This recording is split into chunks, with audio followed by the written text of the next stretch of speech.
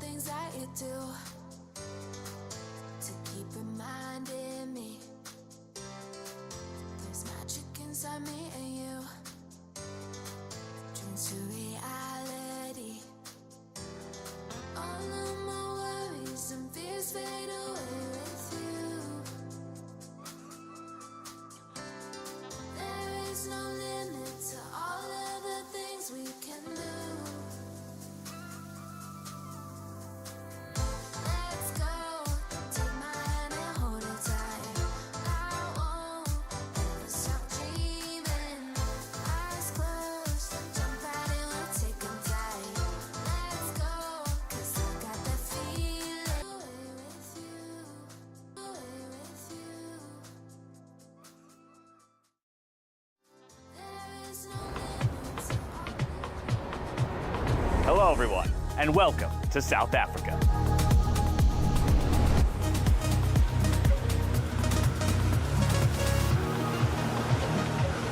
The best players from around the world have come here to fight for the title of 2025 Freestyle Chess Grand Slam Tour champion.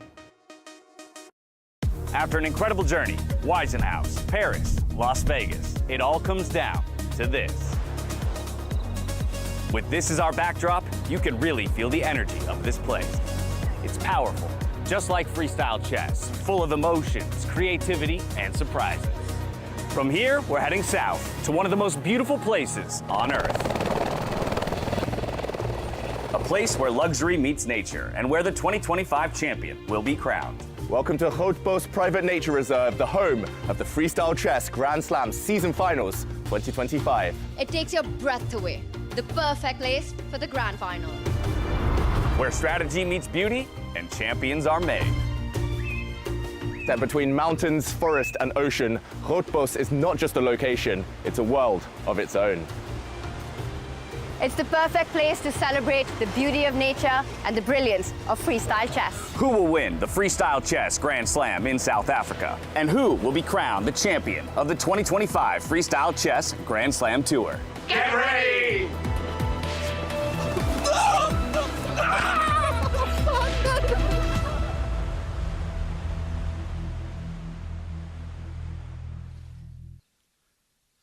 Hello, everyone, and welcome to the stunning South Africa for the 2025 Freestyle Chess Grand Slam Tour Season Final. I'm your host, James Dash. As always, happy to be joined by none other than Tanya Sachdev and David Howell to bring you all the action for our thrilling conclusion of the 2025 Grand Slam Tour. But first, we got to take a moment to just appreciate that we are in paradise. This is insane. This is absolutely nuts. I mean, I wake up every morning and I'm like, is this even real? This is spectacular. It's like a nature's amphitheater. David, we've got the ocean. We've got the mountains. I'm going to tell you guys, I'm from Delhi. I'm just glad I get to breathe. I'm going to bottle up some of that oxygen, take it back home with me.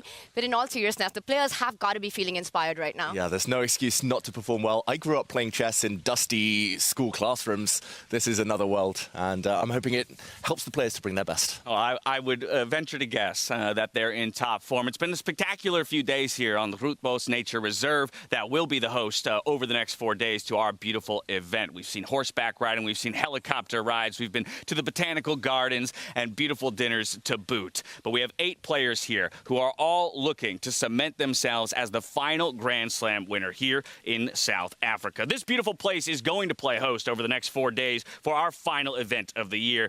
First, though, we need to take a little trip down memory lane. Remember how we got here over the course of 2025. Let's start by taking a look at the overall tour schedule. We started things off all the way back in February in Weisenhouse in Germany. It was Vincent Keymer who came out on top, surprised many at the outset of this freestyle endeavor by taking the top spot. But not to be outdone, Magnus Carlsen would strike back twice in a row in Paris, taking 2 back-to-back Grand Slam victories. Levon Aronian, though, our most recent Grand Slam victor from Vegas this summer in July. And as you can see there, one more Grand Slam champion to be decided over the course of the next 4 days here in South Africa. And that win by Keymer, it goes a long way beyond the freestyle tour as well, because it was pretty much the start of his breakout year, the year where he went on to get more than 50 rating points, is now currently at world number 4 at his highest rating ever with 2,776. Vincent Keymer, the first winner of the first tour, and what a way he did it. You know, along the way, took down Fabi, took down Hikaru, just beat all of them, getting that win in on home turf. That was a big one. The guy in the middle looks familiar, David. I mean, no surprises there. He really does. Magnus Carlsen, the usual suspect. He tends to rise to the top when he's really challenged. I will say, as you mentioned, Tanya, chess is maybe the one sport where home advantage throughout the years has just been kind of discarded. It's not regarded as a factor. If anything, the home fans, it gives you more pressure. But Vincent Keymer winning in Germany, Magnus winning his 2 Grand Slams in Europe, and then Levon, who lives in the US, taking it in Vegas. It feels like the players are inspired by the fans. Too soon, David, to joke about all of that, because the World Cup, I think about the home advantage there and how every one of us got knocked out. And Levon Aronian was one of the key players to get that done. I mean, he's going to be in it. What a week he had in Vegas. It was super dramatic. The oldest player in the field there, taking down Hans in that crazy final, getting it done. He was cooling the kids in Vegas. Well, now that was just a picture of our previous winners. Why don't we take a picture of the overall standings to know exactly where everyone sits as they enter this final event of the year. It's going to come as no surprise that your leader in the overall Grand Slam standings for 2025 is none other than Magnus Carlsen. He's got 80 points to his name right now. A huge separation over the number 2 a placeholder in Fabiano Caruana. 49 points to his name. Of course, Hikaru Nakamura not going to play at this event, so we won't see his point total move at all. And then you'll see the top 5 rounded out by Vincent Keymer and Levon Aronian. If we flip to the second page of the overall tour standings, that's where you'll see Javokir Sindarov, perhaps the player in this tournament today with the lowest number of points coming in. But there's a lot up for grabs at this tournament, so plenty of room to run, and perhaps he can make a big climb up the standings today. Magnus Carlsen, though, I mean, again, 80 points. He's got a 31-point lead over Fabiano Caruana. Fabiano with the best chance, David. I think that's where I would look. Fabiano, while he's not gotten a Grand Slam victory, he's been the picture of consistency largely across all of our events. Exactly. Some second-place finishers, third-place finishers. Fabi, Mr. Consistent. It will take a mammoth effort to overhaul Magnus, I think, from any of the players. Magnus with such a big lead, he's going to be feeling comfortable. But then again, he's going to be taking risks because he wants to win the event as a whole. So maybe some of the other players will be able to take advantage of that. And for the likes of Vincent Keymer, Levon Aronian, I think just the fact that it's been such a fantastic season, this would be the cherry on the cake. Cherry on the cake, even. Up for takes, though. But I will say one thing. I mean, all eyes on Javokir Sindarov, as you were mentioning, right? Fresh off his victory in Goa at the FIDE World Cup. He knows the pressure is on him. He's the youngest ever winner of the World Cup. He comes here. He had quite a fantastic run in Weissenhaus. You know, going into that quarterfinals, picking Hikaru Nakamura as his opponent, going on to prove that pick. But on the other hand, Paris was extremely shaky for him. A bit up and down. So I think he wants to come back here and show that Goa was not a fluke. Well, it's not going to be an easy start for him. I'll just give you a little teaser. His first matchup of the day is going to be Magnus Carlsen. We'll talk more about the matchups in just a little bit. First, let's talk about what's in store over the course of the next 4 days with our schedule for South Africa. We kick things off here today with the round robin, the group stage, if you will, where all players will play in a single round robin to determine seeding going into the bracket stage. As you can see here on your screens, over the course of the next 3 days, we'll go quarterfinals, semis, and finals, where we determine not just the winner of this Grand Slam, but the winner of the overall Grand Slam Tour. From here, let's talk about format. How exactly is it going to be played here in South Africa? Today, we kick things off with a full round robin between all 8 players. So that's 7 matches of rapid play. 10-5 will be the time controls for them.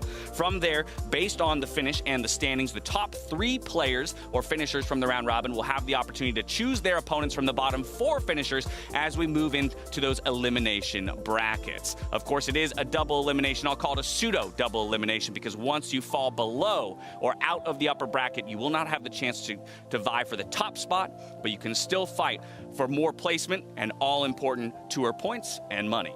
And we've seen it throughout the season. The players love the opportunity to pick an opponent. You mentioned Sindarov earlier. There have been multiple cases of, trying to target the weak link.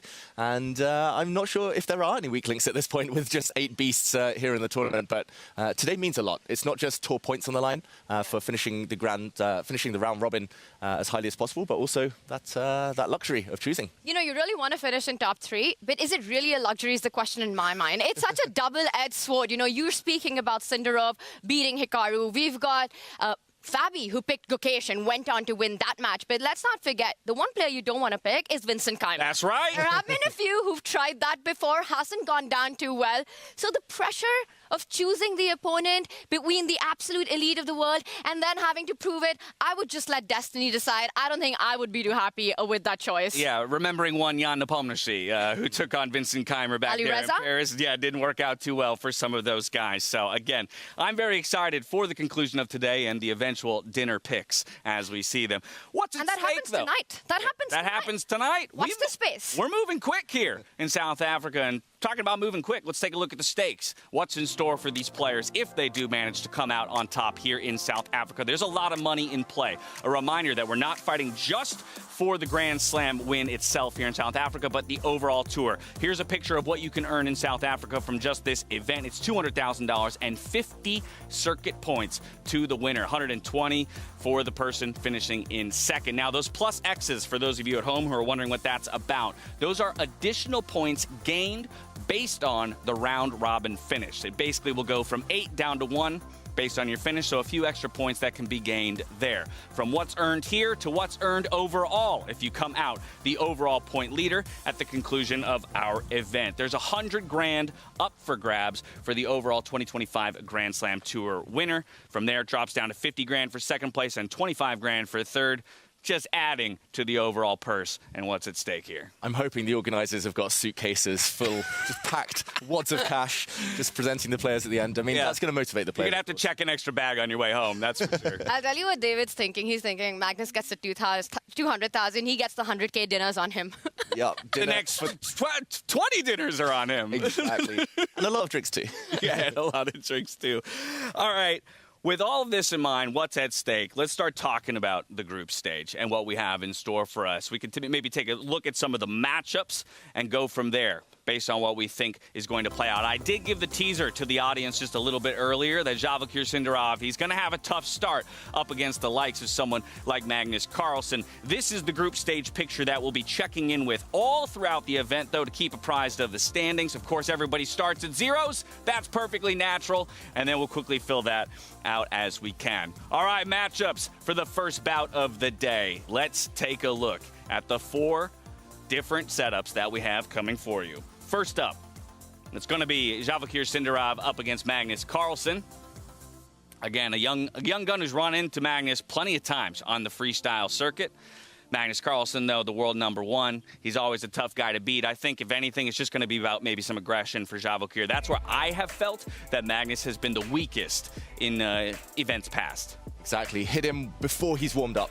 That's the best chance. And that did happen in Weissenhaus, where Sindarov was able to take down Magnus. From there, we're looking at Vincent Keymer and Levon Aronian, 2 of our previous Grand Slam winners. And then we'll move on to Hans Niemann versus Arjun Erigaisi before we conclude things here in the first round robin with Parham Maghsoodloo and Fabiano Caruana.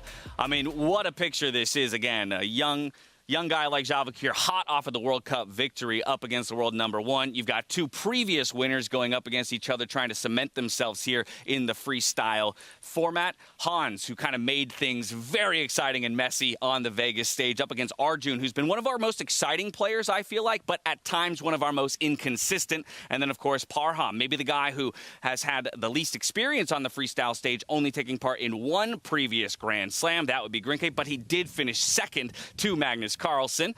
That's not a bad finish. But Fabiano Caruana, the world #2 and the most consistent player here on the stage. We've been calling Fabi Mr. Consistent. I want to call him Mr. Almost. Let's not forget, in Weissenhaus, he finishes second. In Paris, he finishes third. In Vegas, he finishes 5th.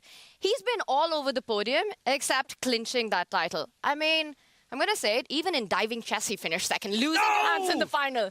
You know, that's the guy I'm rooting for. I know we got to be unbiased and we got to be neutral, but I want Fabi to do it this time. This is his final opportunity.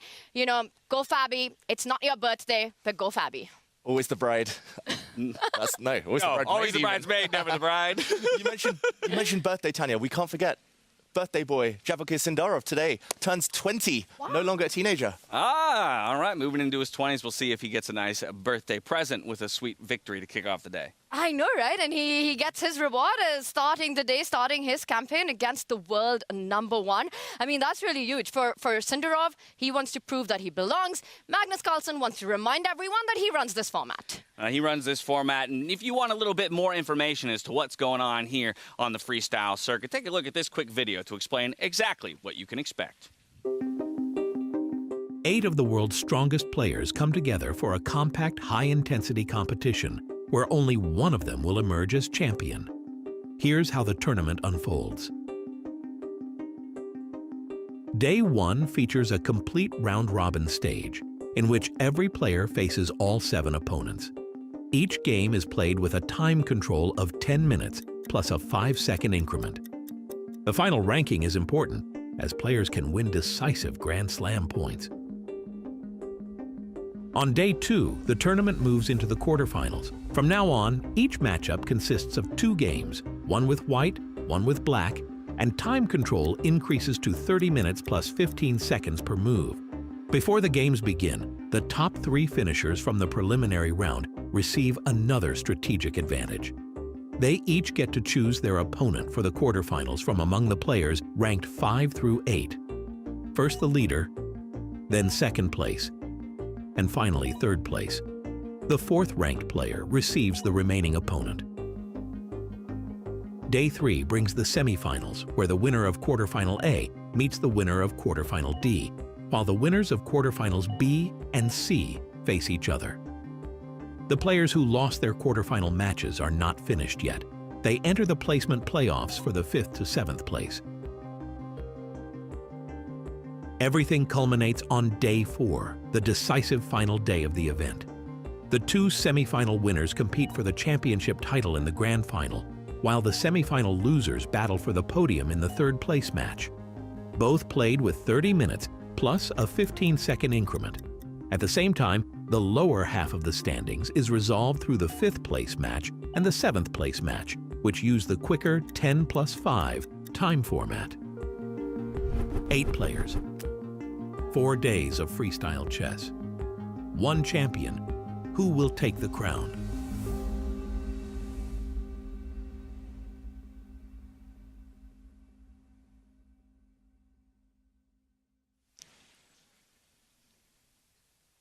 Well, there you have it. Everything that you have in store for you here in South Africa over the course of the next 4 days. I do want to hone in, though, on our most recent Grand Slam victor, Levon Aronian. He really put on a show, showed us some of the magic and why he is a player that should be respected on the freestyle stage back in Vegas. David, I'm going to come to you first. Where's your head at when it comes to Levon? What are his chances here in the tournament? Strengths, weaknesses, how does he match up? Ooh, I think he's looking good. He seems to be feeling good. We've been hanging out with him a little bit the last couple of days. He's feeling confident, relaxed. That was his secret recipe in Vegas, surrounded by his family. He is more than double the age of Sindarov, of the birthday boy. So you've got to think that the kind of youthful energy is what the likes of Sindarov will be trying to use against him, maybe trying to prolong the games. But Levon, he has such class, such feel, such instinct, all those years of experience. I think he's probably one of the favorites, I've got to say, just judging on the last time out. I like the call out for the family being there in Vegas, perhaps a little bit of the secret sauce. The family's here as well in South Africa celebrating with him, so maybe that is the good luck charm he needs to push himself over the edge, Tanya. It's exactly what we saw in Vegas, right? Levon's the kind of player who needs to be in a good mood, and it's hard to not be that in a place, well, like this, you know. Levon, he is the eternal artist in the chess world, and I think the format of freestyle, which involves so much raw creativity, it just suits him perfectly. He goes up against our, well, the #1 tour winner, which was Vincent Keymer, in Weissenhaus. So it's sort of the clash of the 2 winners in this one. Levon, Gary Kasparov said it, when Levon's in good shape, the chess world is a better place, and I think this year has truly been the resurgence of Levon Aronian. It really has. And in the meantime, here we see a player card that I was responsible for making. And I bumped those numbers up because this year in Freestyle, he's been very, very impressive. Didn't start so well in Weissenhaus, but it's been getting better every time. GM already for 25 years. Run those arrivals whenever. But that is so fascinating to me because look at that number, GM at the age of 17. Today, if you're not a Grandmaster, by the time you're 12, it's time to look for another career. So traditionally, Levon actually, and I think he's got this incredible story of starting slow, starting pretty late. I think he took to chess when he was 9 years old, and then going on to be one of the absolute elite in the world. You know, everything that he's achieved for Armenia at the Olympic stage. Now he plays for the US and winning it on home soil then in Vegas. I think it meant a lot for him and he wants to do it again. He starts with Vincent. Predictions, guys. Who's the favorite? Because I want to say that Keymer has been equally impressive in Freestyle. He has. I think one of the unfortunate realities, though, for Vincent is that he set the bar so high for himself in Weissenhaus that every performance after that maybe felt like it was a bit of an underperformance. But maybe we need to reset our expectations overall, that we shouldn't expect him to come out the victor at every single Grand Slam just because he won in Weissenhaus. I'm still looking a little bit for that intuitive feel that Vincent seemed to have as we see him making his way into the venue just moments ago. Hans as well making his way up the pathway and into the playing hall. I think with Vincent, the story of Weissenhaus was that intuitively he felt like he understood the positions better than any of the other players in the field. Do we still think that's the case, or has the kind of the general understanding of freestyle positions developed as a whole for everybody? I think everyone's got better. I was talking to Fabiano about it. I was talking to Magnus about it a while ago. They feel that everyone has leveled up so much this season. I'll also mention the format. In Weissenhaus, it was longer games. Vincent didn't need any tie breaks. He was defeating his opponents in the 1.5 hour games, and he had a bit of time to think. He had a bit of time to get to understand the position a bit deeper. That's kind of what he used as a big weapon. He hasn't been impressive in the round robins. He tends to be in the bottom half. That's why people have been picking him. He's been struggling a bit in the quicker games. Now, I'm just going to look at the overall score so far. You gave him 1 point less than Levon Aronian there. So in the overall, it would be just the slightest of edges to the Armenian Lion. But then let's hone in more on the specific scores there. What is it that Vincent, you feel, is best at as compared to Levon? The highest number I gave him, the 95 for strategy. He's he's got very deep positional understanding. Peter Lecco inspired, of course, and calculation I think is underrated as well. He uses that kind of mix of calculation. He uses intuition first of all to know where to start from. Maybe the weakness has been time management in the quicker games, though. All right, well, Tanya, you said predictions. You wanted some predictions. Yeah, I just we haven't actually thrown any out. The real question here. I know. Well, we did a good time dodging, but now that we've gotten all of our reasoning out, Put it out there, James. Give me a name. I'm going Vincent. He strikes back strong at the start of the day today. Our Grand Slam Tour 1 winner, or, Event 1 winner, is going to come back and get a win to kick the day off. So Keymer for you, what about you, David? Levon. Levon. Tie break. See, now you don't want to be in this position, huh? That question. I will say one thing. I think something about what David said earlier. We've seen Vincent struggle in the round robin a little bit. It comes to those time controls. He's an extremely principled, fundamental player. He understands strategic positional concepts, I think, second to none. And that comes from his training with Peter Lecco, who's such a classical chess player. I do think in this particular round robin stage, I would say Levon is the slight favorite. But once it goes into the knockouts, we might have a completely different pick because it'll be a longer time format. Right, so it's me against the experts. I don't like my chances all of a sudden in my prediction, but we'll see. I'll look rather good if Vincent does manage to take it. Let's go through the rest of the matchups there, and let's do some predictions as well. So let's kick things off then with Sindarov versus Magnus Carlsen. I have a sense of where everybody's going to go, but you going to surprise me? I'll say Sindarov. I know Magnus is in the building now, nice and early, which is rare. Rare, exactly. Always a nice surprise. But rare footage of Magnus Carlsen arriving early. I have a feeling Sindarov, though, he just the World Cup confidence, the boost. I just think it's a golden age in chess when you're kind of in your late teens, early 20s. You feel that that's the breakthrough. You feel that you can win any game against any opponent, anytime. So I have a feeling Sindarov is going to play Magnus at a good moment. He beat him in the round robin in Weissenhaus. You're a braver man than me.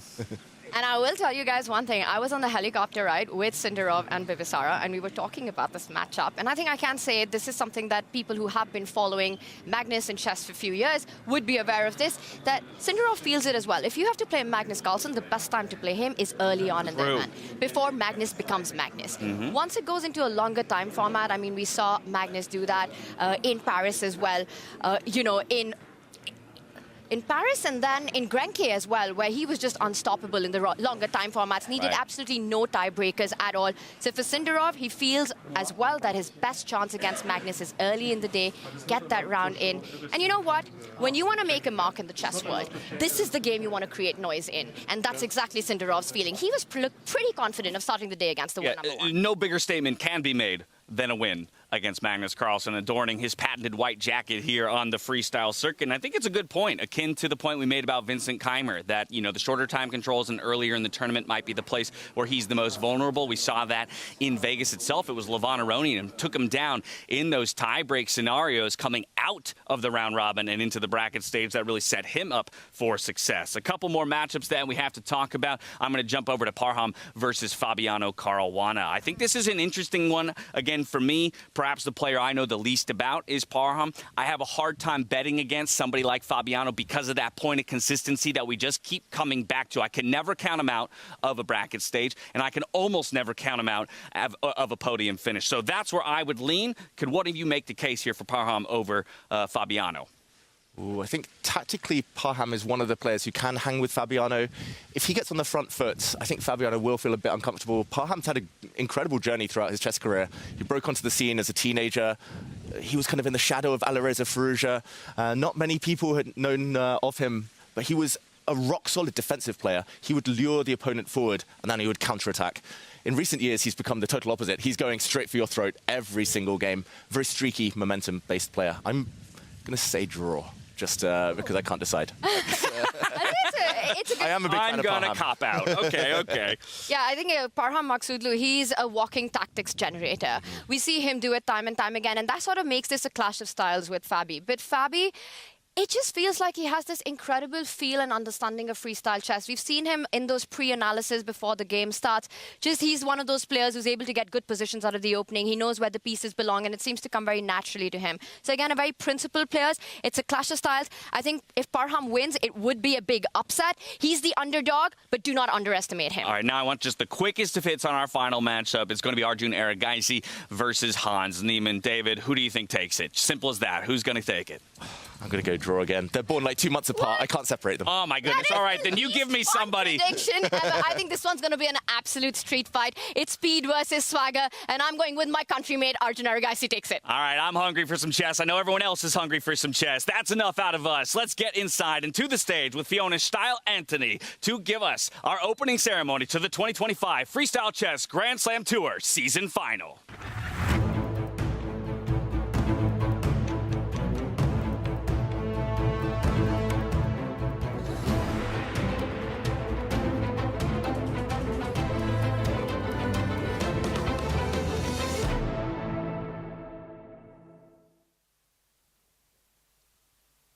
Welcome to the Freestyle Chess Grand Slam Season Finals here in stunning South Africa. My name is Fiona Steil-Antony. I'm delighted to be your host for the upcoming days.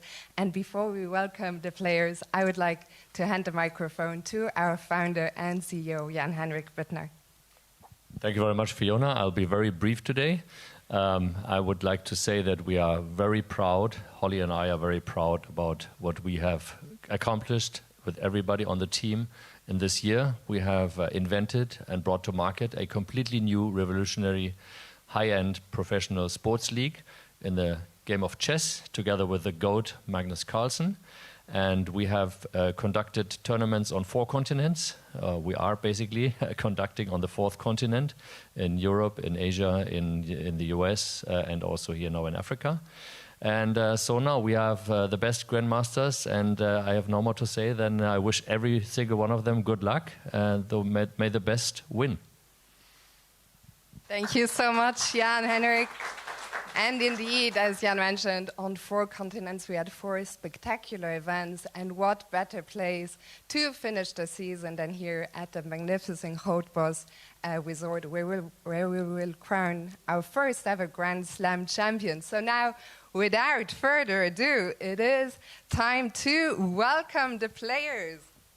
First up, we have a player who just recently won the World Cup, and it happens to be his birthday today. Give it up from Uzbekistan for Sindarov.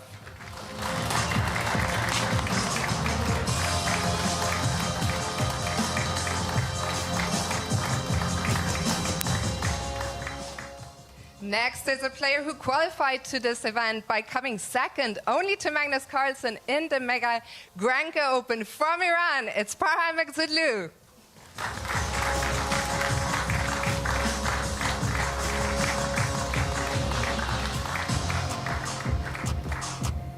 Returning after a magnificent event, finishing runner-up in Las Vegas, he warmed up for this event by winning the diving championship in Cape Town. It's Niemann.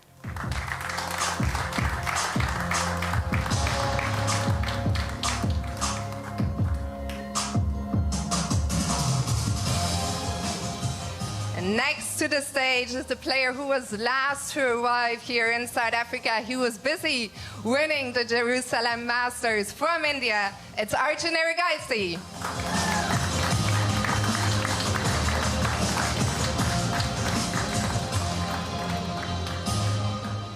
And we now turn to the winner of the most recent Grand Slam event in Las Vegas. Please welcome Levon Aronian.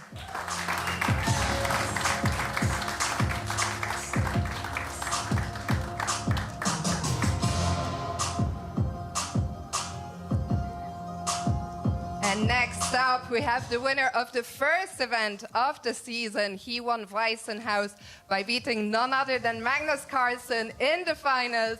From Germany, Vincent Keymer.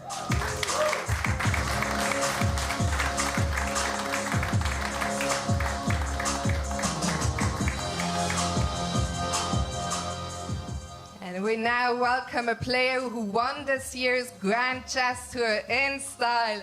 From the United States of America, Fabiano Caruana.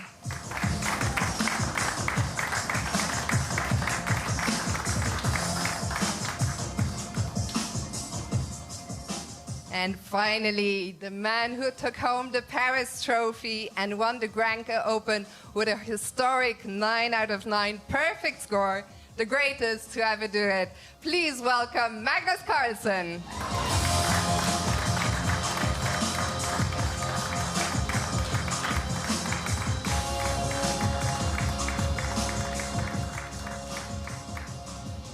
Now, today, the players will play a round robin in a rapid time control of 10 plus 5. So let's take a look now at the first round pairings. So first up, we have a big clash between the birthday boy, Sindarov. He beat Magnus in the round robin in Weissenhaus, so that's a big rematch. Keymer against Levon. Arjun Erigaisi is taking on Niemann. And finally, we have Maghsoodloo against Fabiano Caruana. And now, well, the stage is set, the players are ready, we are ready, so all that's left to do is to draw the first position. And I would like to welcome to the stage a young player from South Africa. Please give it up for John Aiden Reichert.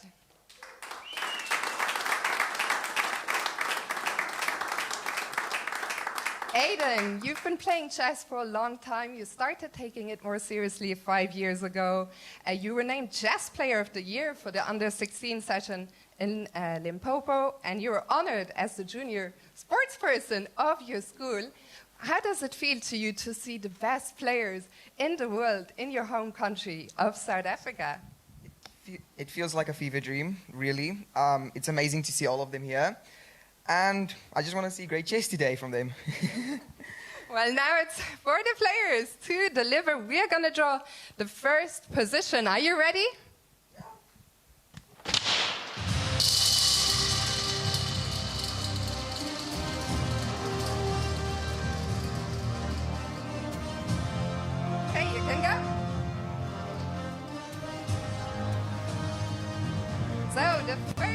position is, I'll ask you to hold this if you don't mind. First position is position 516. As always, the players will have 10 minutes to prepare. So to the players, best of luck, and to all the fans, have fun.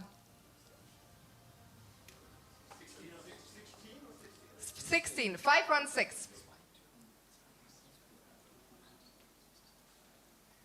So we see the position behind us, and the players are going to head outside, where they will get 10 minutes. Thank you, Aiden.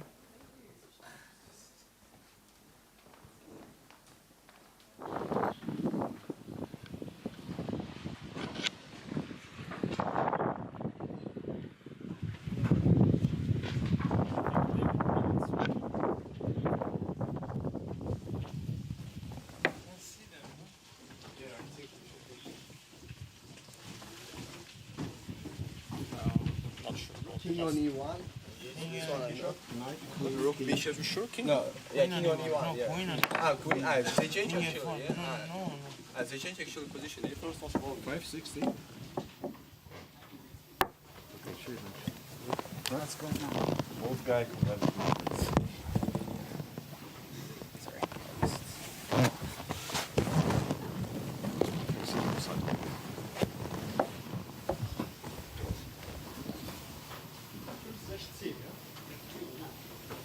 D4, D5, D4, Queen D5, Knight. What about D4? E5?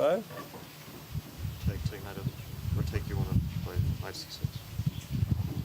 Yeah, take knight f3, queen e7. C4. C4. Why not E4? I like it for a while. C4, Knight C3. Very comfy. Is I don't E4 like is E4 C6 a playable move?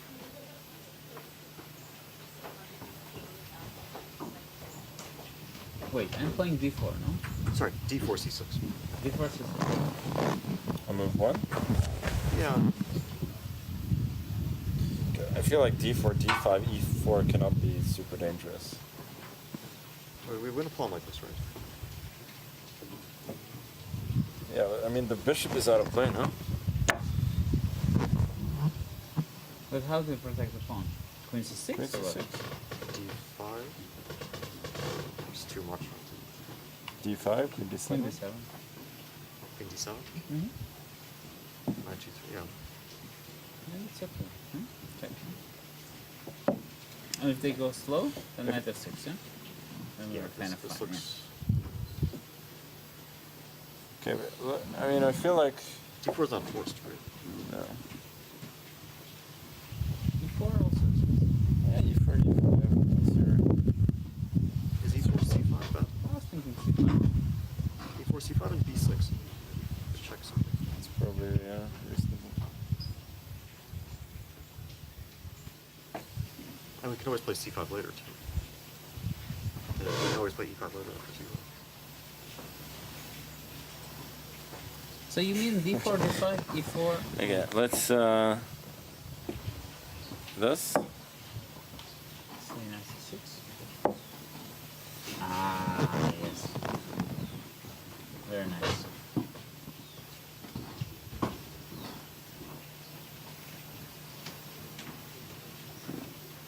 d4?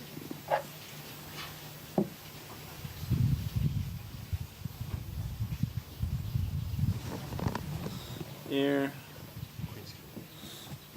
I mean, I've definitely seen worse. For who? That's a good compensation, yeah? But maybe But we shouldn't retreat. Black is not doing badly either. Yeah. Can play F6 first. I think you can also play B6. I don't give it a talk. Yeah, if you cannot work for the other. Queen b5, queen d2, then d3. Take e2, king e2, knight d5. Knight e4. Knight e3. Oh, okay, there is. Can't do this now. It's good. Yeah. Yeah, actually I was thinking about this move, but in general it should be. You have to play b4. Yeah, you don't need to play b4. Actually maybe b4, yeah. b4? No, it's not that it's D4, take D4. No. Very bad. Some crazy game. Why very bad? No, I don't think it's very interesting, but why you should always... Some kind of Evans gambit.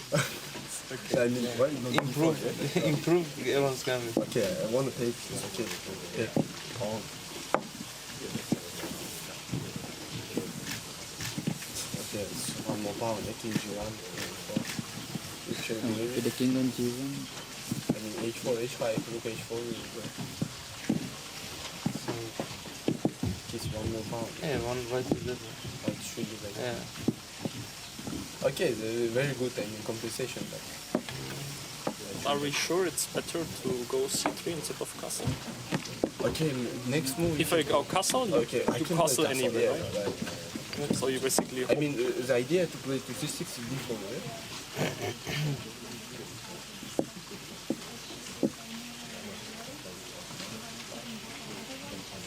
Okay, what happens if I go C3?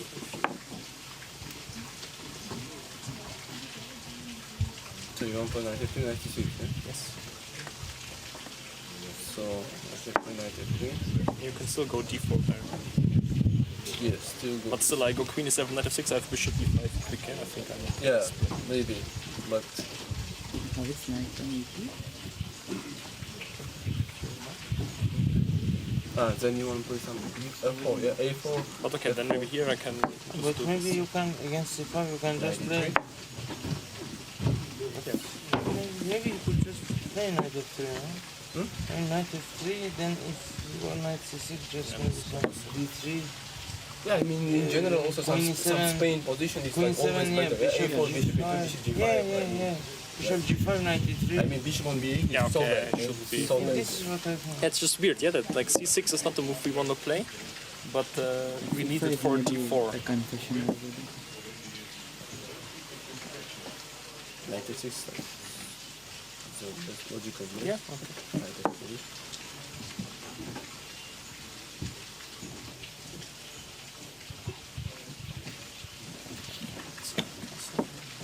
Okay, we can play castle, but Can they play D4 also, yeah? But D4 I really feel like it's something. Can they just play just D6, Knight C6, and A6, Bishop No. A7, like Italian? No, it's like, okay, Bishop G5, Knight E3. Very similar to Italian. No better place to analyze a position than with that beautiful landscape as a backdrop to each of our players. It's position 516 that will kick things off here in our round robin. Only a couple digits away from the normal starting position, but there's a few peculiarities within the position itself. I'd say most notably, though, for me, Tanya, was that cheeky smile that crept across Magnus Carlsen's face over there on the black pieces as they were discussing the starting position. It's awesome. And I have to say, this has been one of my favorite bits about the Freestyle Tour is because you don't see this happen anywhere else, where at the start of every game, you've got these great chess players, the very best sort of sit and analyze. You get a peek inside their brains into a position that they've never seen before. And where does that happen? Nowhere. Another thing that I noticed about the position, you know, you were talking about 516 being so close to 518. You've got four pieces which are in their original 518 starting position, the two rooks, the knight on the right side, and the dark squared bishop on that left flank. But I think, David, what really stands out to me is just how quickly this can actually transpose into a standard chess position. One can visualize white capturing the center, taking out that knight on the right flank, quickly going castle on that short side, and we might be headed into a standard territory. Magnus, meanwhile, looking very chill and calm on that sofa. Another thing, guys, we've got these three stalwarts, you know, the big giants on one side, and you've got the younger generation analyzing on the other side. One guy is missing, Hans Niemann. I mean, I'm just wondering, David, any particular reason we don't see him on the sofa? They're kind of hard to decipher. What do you think is going on? I think we photoshopped him out of this image. Oh, yeah, he's there. He's there. He's hiding behind Levon. Magnus is taking too much space on that sofa and in Hans' head. Well, it seems like he is kind of going the same way as we saw him go in Vegas a number of times, deciding to sit on his own when it comes to evaluating the position. And, of course, the players have every right to do so. Group up or play it by your own accord. So these three stalwarts, as we said, of the chess world, working together to craft a strategy for victory here on the black side of the board. Hans will try to do the same on his own. Now, David, what was it that sequence that Magnus was looking at that kind of elicited that smile, if you will, on his face. Yeah, it was a crazy pawn sacrifice, and it's actually something that the other team, I think, looked at in a different kind of style. It was pushing these 2 pawns forward, some knights coming out, and then white just giving up a pawn by pushing this pawn to b4. And I doubt we'll see that somehow. The team with the white pieces, the young ones, I don't think they'll be sacrificing a pawn against their their legendary opponents as early as move 3. But we saw with the heat map earlier, no matter which pawn white pushes, black is likely to copy. And here you can see the countdown there on the screens hanging above the playing hall. As it hits 1 and 0, the arbiter will call the start to the games as the players take their seats. The handshakes will be extended. This will be our featured table for the first round of the day. Magnus Carlsen up against Javakir Sindarov. And what a big one this is. The world #1 taking on the youngest ever World Cup winner, Javakir Sindarov, fresh from his big Goa victory. Has to be riding high on confidence. But David, that event, a month long, can also be a huge brain drain. Exactly. He's had a little bit of time to recover, but yeah, the intensity of the World Cup is really, really unique. So we'll see how Sindarov tries to keep his momentum going. In the meantime, it looks like 3 boards have started, and all of them have begun with the same pawn move. Yeah, all e4. We're looking for symmetry to be broken. Keymer and Aronian, they'll go a different way than we see the 2 boards on the left-hand side of your screen going. So some quick differences, but still most going for that central control when it comes to the initial pawn move. So it almost feels like the younger generation, they collaborated and sort of came to an agreement that this is the way they want to start. We see white gain control of the center, the knight coming out. I'm expecting white to go shot side castle pretty quickly, reinforcing the point that you want to get into a standard chess position, and some tactics appearing there on the Javakir board already. All right, let's dive in then and take a deeper look at some of the tactics already in play. Just a few moves in our featured matchup here between Javakir Sindarov and the world #1, Magnus Carlsen. Yeah, I wonder if this was on the bingo card of any viewers at home. When would Magnus sacrifice the first pawn? It was on move 2 in this game. We'll do a very quick action replay. This game started with pawn to e4, as we said. And all of the games look like they've started this way. And after white pushed this pawn forward, Magnus decided it's time to gambit. He pushes his pawn. He allows it to be captured, but this check is a double attack. This was the reason, given a question mark by the computer. Very harsh there. But maybe this whole idea is a bit too ambitious for Magnus. The queen blocks the check. He takes back with his own queen. He's breaking a lot of rules, the world #1. They do say don't bring your queen out too early in normal chess, in classical chess. But here he's saying I can get away with it.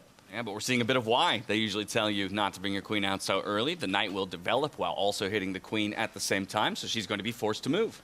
Forced to move, and perhaps to a square where she doesn't stay connected to that central pawn. We might see Javakir develop the other knight with tempo as well to that f3 square next. And look at that. Magnus playing with tactics. He loves those early gambits to get piece activity in freestyle chess. But has he already realized that this perhaps was too rash? Yeah, I mean, he was talking about similar ideas when the experienced players were discussing.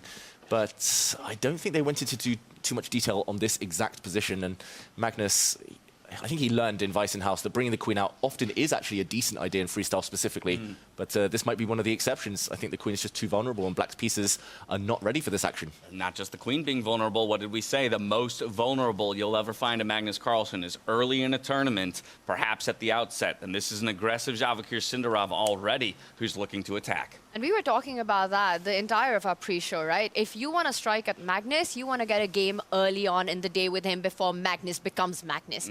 We've seen things go wrong for the world #1 so many times at the start of an event, and I wonder if Sindarov already feels his chances creeping up here. I'll just remind everybody at home that we're playing 10-5 when it comes to the time control. So as you can see, the clock's ticking down. In particular, Magnus here already about to sport a 1.5-minute deficit. That's going to be something that we consider a bit later on into the game. But time will very much be a factor today as compared to perhaps the bracket stage when we give them a little bit more room to breathe. That's right, and we should also remind everyone, Sindarov at the World Cup, he won it in tie breaks. He won it in the rapid games. He's so speedy, so confident. So this 1.5, now almost 2-minute advantage is going to be meaningful. Magnus already clearly unhappy with what's happening. And we've seen Magnus struggle in these round-robin stages throughout the entire tour. You know, he's finished in the middle somewhere, has had a shaky off,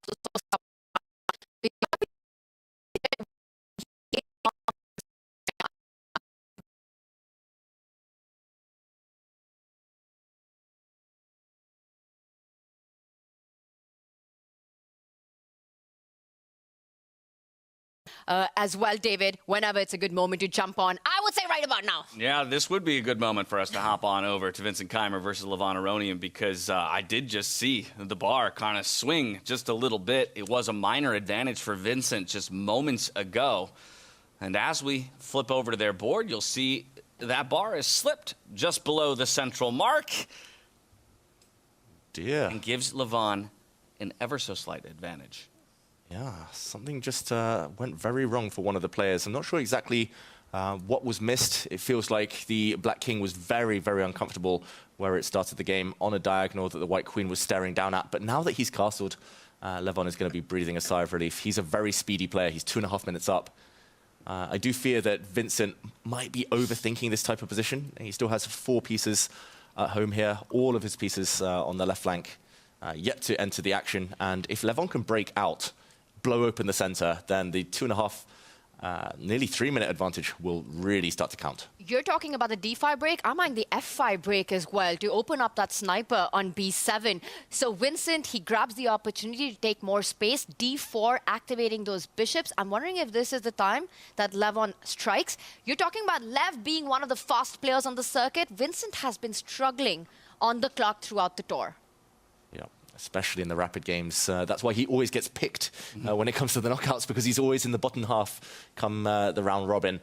But yeah, White's pawn center is deceptively strong here, but it can be easily eroded. That's why Levon is doing decently. And David, do I spot Keymer's lucky ring on one of his fingers? He mentioned this during the World Cup. Ever since May, he's been wearing that. And since May, he's gained about 50 rating, ELO rating points. And has climbed up the world rankings to world number 4, currently at 2776, and it's on his fingers right now as well. A bit of a lucky charm of Vincent Keymer. Do we know the story? Was it a gift? An heirloom? Someone put a ring on it. Somebody put a ring liked on it. And okay, we were correct. It was Levon striking out with this pawn. He's trying to open up his rook to create some action, maybe towards this white knight, which is the only real defender of the White King, and the black bishop as well, staring X-ray vision through the center towards this knight as well. So Vincent's not feeling so comfortable right now, but everything is held together for the moment. The central pawn was guarded by the knight. Black's knight therefore jumps out. It does feel like a Levon Aronian type of position, I would say, Tanya. It just feels like it's got all the potential, all the dynamism, especially those 2 black bishops about to wake up. And just incredible harmony in the position of the pieces, right? You've got a healthy pawn formation, that stress at the center that you're pointing out, f5 versus e4, the bishop on b7 ideally placed, the rook on f8 ideally placed. Always watch out for sacrifices on that knight on f3 that White has once the line opens up.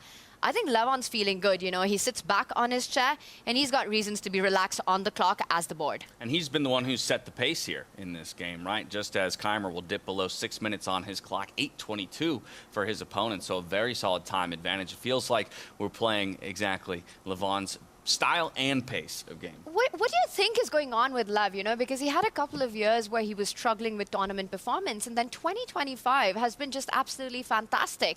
I mean, in Vegas, David, I don't think it was on anyone's radar to go all the way and to be the winner, even though a lot of people were rooting for him. What has switched up for Levon Aronian over this last year? Yeah, it's tough to pinpoint one specific thing. I would say in general, it's just a good mood. It feels like the pressure is off. He himself has said he never performed very well in the candidates tournaments because his dream of becoming world champion was so overwhelming. It was the only thing he could think about. It made him tense up. It made him maybe not relax and play his brand of chess. So now that he knows, okay, becoming world champion is going to be difficult, at least in classical chess, it feels like he's just playing with a lot more freedom. And that certainly shone through in Vegas, where he took down Nakamura, took down Carlsen in the tiebreaks, and he did it so convincingly. Yeah, he knocked the 2 greatest players into the lower brackets in Vegas, went on to beat Hans Niemann in the epic final, and not just the scoreline, the quality of his play, just the way he handled stress, the time control, finding brilliant defenses. I think Levon wants to do it again here. We spoke about this, you know, he's here with his family, Annie's here, his daughter's here. And I think that's huge support for Lev, and something that he really relies on, enjoys their company. He's loving it here in South Africa. He's been for all these trips out there. So definitely in good mood and with a good position to start with. I'm glad to see he's in a good mood because last night he and I lost 3 rounds of Codenames together. So impressive bounce back if he comes away with a victory here to kick off the day. You can beat Levon 3 times, but not 4 times Not in a row. 4 times in a row. And not in a completely different game. Either way, I think it might be wise for us to jump back to that featured table that we had left a few minutes ago. Magnus Carlsen against Javokir Sindarov, just to kind of check in on how things have developed. I'll remind everybody that it was that queen coming out nice and early for Magnus to try and grab back a pawn. Of course, that meant that it was an open target for Javokir to attack. But we've seen a couple more pieces leave the board since the last time we were here, David. We have. We've seen the center pretty much explode, and it was a short-term pawn sacrifice for Sindarov here. He is going to get it back, most likely. This black pawn is in no man's land. It's hit by 2 knights. It's going to drop off the board very shortly. But the question is whether Magnus has time to castle his king. It's all about the black king. It's so vulnerable. There's an open line near it. You can imagine a bishop landing up on this diagonal, and that could come with a lot of pain. It feels like it's a matter of timing right now. If Sindarov can land a check, it's deadly. But does he have that one tempo that he needs? So Magnus trying to hold on to the pawn, at least for one more turn here. Yeah, if you've got to suffer, you've got to suffer for something. But David's idea, I mean, you could put it into play right now. Push that B pawn 1 step forward, not giving Magnus enough time to take out the other knight and get his king to safety. And bishop A3 comes with huge effect there. So Magnus, will he be forced to give up his bishop pair in that line? It looks scary. Looks super scary. Really unpleasant for black. And I don't think Sindarov's going to miss that opportunity. There we go. He does it. And David, can we just quickly do an action replay to see how we actually got here? Because this is very different from where we left it last. It really is. We'll take it back to the moment we were last in this game. We saw the black queen attacked. She dropped back. And like Tanya said, everything comes with gain of time. Everything comes with a threat. First, Sindarov hit this pawn. Magnus actually defends it with his bishop. He's trying to clamp down on the center as well. If Sindarov is too slow, then these black pawns will create a bit of a bind, making it tough for white to break out, to open up lines. But Sindarov says, nope, I'm going to break out anyway. And not given a kind of approval by the computer there, but in human terms, this is very, very natural. And look at this, Magnus about to get hit on the long diagonal, has just brought his knight out. And it's such a tough position, because when the bishop does land, and I mean, this is an automatic move almost. There we go. This is now a pin. I'm not going to say for eternity, but certainly for the near future. Magnus in trouble. He can't castle. That knight on e7 is super tender. So Magnus's rook on h8 out of play. The king still unsafe. A huge pin that can't be blocked anymore on the diagonal. Sindarov down a pawn, but up what looks like an entire position right now. The pieces are coming out fast and quick. The other bishop, the light squared bishop, can land on the center of the board at some point, trying to eliminate a key defender from the position. So you've got all these big threats and ideas. I've noticed that Magnus has these 2 ways in which he appears for a game, right? It's the crazy hair, wild hair Magnus and the slick back Magnus. Usually when it's the slick hair, you're seeing Magnus, you know, meaning business and wanting to really establish his domination. But David, this time it looks like it's backfired a bit. Maybe he had to stick to that crazy hair. Exactly. At least at the start of the day, you lull your opponents into a false sense of security. You look like you're a bit sleepy, just rolled out of bed. But then, second half of the event, slick back the hair, and they know you mean business. I mean, even for the likes of Magnus Carlsen, it's going to be tough to measure up against an opponent who's finding top-line moves, right? And that's what it is. Everson's given that just small advantage to work with. Javokir has really put his foot on the gas, and more recently has started to pile the pressure. Engine really not liking this most recent move here from Magnus Carlsen, now giving a 3-point advantage over to Javokir Sindarov. Wow, that's almost decisive, Tanya. Like, if he finds the right moves now, he was reaching out for his knight there. He was going to capture this black pawn. The most natural move, also the strongest one, and that's it. It's that pressure on the knights. It's on the board. You get rid of a key defender. And you can't grab that knight. The knight on e7 falls with a check. This might be a Javokir Sindarov immortal game. A miniature that might happen. Knight takes pawn. Magnus Carlsen on a think right now. Javokir Sindarov, he knows he's super close. On the brink here, is there a defense? I'm not seeing it. Knight takes knight is a massive threat. One of the big victories for Javokir on this circuit came all the way back in Wiesenhaus, undoing Magnus Carlsen as well in one of the faster games and really stacking up against him. So looking to do the same here with more than double his opponent's time and a huge advantage on the board, just looking for him to apply the clamp. And look at the clock. Magnus down to about 2 minutes. Did you see the side glance that he just did? That's usually Magnus, not happy, knows that this has gone tremendously wrong. David, if you point out the journey of Magnus's queen, start of the position, the queen was next to the king. From E8, it went over to B5. It went over to D5, falls back to D7, comes back all the way to D8. When you're Magnus and you play like that, you know everything's gone wrong. 4 moves with the queen, and she's back on a square that normally she starts the game on. Very passive, and I mean, the rest of his pieces have just not woken up. He's moved his knights once each, but they're both about to be eliminated. It's actually, it's just all about this one pin. The bishop staring down at the king, and this is deadly. Magnus is... He's in a wildly uncomfortable position for him, almost out of options at this point. You can see bottom of your screen just a quick reminder of what was the starting position for those of you who might just be joining us now early here in the round robin in South Africa. He can't believe it. Magnus just cannot believe this. We're on move 12, and the world #1 is busted. He knows it as well. There we go. Sindarov, he's trying to create a fairy tale story for himself here. Coming off of the World Cup victory, can he begin to separate himself from the rest of the field right out the gate against the world #1? This is absolutely horrible. Magnus is playing an ugly move. He had to try this. He's trying to release the tension. The white knight now is hit by a pawn. If it does step forward and take the black knight, at least there's a bit of reinforcement here. The other black knight will step back and capture, but that's just the beginning. And Magnus here, he knows that along this diagonal, he's going to be facing some severe issues long term. He's still facing the pin in the short term. It just feels like it's too many issues. And Magnus, I've never seen him this negative with body language this early in a day.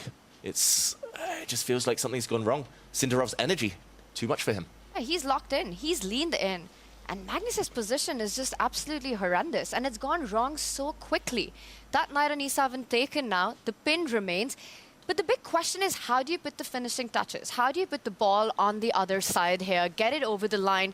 Is there a knockout punch? Does Javokir see it? Can he keep his nerves in this moment? You know, this is really the matchup that you want to win. This is how you want to start your campaign. You're Sindarov. You're playing against Magnus Carlsen, the greatest of all time. You're hot from a win at the World Cup, the youngest ever World Cup winner. This is going to be huge for him if he gets it done. And the key here is to realize that Black's next move is to bring the bishop out. I think almost guaranteed that Magnus will want to do this just to block the power of White's bishop here and to block the pin. So if he can arrange one of the white rooks to come to the center, to stare down the black queen, create a pin when that bishop does land, then he should be able to transform his advantage into something a bit more tangible, probably a material advantage. It's just a question of whether White castles now or brings his bishop out, clearing the line for the rook. There it is. Best move in the position. Once again, Javokir Sindarov finds it. He's on hot form right now. He hits that pawn on B7, but not only that, wins Magnus's queen, and that's not a sacrifice. That's desperation by Magnus. Oof. And it's so accurate that he brought his bishop out, because at the end of this variation, there we go, the white bishop snags a pawn. If it was just queen versus rook and knight, maybe some chances of clinging on survival for Magnus. He does, in general, like giving up his queen, but this is one of the worst situations to do that. Big, big advantage with the pawn. But I just want to remind everyone, it was at Freestyle Chess, Magnus against Sindarov's countrymate, Nodebek Abdusatra, where Magnus had this phenomenal queen sacrifice and went on to win. Well, this one, it's not the same situation. I don't think it's going to be the same narrative, but I wonder if that's playing in Sindarov's head, that he can't just get too overconfident. He can't feel that he's done it all just yet. He needs to still finish it off. And that's one of the hardest things to do against Magnus. 99 times out of 100 for Magnus Carlsen, the queen sacrifice will be to put a beautiful finishing touch on an opponent. This time around, as you mentioned, it's his only stab at staying alive in this game. Still a very steep uphill battle, though, for him to climb if he wants to find his way out of this one at all. At the very least, maybe trying to scrounge his way to a draw, but hoping for a mistake somewhere along the way here from Javokir Sindarov as well to maybe help him in that endeavor. I mean, this is just an insane way to start the grand finals here in South Africa. Javokir Sindarov taking on Magnus, a winning position by the time we reach move 12, on the brink of a huge upset right now. The World Cup winner about to take down to world #1. I just want to say, I did predict this. I was the one who said Sindarov. Yes! No way. He said it! Oh, it's going to go straight to his head, too. But, you know, we got to give credit where credit is due. You did call that out in our prediction segment at the top of the day. And now Magnus is in pure defensive mode. The white queen and bishop, the battery against the black king, a pawn in the way as well. That's going to push Magnus onto the defensive. The black knight might have ventured too far from home. It looks like it might get trapped in the next few moves if Sindarov is careful. Magnus knows this might be the final moments that he holds some chances. And Sindarov, I will mention, his heart rate was very high a few moments ago. He knows that he's winning. He knows he's excited. He even takes a pawn. Magnus shakes his head. If the black rook had taken, the knight would have dropped. He shakes his head like he missed that bishop takes pawn move. Like, it completely was a blind spot by him. Loses another pawn. Sindarov calmly brings the bishop back to the center of the board. Magnus, running out of moves, doesn't know what to play, pushes the pawn without any idea. The knight's still trapped on e2. The only thing you have to watch out, don't go rook e1. Don't put pressure on that knight. You still got to be careful of the traps here. Yeah, that move now impossible due to the black bishop, but also would have allowed the black knight to jump out the way with a check. And the white rook would have been edible there. It would have been on a vulnerable square. So Sindarov is just bringing his king forward first, very professional, not allowing any back rank checkmates. Good tip for everyone at home. He's so excited, though. Look at his heart rate. He knows he's 1 or 2 accurate moves away from winning this game. And Magnus at 76, knowing he's just a couple of moves losing, looks pretty calm to me there. I mean, this has also been amazing to watch from Magnus, that regardless of what's going on the board, you know, the heart rate just remains pretty level. And I think that's what also enables him to make his comebacks. Without a doubt. That's why you can never count him out in a tournament as a whole. But might be time to count him out of this game. Hard to believe that a player of Sindarov's caliber would find a way to let this one go, with the king now in a slightly safer position, and also having a quicker route to the center of the board once we have a little bit more liquidization, if you will, of the pieces. You can see a pretty distraught Magnus there as he leans back in his chair, reaching deep into his mind for any answers. You know, James, miracles happen on the chessboard, and they seem to happen a lot more when Magnus is on one side. So I would say it's still not completely over with Magnus until the last move is made. The game goes on. Sindarov doing everything right. How trivial is this to get the full point in for Sindarov? I think he's done the hard work. I think simply it's a maths equation now. You just need to trade off pieces and ultimately, with your queen, help your 2 extra pawns to walk forward. This is a great move. He's hitting the knight now. The knight doesn't really want to step to the side of the board and grab a pawn. That looks like it would be suicidal almost. The knight would surely be trapped there. And if the knight tries to save itself by taking a bishop, that's where the simplification begins. White will recapture. It looks like this is happening. And he's getting ever closer to being able to mobilize his pawns. Magnus just has to keep rooks on the board, but you can even trade them off if you wanted by force now. Sindarov, you can also start going for the black king. This is over. I think it's beyond hopeless now for Magnus. There we go. Wow. And just like that, our first result of the game. It's none other than Javokir Sindarov, hot off of his 2025 World Cup victory, coming in and dispatching the world #1 in Magnus Carlsen. In top form, Javokir looks to be as he enters the final Grand Slam of 2025. Incredible scenes here. I mean, just how hopeless Magnus's position was. It shows he didn't even wait for Javokir's response to that last move. Everything busted after move 12. What a brilliant handling. A clinical victory after getting the advantage there out of the opening. Fantastic stuff by Javokir here. What a way to start your birthday. Oh, yes. Happy birthday there. Seriously. And while the player with the white pieces comes out on top on that board, we flip over to Levon, Aronian, and Vincent Keymer. Again, 2 of our Grand Slam winners from earlier in the year. And you can see Vincent with 8 seconds to his name and a slight disadvantage on the board. It's been a while since we've been here, David. Maybe we can walk it back just a little bit, understand how we got to where we are. Yeah, we'll take it back just very, very quickly while Levon ponders what to do next. We talked about the potential in Black's position. He brought his queen out. Look at the potential of the bishop, especially on this diagonal. The queen as well lining up. White pushed that pawn forward. We saw some exchanges, and Levon did press the chaos button by blowing open the center. And if we fast forward just the next few moves, this was a temporary piece sacrifice from Vincent Keymer, bringing his knight now forward, hitting this knight, hitting this pawn in the corner. And we saw some crazy moves. Starting with this check, bishop out to check, and just a catch up with the current position. That was a brilliant sacrifice. Here we are, a check, and this is, looks like where we're at. A knight check has just landed. The king moves, and ooh, could be a draw. Right, we're moving fast, and for good reason. Both players playing with mere seconds on their clock. It looks like it will be a draw in the end. So Levon, while he might have had a couple openings there, Vincent will hold strong, and both players will walk away with half a point apiece here at the beginning of the day. Just double checking here with our arbiters to make sure that everything is kosher. Yeah, this was incredible scenes because Levon, from a position of strength, goes into a repetition. And I think, David, you will just show that there was no smothered mate in that position. White could not have sacrificed the queen and gone for knight to f7 because you just take that queen back with the knight, defending f7. But this is the tough part. Levon could have continued the game, but he needed to sacrifice the exchange.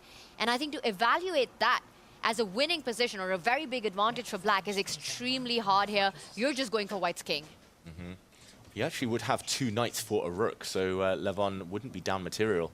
And as Tanya says, the white king would have been weak. But yeah, it feels like a missed opportunity for Levon Aronian there. Huge miss. There it is. As the arbiter returns to the table, he will confirm the result. It is a draw as we see both of the kings placed at the center of the board. So half a point apiece here to Vincent Keymer and Levon Aronian. Still 2 more boards in play. I want to hop over to Fabiano Caruana and Parham if we can. Again, Fabiano, one of the players we've talked about, such a consistent performer, but never the one to take the top spot at a Grand Slam. And he as well finds himself in a bit of a tricky situation here up against Parham.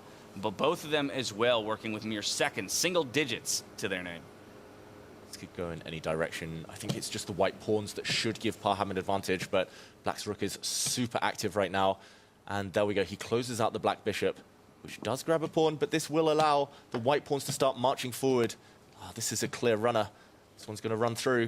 The black king is trying to stop it. The bishop is just so strong, though. Cemented, protecting everything. Yeah. It's a question whether Parham could break through. And look at the combination of the white pawn and bishop stopping the black king from coming to the center of the board, keeping everything under control. So Parham has all the time to get his own king into activity there. This is pure domination by him. Could be our second upset. So that would mean Magnus goes down, Fabi about to go down at the start. And how about that? And what a statement it would be, honestly, out of Parham. I mean, again, having only attended one other Grand Slam in the year of 2025, he finished second to only Magnus Carlsen.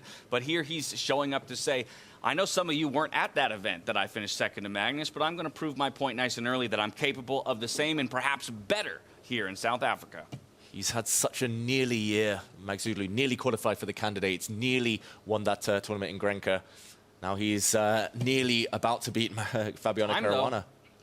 Ooh, moves his king across. Oof. And because of that clock, it feels like anything could happen. It's Mr. Almost versus Mr. Nearly in this one. He's blundered. Oh, no! He loses the bishop. To a pin. He lost his bishop. Parham, so close. And yet so far. And it's completely lost now for him. Look at his heart rate, over 150.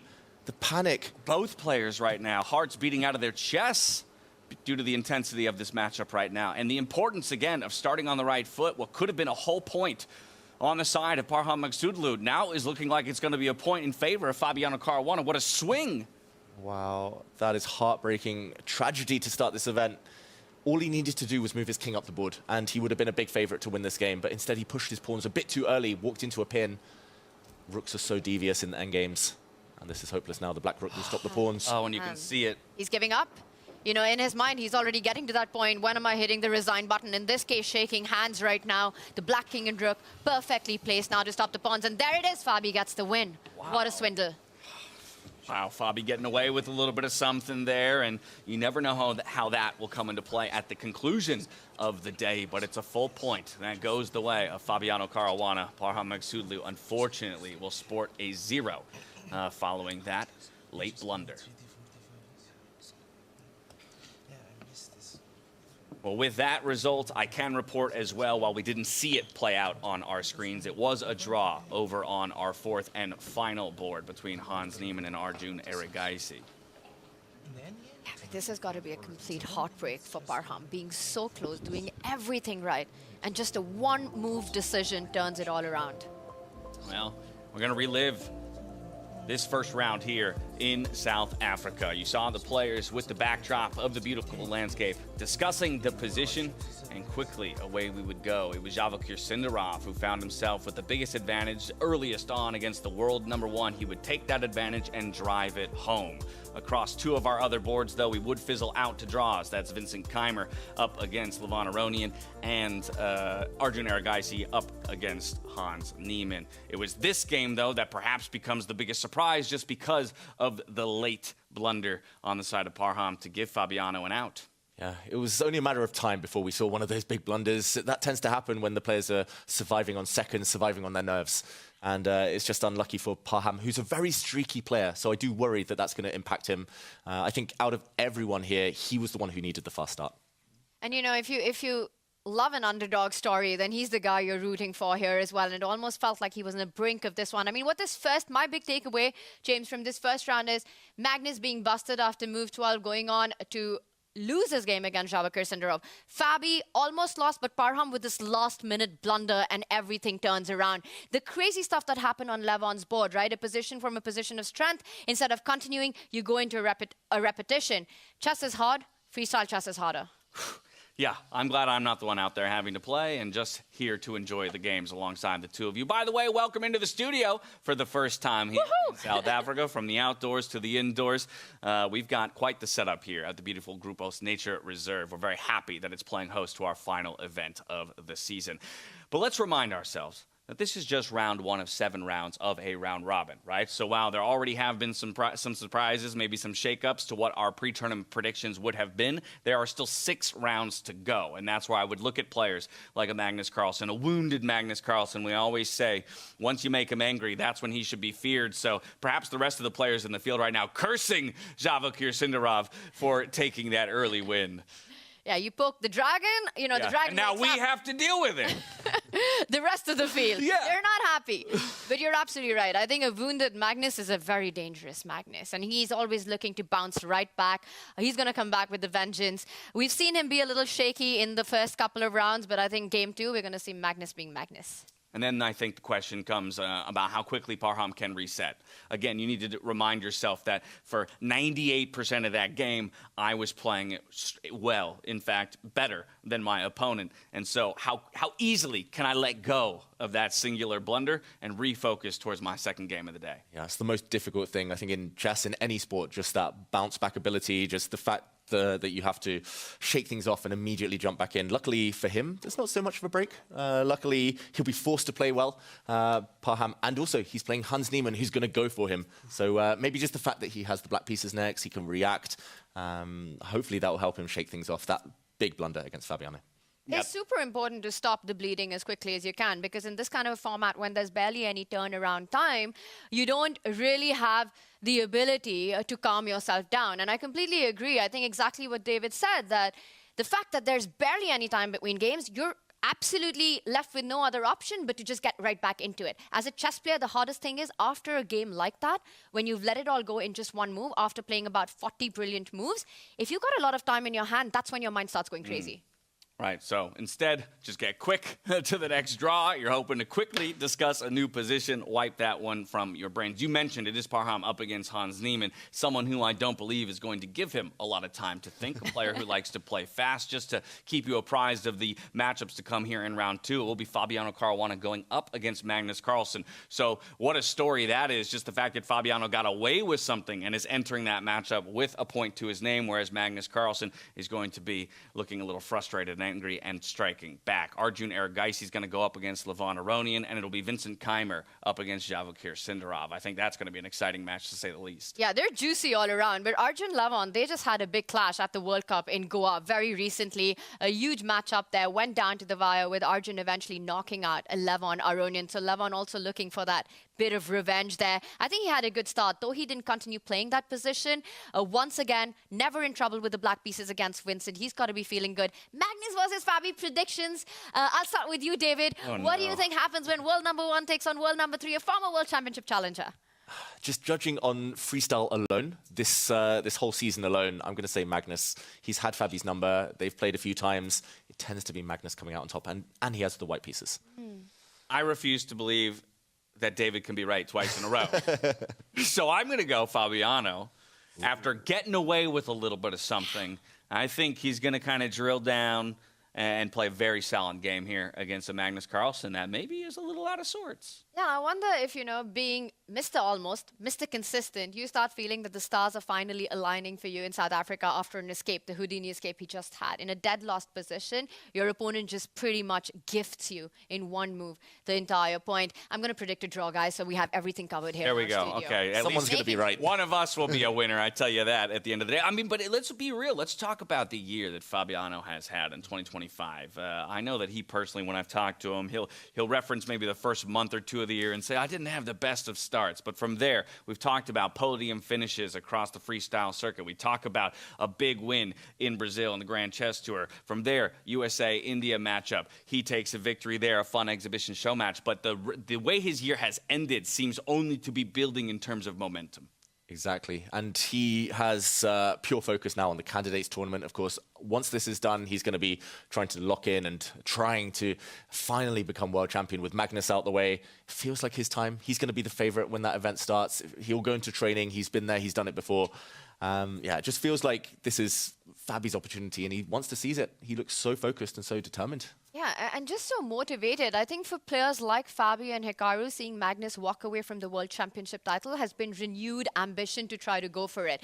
And Fabi's been putting in the work for it as well. We see it across results, across tournaments the entire year. And even though he's not won a single event here in freestyle chess, but he's been the player who's come closest maximum number of times. Second in Weissenhaus, third in Paris, fifth in Vegas. Is South Africa finally going to be the one he gets over the line? Will he break the tape first? That's the big question. Now, round one is in the books for those of you who may just be joining us, whether or not it's here today, your first event in freestyle chess. First of all, we're happy to have you here. Second of all, let's go ahead and explain to you what exactly freestyle chess is with a quick little video. Take a look.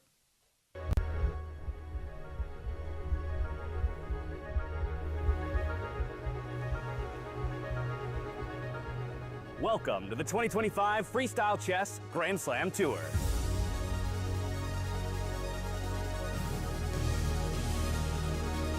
The world's greatest chess players will battle in a unique and thrilling format.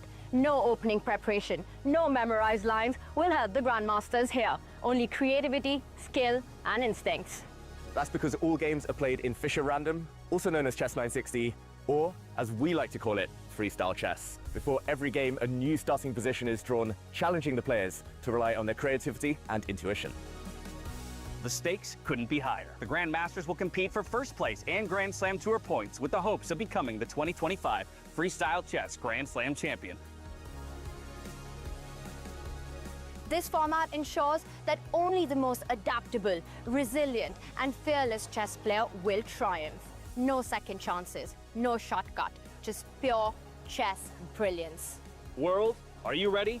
This is Freestyle Chess.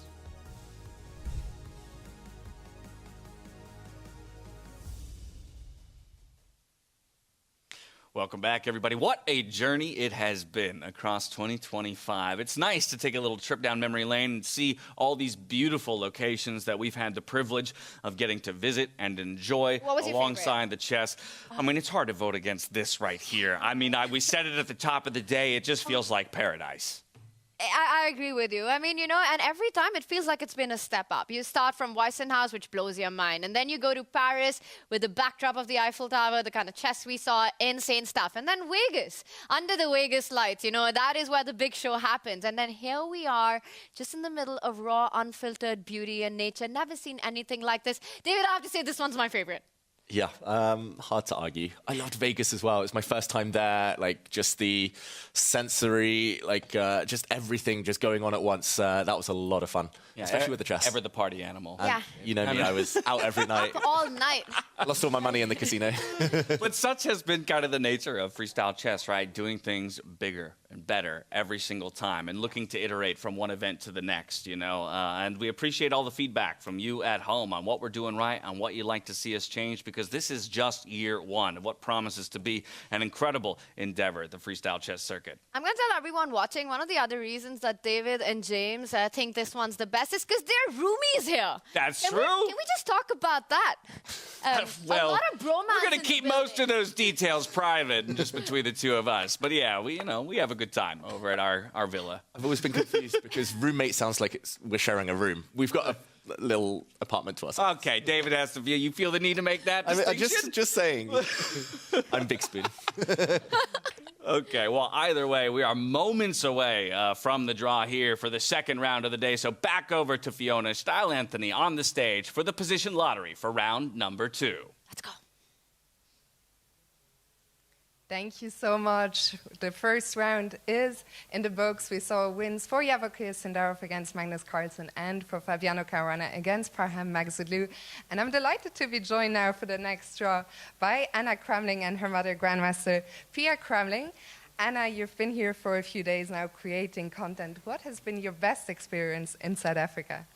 I mean, South Africa has been amazing. We've been able to see simuls with a lot of different people. It's been amazing. Meeting all the players and playing chess against them has also been a lot of fun, even if I got destroyed by absolutely everyone. But I think the best content experience must have been when Magnus Carlsen played my opening, the cow opening, in one of the games. I really appreciated that. But I'm just happy to be here and to see amazing chess. Fantastic. It's been a pleasure having you both. And Pia, we are ready now, so whenever you want.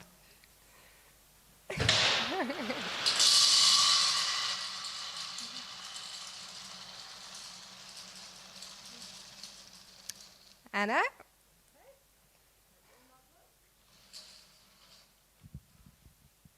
So we have position 285, 285.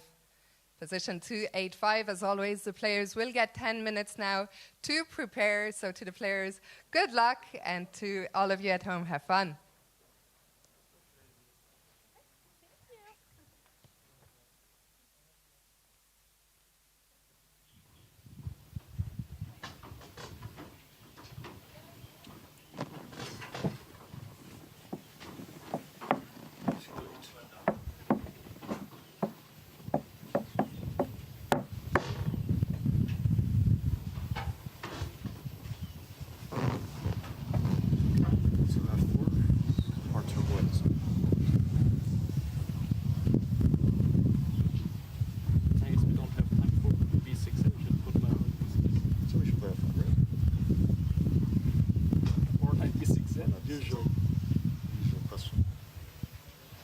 Do you think we have any other option than playing knight b6 eventually?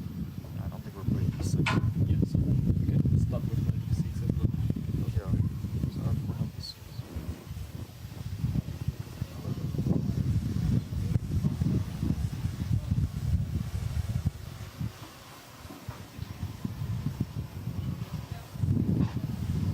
Probably gonna, like, unless I play b3, we're probably gonna get knight b3 or 5. Some order. I was just wondering whether b4 makes any sense. Probably too much. Feels Or maybe d3, c4, yes. D3 is awful. Maybe that's why we started that.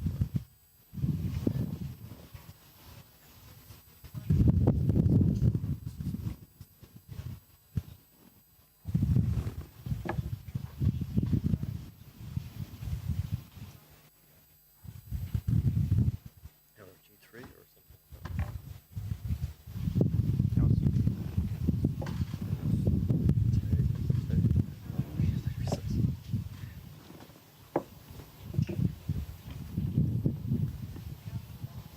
Like g4 or something is... G4. You can also play G's. Wait, do we have to be scared of some knight c5 or something? I think it's okay, yeah. It's safe, yeah? I think safe enough. I think this is quite This okay. looks okay-ish. I mean, also, if white issues e4, it's not so big deal. Just take knight d6. Yes, but here we can... G6, yeah.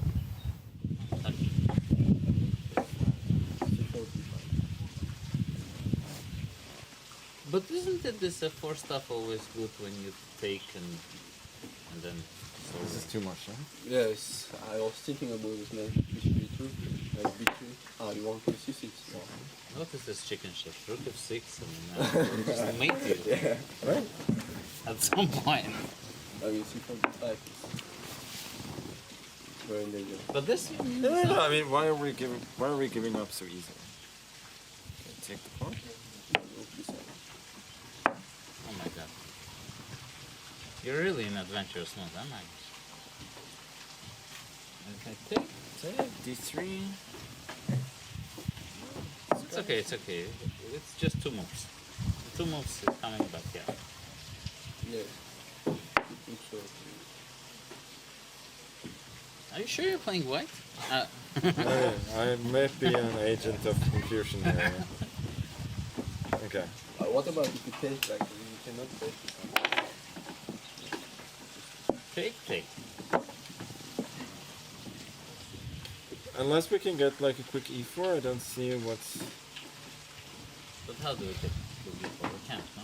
G3, just knight f6 or something. Ah, you mean with d3? I don't know. Just looks equal, huh? Yeah. Yeah.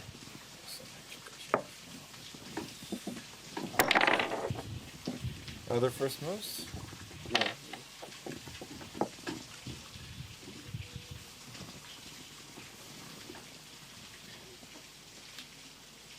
Before f5 is probably not ideal.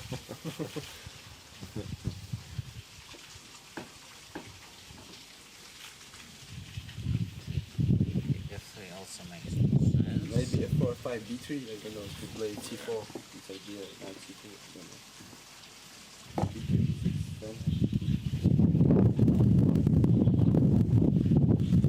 That's solid, yeah? I mean, yeah, let's say You can also go for some... I always want this. Well, if you want it, start it here. If you think g4 is good, do it here, but why is it good? No, I thought c4 might be a weakness.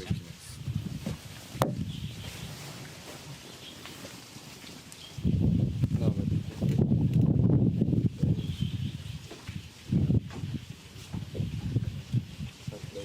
Why not knight f3? Because you cannot. yeah, do knight g4. f3, yeah. Yeah, I don't see what... I mean, g4, I want to play. Yeah, g4 should be good. Okay. What you can do if you play that.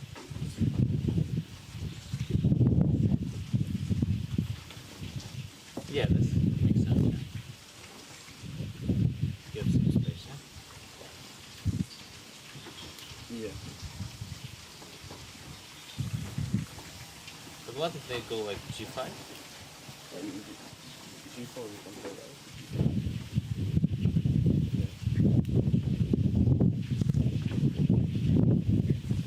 Just takes, yeah? Yeah, just take. G4, e5, 1, Probably go DC and then... Sorry.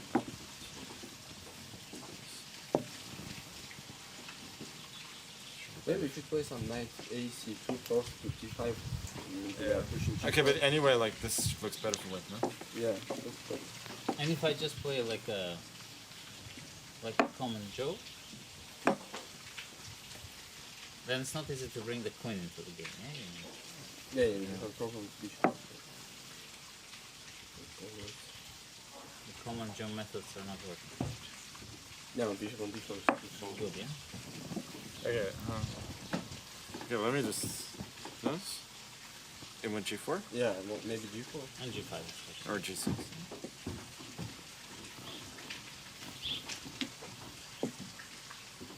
Maybe this, but also... Maybe... No, I don't like that position. Oh, wait, maybe not g4.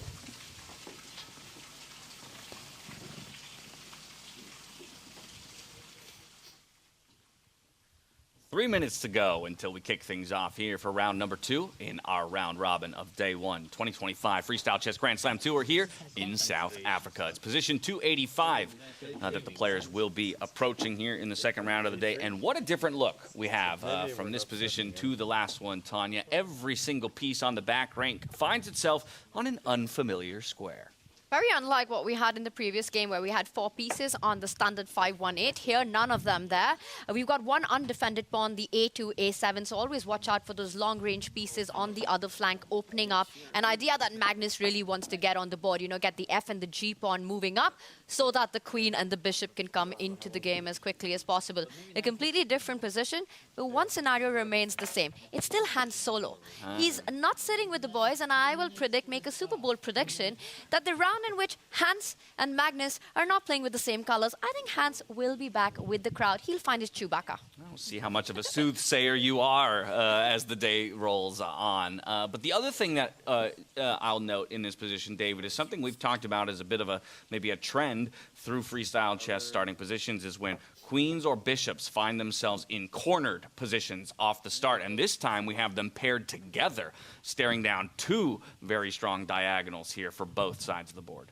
Exactly. So if one side, whether it's white, whether it's black, is able to get some kind of initiative and to create 2 or 3 threats kind of consecutively, then we might start to see some big tactics in the air. That's why we heard Levon use the word, well, I'll say chicken chess, because... Chicken beep.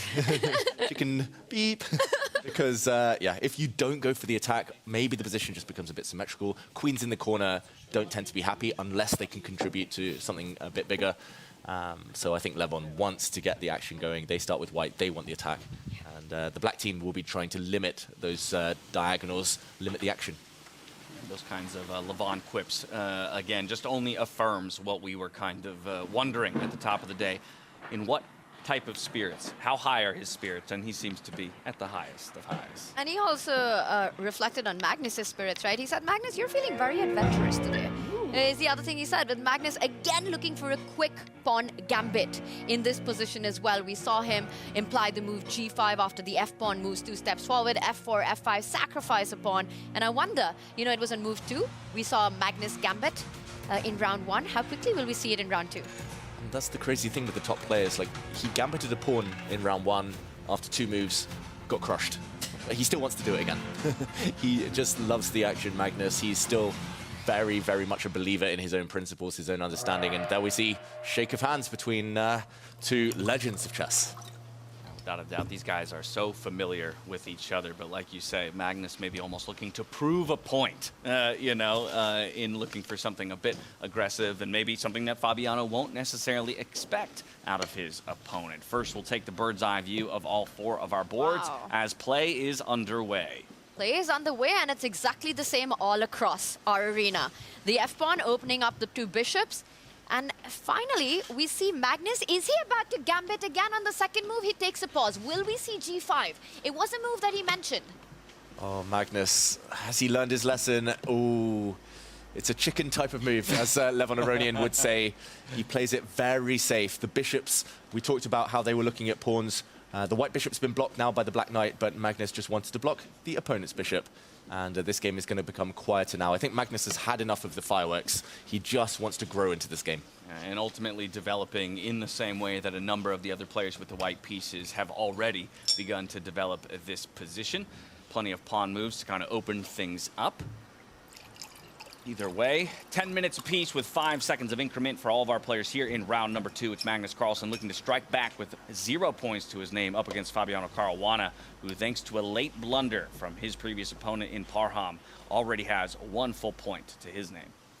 Now, I've noticed Fabiano this year has also tended to start slowly, so this kind of miracle win that he had against Parham will surely help his chances come the end of this round robin. But for now, he just pushes a pawn. That is a nice and safe move. He wanted to prevent white's pawn coming up and hitting the black knight. That is no longer advisable, no longer attractive for Magnus, since that pawn would just be captured. And now it's about trying to get those pieces out. I'm still expecting a Magnus gambit to appear, either with the G-pawn or the E-pawn moving towards the center of the board. Don't ask me which move it will happen on, but I think he'll find a way to activate his bishop and queen through a pawn sacrifice at some point. Magnus gambit. Will it happen? Which pawn will he give up? He Okay, chooses... not the G1, David.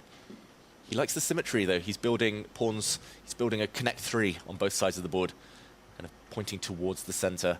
He's keeping his other Will we pawns. see the flying V completed? Those 2 central pawns making it 3 steps up the board. It would be pretty terminal for black if that happens. Yeah, also unlikely that Fabiano would let him get away with such a move. I just want to point out that it's been all pawn moves so far by Magnus. Someone tell him there are pieces to be developed as well.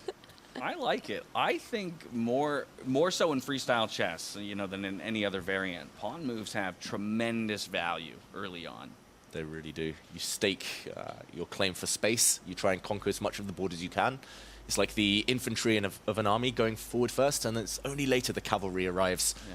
And the archers from behind, the bishops, the queens, they can stay on the back rank and still be very, very active, as we see White's queen and Black's queen are here. There you go, a little symmetry on the right-hand side of the board as Fabiano will match that pawn push, but you are effectively developing the queen at the same time, right? It's not just about the pawn taking that one step forward. It's going to open the sight lines of the queen and allow her to be slightly involved in the game, as Magnus will bring his knight that started on the left bottom corner of the board a little bit more central.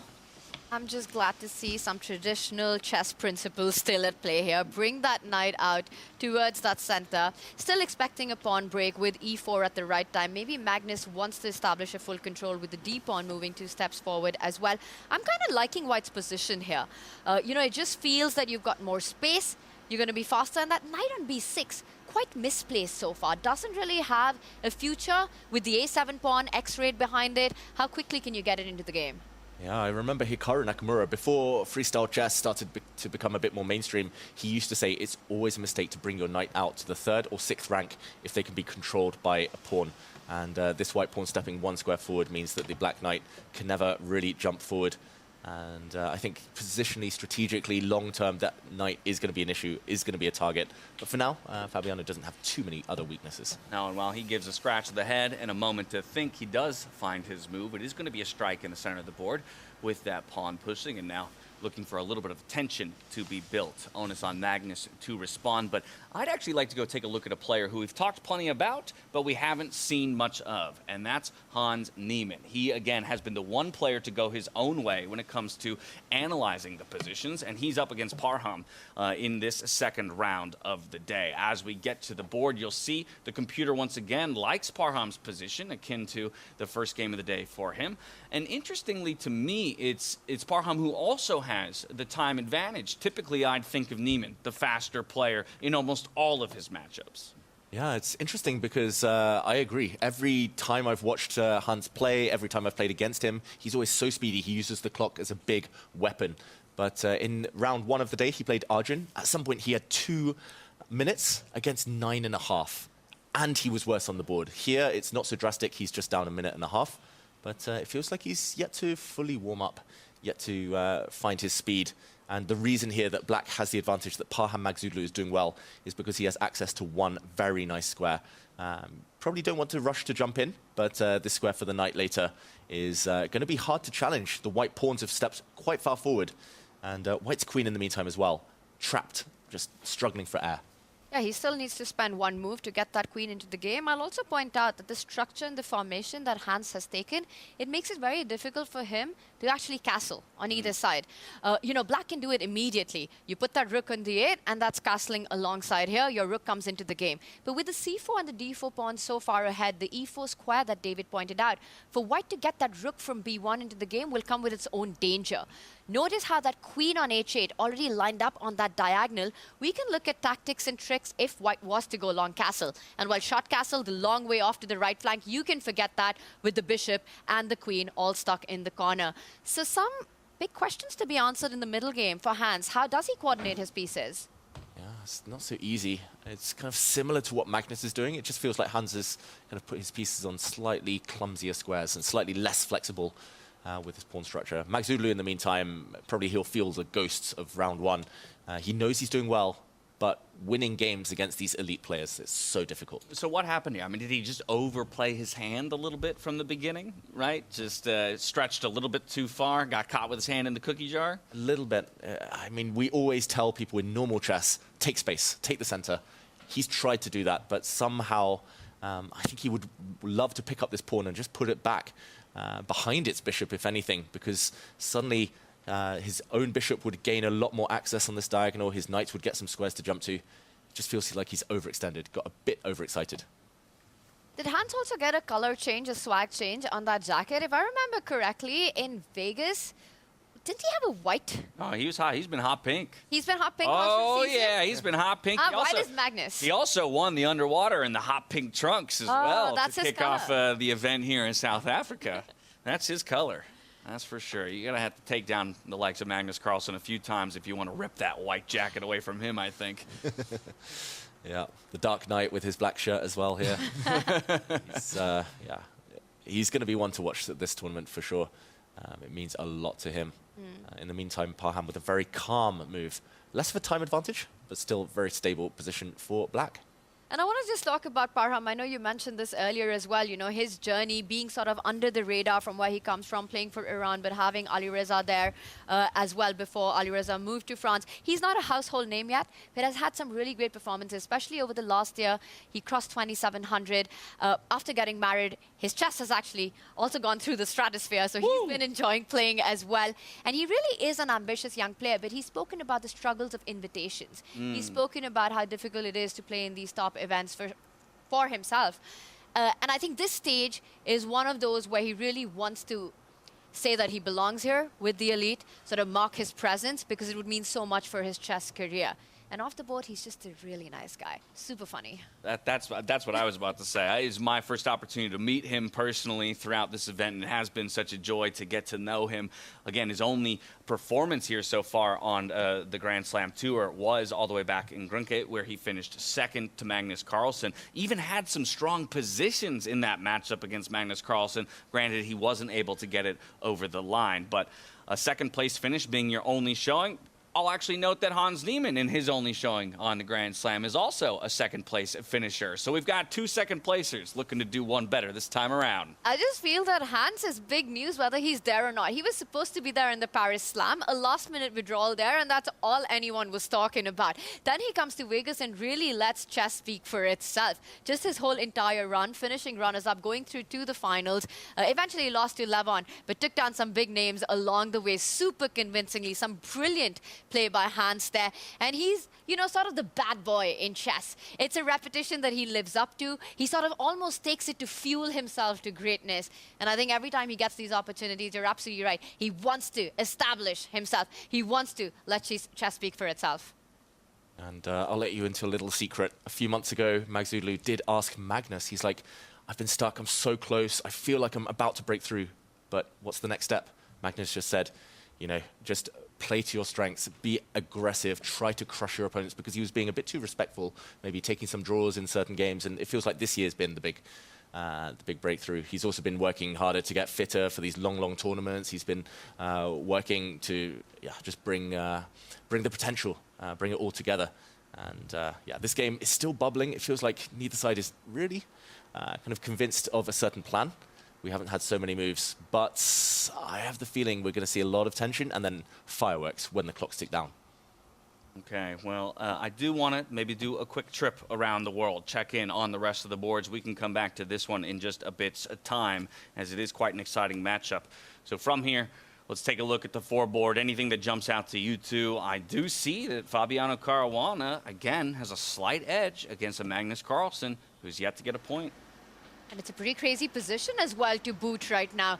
I mean, there have been some trades. I think that's the one that we probably jump to. David, all across we see, and the bottom half there, position still pretty much level. I say break this down for us, because suddenly Magnus has a pawn on c5. The center is getting liquidated. What happened here? Now we're talking of overextending, and Magnus has been a bit guilty of pushing too far forward too soon. And if we just recap the last few moves, it's only been 4 moves since we were here. Looks like a totally different board. It was this position we left it. We just saw Fabiano push his pawn forward. This is the only board there have actually been some trades, some exchanges, by the way. And here, Magnus took off some pawns. The white pawn steps forward to blow open the center, trying to get the white queen out maybe towards the center. There's also a pin along this F line right now. Fabiano just defends that rook, brings his bishop out, gets ready to castle, as Tanya said. Black's king looks pretty safe on this board too, and the rook can just slide across. Magnus now pushing his pawn forward, hitting the knight. That is given a question mark. Just, I think, a bit hasty. The black knight drops back, and Magnus taking here. The big question for Fabiano is which pawn to take. If he takes this pawn that's just landed, then probably Magnus's idea is to push the pawn to attack Black's knight. And suddenly the white queen on this diagonal might start to come to life. So there we go. Fabiano takes the other pawn, and I think this is a good decision. Okay, just as I say that, given a question mark by the all-knowing engine, but the white king is not feeling entirely safe anymore. It feels like it's within checking distance, either from a bishop or a knight, and Magnus has to be, really careful here. And this is what we were talking about, right? All those pawn moves by Magnus, and there's only one knight, and that's on the second rank that's been developed. All your pieces are sort of coming in their own way, and you're far away from finding any harmony, any decent middle game position. Reminds me of what Levon said at the start of the game. Magnus, you're being far too adventurous.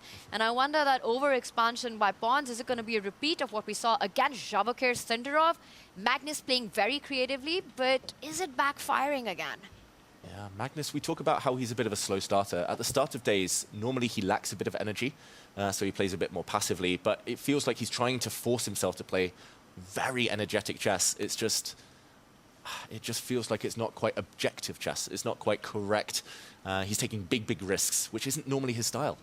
The hair's getting messier. I was about to say, if we go to Tanya's hair theory, perhaps as the South African sun has dried it all out, we're going to see a bit more of the Magnus Carlsen we're used to seeing here.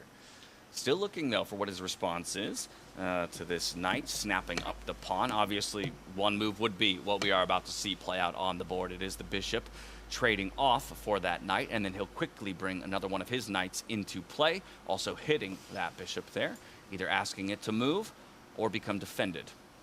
And David, correct me if I'm wrong, but I've often noticed that Magnus, he's biased towards that bishop pair. He really enjoys it. So a decision like taking that knight could not have been a very happy one for him, even if it was the best move in the position.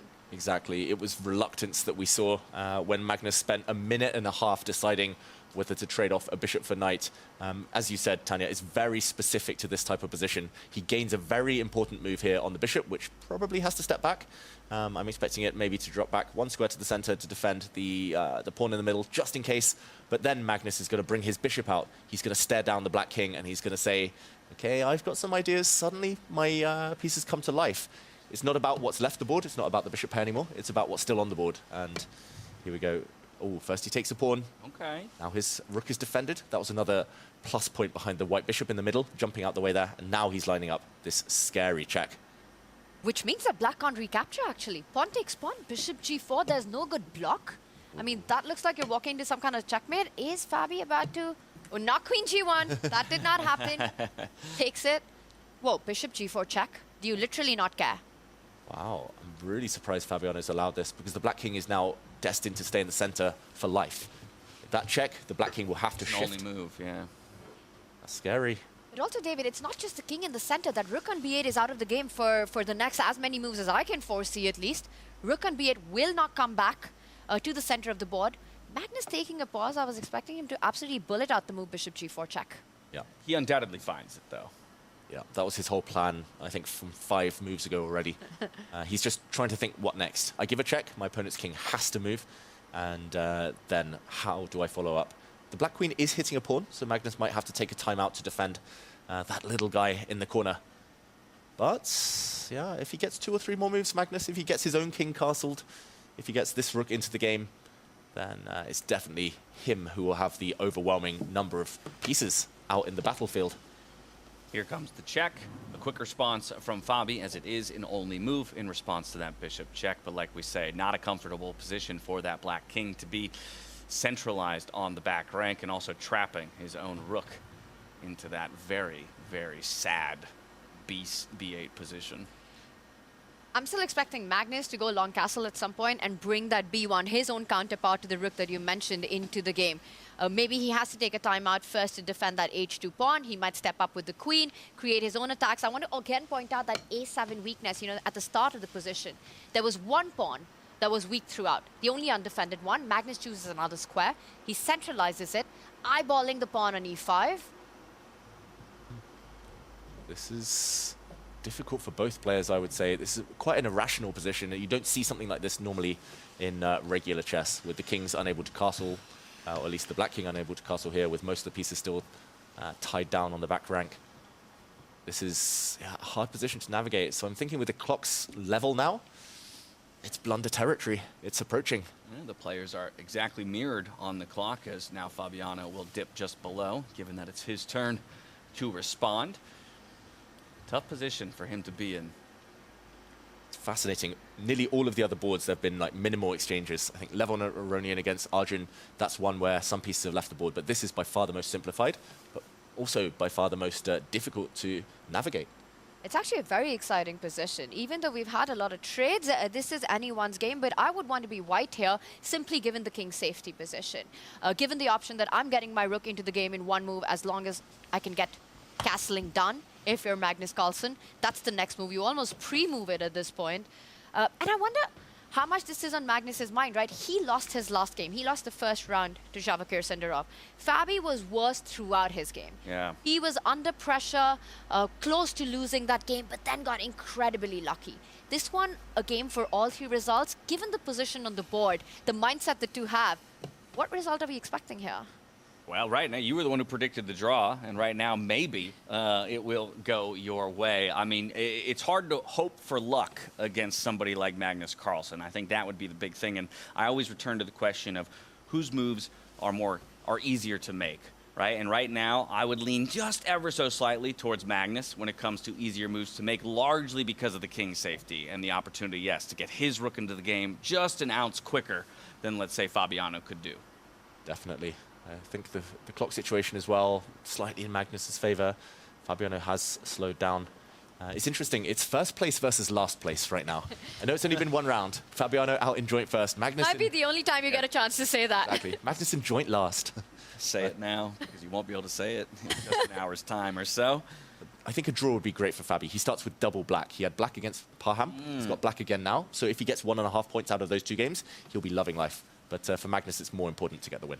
I also really like this last move by Fabi. The pawn to c6, and I think the idea is to get rid of that problem child we've been talking about in black's position, the rook and b8. He wants to step up with his king, free up some squares for the rook to finally join the party on those central lines, and that's the plan that Fabi has set up. It looks like black's coming back in control. Yeah, and at the very least, right, you keep your king on a dark square, kind of avoiding a bit of the strength of the light squared bishop that Magnus still has at his disposal.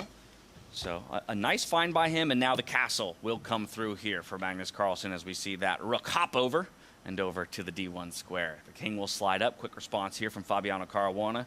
Onus back on Magnus. About to hit 1 minute here on the clock.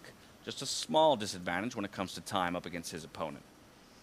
It's just way slower than we're used to seeing him, Magnus. Like, he spent, what was it, a minute on castling? And even on the check on g4, which was such a natural move, David. It's a hand move. You play it in seconds. We've only had 16 moves here, but Magnus is under 1 minute. That nearly never happens in Rapid Chess, World Rapid Champion so many times, World Blitz Champion so many times. It feels like he's just hesitating constantly. And we're hanging here because Magnus, of all 8 players in the field, has the least amount of time to his name. And this is the board with the least amount of material still left on it. We will keep you all apprised of the other games. Sindarov has a slight advantage over Vincent Keymer. Magnus is running out of time. He's reaching the 20-second mark right now. It's only a 5-second increment. Fabi's got the knight jumping to f6, hitting the bishop. The rook coming onto the open file. This is far from safe for Magnus Carlsen. No, he's just got, I don't know, something's up. Something's up with Magnus. Maybe he's got too much going through his mind, calculating too much right now. He just needs to trust his instincts, just get the pieces out. Fabiano has an easy first move, as Tanya pointed out. The black knight should come forward to pressure the white bishop. Then the black rook can come towards the center. E5's hanging in some of those lines. I just realized I actually walked into a blunder, maybe. I don't know. It looked like there was a pin, but maybe White can get away with it. Oh, there's some calculation to be done. And that's what Fabi's doing. But 1 minute, you just got to trust yourself. The problem is there's no good way to defend this pawn anyway. So you need to get the pieces out. Yeah, don't give all that time back to Magnus. He gave you the edge on the clock. Don't equalize here. You need to use the clock as a weapon when you're playing against Magnus. But Fabi, this is what he's calculating. Because knight takes pawn is what Magnus has set up. Can Fabi actually develop that knight on f6? Hit that bishop on g4. Knight takes pawn, rook e8. David's idea. It's PP on the PP. Put pressure on the pin piece. First time I've ever heard that phrase in my life. And I'll never forget it. And here we go. Magnus does take the pawn. The knight defends everything. Bishop takes knight. That would come with a check. See that look from Fabi? That was an uncomfortable look. He's not super happy with the way these last couple moves have developed. Magnus still has to be so careful. He has won a pawn. Magnus is 1 pawn up. But the black queen on this open diagonal can't jump in yet. The corner is actually defended by the white knight. But watch out, that is going to be a recurring idea for the rest of this game. The black bishops look pretty powerful, pretty open as well. Some bishop checks maybe in the air for later. Yeah, maybe looking to get my light squared bishop over to h7, get a pawn push, open up that diagonal, threaten the knight that's currently defending that bottom left square. Magnus played the last move with 2 seconds on the clock. Oh my goodness. It is a bit of a scramble here. Yes, 5-second increment, but both players down in the double digits at this point. Anything could happen. This is a 3-result position. Magnus has, though, very cleverly threatened a check. That would be a really nasty one for the black king to deal with. Also hitting some pieces. Black's bishop's queen, they're not quite coordinating yet. Exactly, and usually when we say the term anything can happen and Magnus is on one side of the board, it usually ends in Magnus on the top. And look at that, Fabi now down to 7 seconds, makes a move, the rook comes to the center of the board, knight jumping in, hitting that queen. And I'm going to be honest, all of the boards are somewhat exploding in this moment. It seems like as everybody is starting to hit some of those time scrambles, we're seeing eval bars flip left, right, and center. And just like this, it's a blunder out of Fabiano Caruana up against Magnus Carlsen. Magnus will pounce. He walked into a check. Those knight moves, they're so tricky, especially knights on the top of the board, bottom of the board. Fabi, we see it on his face. He's blundered a piece. He doesn't have too many threats. Magnus is the one closing in for the kill, threatening the black rook there. Oh, a retreat. That is a very sad move to have to play. He's a full piece down. He's going to resign. Yeah, Magnus's extra knight will decide this. There's not even an extra pawn to count for that. Look at that other knight, perfectly defending the white king from c2. The white rook now jumping in to attack the pawn. And this is Fabi on desperation mode. He hits the chaos button. That's a second piece lost. Only the queen remains. And could double attack, right, on the knight by sliding the queen over. That's what he's going to find. Knight comes back, doesn't give it away. Queen e5 check. I think Fabi just resigns now. Queen e5 is curtains on Fabiano Caruana. That's what we're looking for. He's going to open a little bit of space there with the pawn move, trying to kick the knight out. But there comes the queen check. The handshake's expended as predicted by Tanya. It will be Magnus Carlsen striking back in the second round of the day. A point to his name. Decisive victory. Quickly, though, let's hop to some other boards. I want to go to Hans Niemann and Parham. That's the board we were looking at to open up the round as well.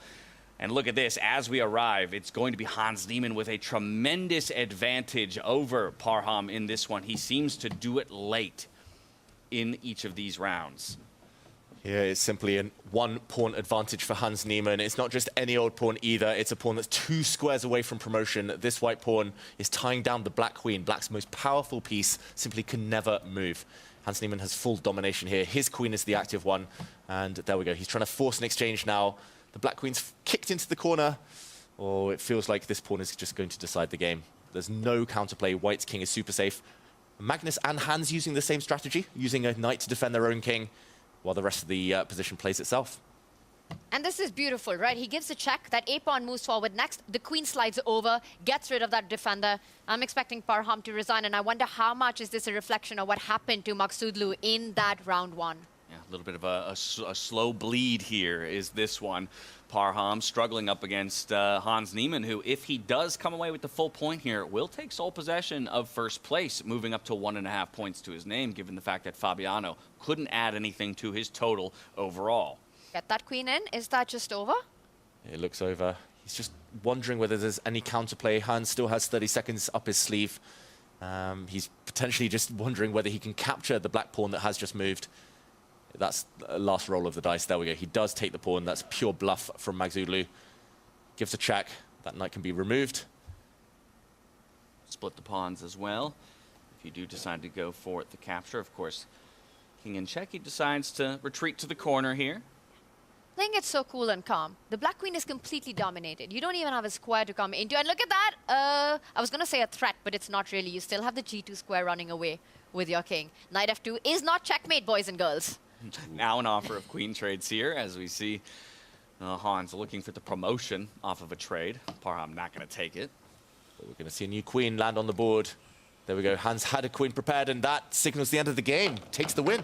That's 1.5 points now for Hans Niemann through 2 rounds. He will move up into a tie for first place, because I can also reveal that Javokir Sindarov and Vincent Keymer, they drew on their board. That means Javokir, who dispatched Magnus Carlsen at the top of the day, also has 1.5 points over on his side of things. We've got one more board in play. That's Arjun Erigaisi looking to keep things alive against Levon Aronian. Again, a time scramble here. Single digits for Erigaisi. 5 seconds to find a move. He does. He'll gain 5 seconds back, but things are looking to go from bad to worse. Ooh, it's level material, but look at this. Levon Aronian now is going behind with his rook. Some nasty checks threatened. The black knight is so far offside. Ooh, it drops back, and it is captured. Levon's transformed his advantage. There we go. This is the killer blow. He's offering a rook trade. That rook is pinned. And now, is it just rook takes rook? He's counting. Look at him counting there. Yep. And he plays it. Rook takes rook, and now it's about the kings infiltrating and threatening the pawns. White takes the opposition, which forces a black's king, Arjun's king, to a less ideal square. White's king about to enter at the right moment on that right flank over to the pawns. Or the left one now, picking up a5, and there it falls. Wow, Levon Aronian, how does he do this every time? Playing with players half his age, and that's it, Arjun Erigaisi resigns. Wow, Levon Aronian, our winner coming out of Vegas, picks up a nice victory here against Arjun Erigaisi to close out round number 2 of our day. Yeah, fantastic technique. The opposition means that if the opponent goes left, you go right. If they go right, you go left. And nice to see the players discuss the endgame there. That's a bit of revenge, at least, for the World Cup, where Arjun did knock out Levon and kill his chances of becoming world champion. And it's got to feel good, right? Again, you're one of the older guys. You know, these young chess players, the younger generation, has very little respect, I will say, on the board for these stalwarts. They want to crush them every time they play. But Levon's saying, you know what? I'm still the boss. I'm still here. I'm the Vegas winner. Don't forget that. And let's take a look at the highlights, as it was Anna Kramling and Pia Kramling who chose our starting position 2-8-5. An exciting one, to say the least, delivering a fair number of decisive results. Only one draw through our 4 boards. That would be Vincent Keymer against Javokir Sindarov. And through the end of 2 rounds, we now have 3 players sitting at 1.5 points apiece. They're sharing first place. It's funny because the one draw that we had in that round was probably the craziest game of them all. It just ended in almost checkmate for both sides, but they ended up just kind of chasing each other's kings around back and forth. So, yeah, Pia and Anna just choosing a fantastic fighting position, it seems. Well, thank you for that. Let's take a look at the standings, just so that you at home have a picture of how things stand between 2 rounds here of round-robin play. With 5 more rounds to go, right now you can see there Javokir Sindarov, Levon Aronian, and Hans Niemann all have 1.5 points to their name, with a win and a draw apiece. Behind them, we've got a couple, or 3 players rather, with 1 point to their name. That's Magnus Carlsen, Fabiano Caruana, and Vincent Keymer. Arjun Erigaisi, 0.5 point, and Parham still looking to get himself on the board. An unfortunate start for him, especially given how good he looked in that first game of the day. 5 rounds to go, nobody's out of it yet. And it's also a good reminder, or a good time for us to remind ourselves and those at home, that nobody gets eliminated through this group stage or round robin. This is all about seeding and the opportunity to choose your opponent going into that bracket stage. 1, 2, and 3 finishers from round robin get their pick of bottom 4 who they want to face. And that's a great point, because I wonder how much of a role that's playing in the way Magnus is handling his openings and his games. You know, again, that adventurous spirit, being super creative, going for those gambits early on. Maybe not objectively best, but kind of just enjoying the position, the creativity that freestyle brings, because again, no elimination. He's like, you know what, wherever I finish, if anyone picks me, I'm still the boss, I'm still the favorite here. Do I even care? Well, because that's the thing. Let's pretend we live in a world where Magnus Carlsen finished 8th in the round robin. Okay. Does anybody in their right mind actually pick him? Or is number 4 just the unlucky guy who's going to end up playing Magnus Carlsen in round 1? Easiest question ever. Right? Nobody picks Magnus. Nobody picks him. Even if he finishes last. That with tells the worst performance. I mean, even if he scores no points at all in the round robin, he already won a game. But I'm just saying, even if in that universe, that reality that Dr. Strange saw, that one universe where Magnus finishes 8th, nobody picks him. and no better kind of descriptor of his legendary status within the chess scene than to believe, that he could maybe be in his worst, form, and people go, I still don't want to go up against him. Let him be the final boss, if anything. Exactly. He could get checkmated in 5 moves, like in every single one of the rest of the games, and people will still be like, oh, I don't know. If I pick Magnus and lose, it will look terrible. Right, yeah, then it's even worse almost if he strikes back strongly in that way. Through 2 games so far, initial impressions, who's looked the best to you? Anybody surprising you with the way that they've started their tournament? I would want to say Sindarov, except for the fact that he's coming off of that big World Cup win. I think in the context of freestyle tournaments as a whole, that's where I think he's already maybe a little bit outperforming previous results. That's true. I think expectations were high already for him. I will mention there's normally a birthday curse in chess. You normally don't want to play chess on your birthday because people are sending you messages, you're distracted, you want to be, out on the beach celebrating. But he's made it so far look like it's not affecting him. I'll say he's looked very impressive. And Levon, who could easily be on 2 out of 2 right now. Kind of letting Vincent off the hook in game 1, but then very calmly defeating Arjun in that endgame. Yeah, really cool stuff by Lev so far against Arjun. A clinical victory at the end. And I'll also point out one more player. I mean, Hans Niemann, right? Yeah. Getting that win with the white pieces against Parham. And it feels like he's been doing that throughout the tour, where suddenly in the opening, it feels like his hand's in trouble. And then the hand's magic starts happening. And we check in with him 5 minutes later, and boom, he's winning. And he's doing it analyzing entirely on his own, solo. right? Still, Han Solo, exactly. Through 2 rounds, he has been the only person to sit by his lonesome in those analysis phases. And so far, it seems to be working for him in a share for first place between him, Levon, and Javakir Sindarov. We're now turning our attention toward that 3rd round of the day, a few minutes away from the position lottery. Let's go ahead and take a look at the matchups that we have in store. I'm going to take a cheat and look at my screen here. It looks like we're going to have Arjun Erigaisi going up against Javakir Sindarov, but we'll take a look here. Vincent Keymer, Magnus Carlsen. Ooh, that's going to be a fun one.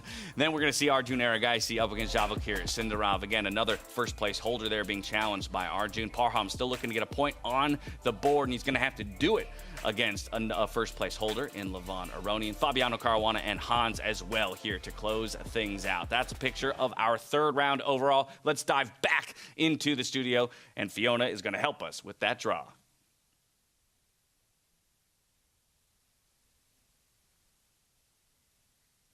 Oh, apologies. We're not ready yet for the draw just yet. So instead, I'll turn to you two. With those 4 matchups that we have ahead of us, which one are you most excited for?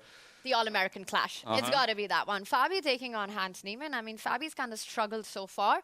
He did win game 1, but you've got to put luck on that playing a big role. Yes, you make your own luck on the chessboard, but that was a 1-move blunder in a winning position by Parham. And then going down to Magnus, I wonder what his mindset is, and he's playing Hans Niemann. The fearless Hans, who seems to like he's bringing his A-game back here in South Africa one more time. That's the one I'm most excited about. It's a bit of clash of styles there as well. David, excited to see how that plays out. What about you?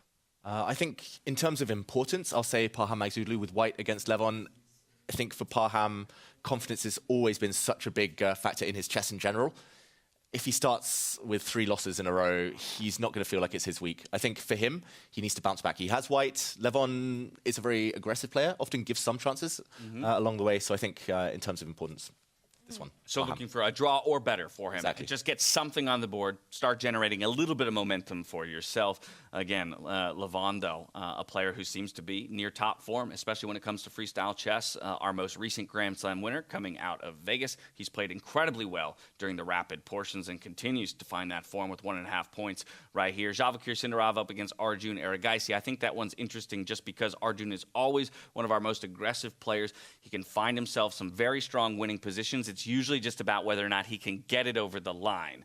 Javakir, is he going to give him those openings And I will say, you know, there is this India versus Uzbekistan rivalry that's brewing across all formats in chess. You know, India having this huge golden generation of youngsters, but Uzbekistan also right there with Nodibek, Yakuboev, Nodibek, Abdusatrov, and Javokir, the latest World Cup winner. And I think, David, we were talking about this before the tournament started, that, you know, it seems like whenever India hosts a tournament, Uzbekistan is super happy about it. They took the Olympiad gold. They took the World Cup. So I wonder if Arjun wants a bit of revenge from that, playing against Javokir in this one. Exactly. Two new superpowers, essentially, almost dominant at this point in world chess.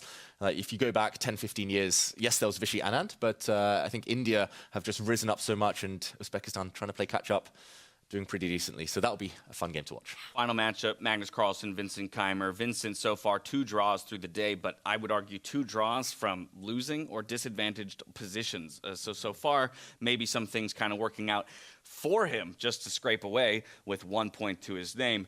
Is Magnus fully warmed up now after that win over Fabiano Caruana?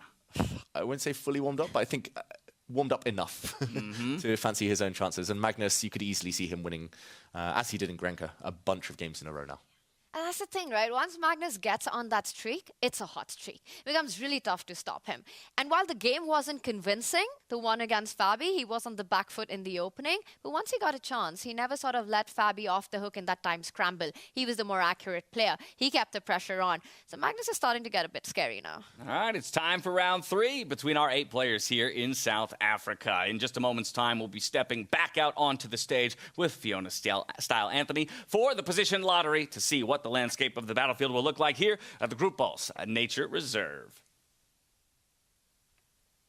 Thank you, and welcome back here to the drawing stage. We just saw another spectacular round with 3 decisive games, wins for Carlsen, for Niemann, and for Aronian. And I'm delighted to be joined now by Amruta Mokkal from Chess Base India. And Amruta, you have a big team here of 5 people.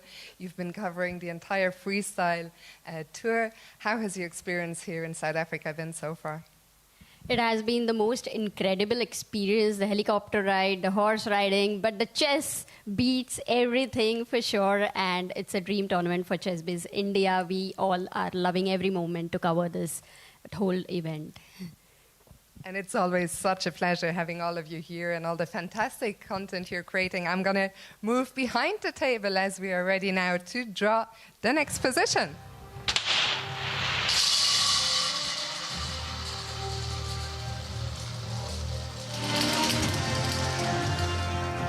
Go ahead, Amruta.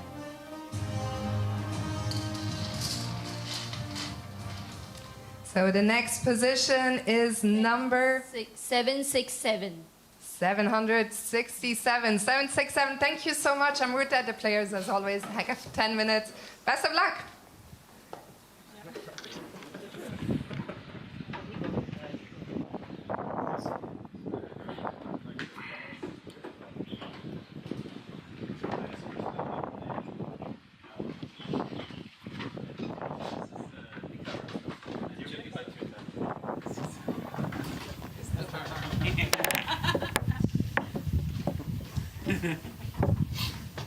Just thank you, not the video.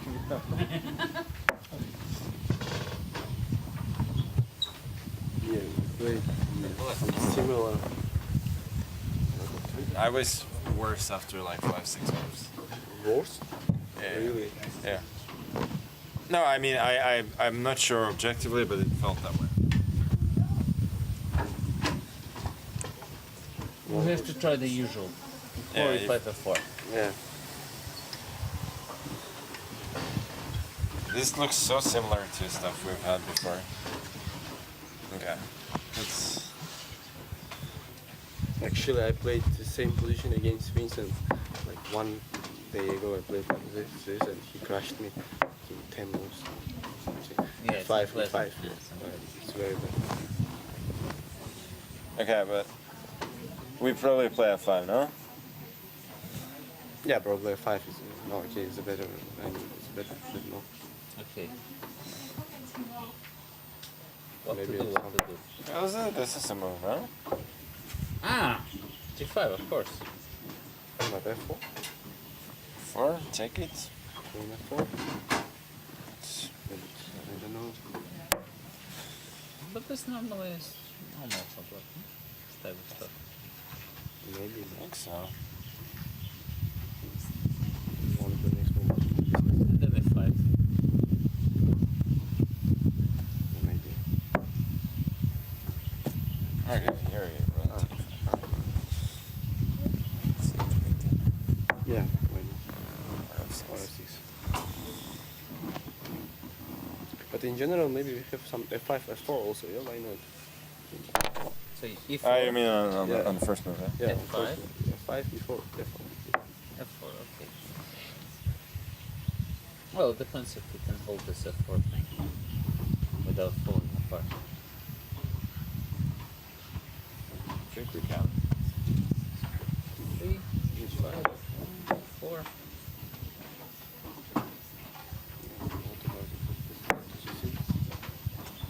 No, you can take somewhere, no?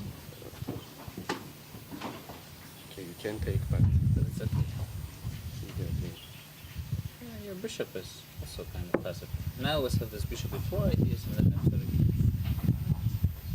Not so convinced. Ah, here there are... Yeah, maybe c3, bishop before f3. No, C3 if you play, like you can always problem with your knight in E1. So I can play D6, take, and knight D6, I can knight Ah, c3 is a solve better... it. Yeah, I agree. Apologies. Also, we can start with knight B6 probably. But then, I don't know, what if I... Knight get C6 back- now. Yeah.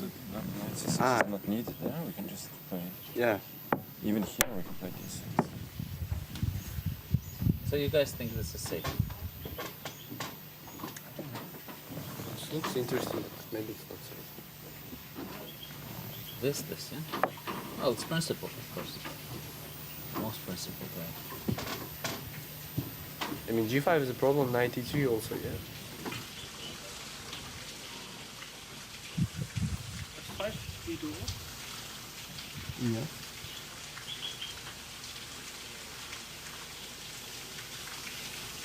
Okay, then I can look for something, right? Take FG.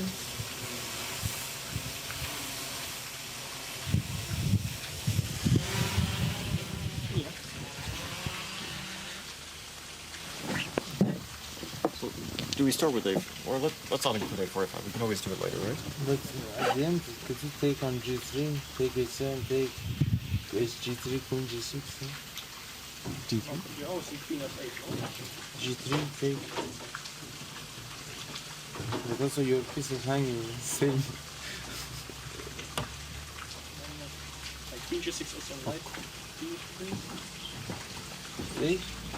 Take G3, knight C5. For this I would love to have A4 F5 included, of course. Yes, yes, I think. Although why? After knight c5 it's annoying either way, isn't it? What do you No, do? but okay, we're just winning, yeah, if we have Okay, this move. Hey, with A4. Okay, and either way, I don't see what you do after. Because we tried bishop e7, knight a6 mate. So, problems for black, yeah.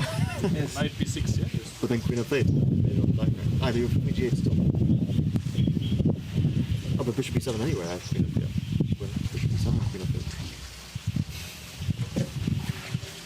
Okay, so But I mean, if you can include, I think it's better to have it included.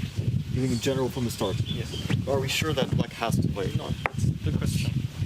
But I think we should do it without before even that. Yes. But then f5, no? And after A5, you A5? play A6. F4, A6, I think we're doing good here. Yeah. I'm not 100% sure, but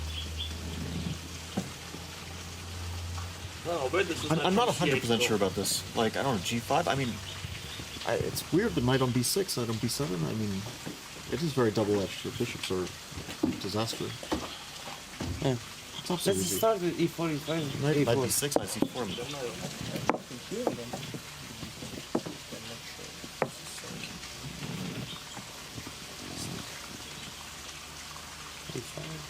No, but okay, if we don't need it, we don't need it. Yeah, like let's just play. Yeah, because a5 a6 here I don't know because knight on c6 doesn't protect any bishop. I think here, if we Knight F5, d6, F6, I would love to have that. Yeah. So, I think F5, F4 is... Knight on D6 is a bit awkward.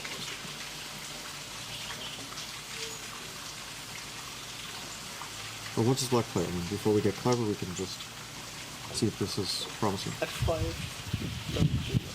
Take. Queen takes to 4. Maybe Yeah, she... just looking at if I go G6 and trying to stabilize the top for the knight D2 or something. By the way, can we just like do this? Rook F5. Wow. Wow. Wow, so it's super tricky. You mean take, you want to take also? Yeah, but we can also... You can also... Oh, no, then knight D3 protect. Yeah, okay. Knight F5 doesn't work. It's not working. But why? Knight C4, knight B3, nothing.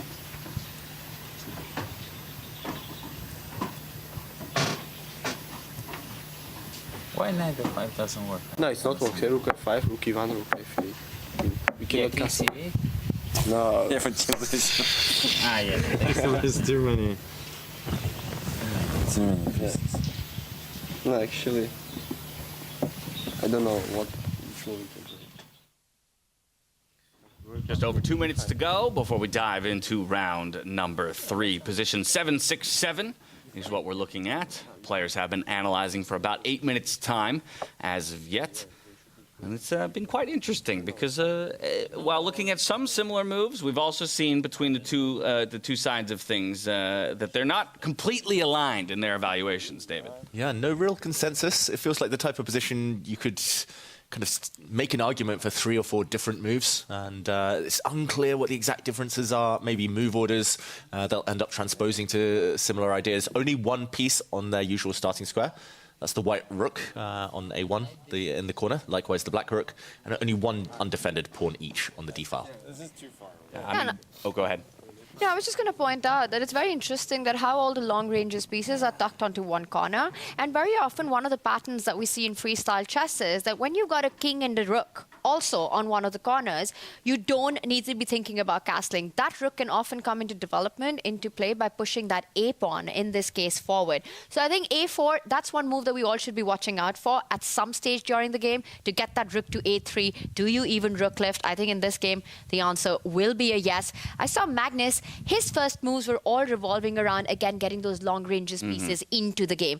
F4, E4, develop the queens and the bishop. But my eye is when A4 happens. But to your point about the placement of those 3 pieces, queen, bishop, bishop, I feel like this is the type of position that can get bloody fast as compared to some of our previous rounds where we've seen a lot of pieces remain on the board until late into the clocks, ticking down. I could see pretty early on some players throwing haymakers at each other.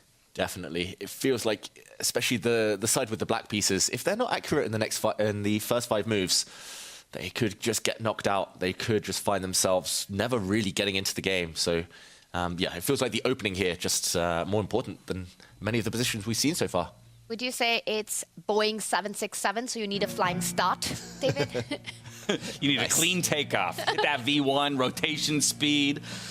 Let's get ourselves up into the air. Let's build some altitude. Let's see who can cruise their way to victory in round number 3. Getting a look at Vincent Keymer and Magnus Carlsen here. Each of them have 1 point to their name through 2 rounds.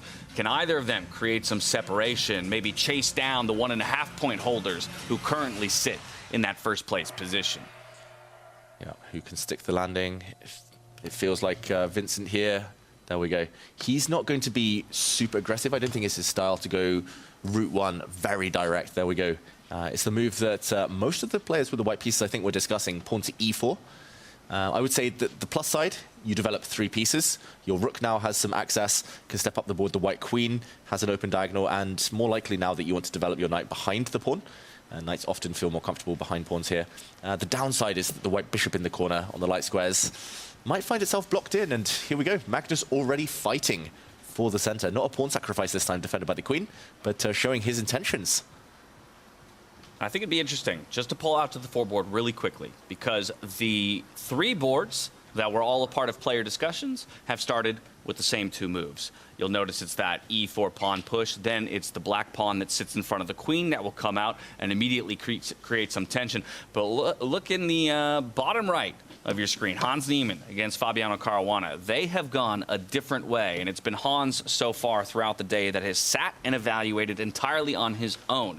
He was the one who deviated right out the gate on that first move. And that's very interesting because in freestyle chess, another thing that we've learned along the way is that the opening is so much about is white successfully able to break the symmetry early on. And I think in this particular example, you can see Fabi, that's that bottom right board, when replied with symmetry, is able to strike first with that F-pawn moving forward, creating that tension, asking questions to Hans. And Hans does not blink. He doesn't shy away. That's a 4-pawn face-off. This is max tension in the center.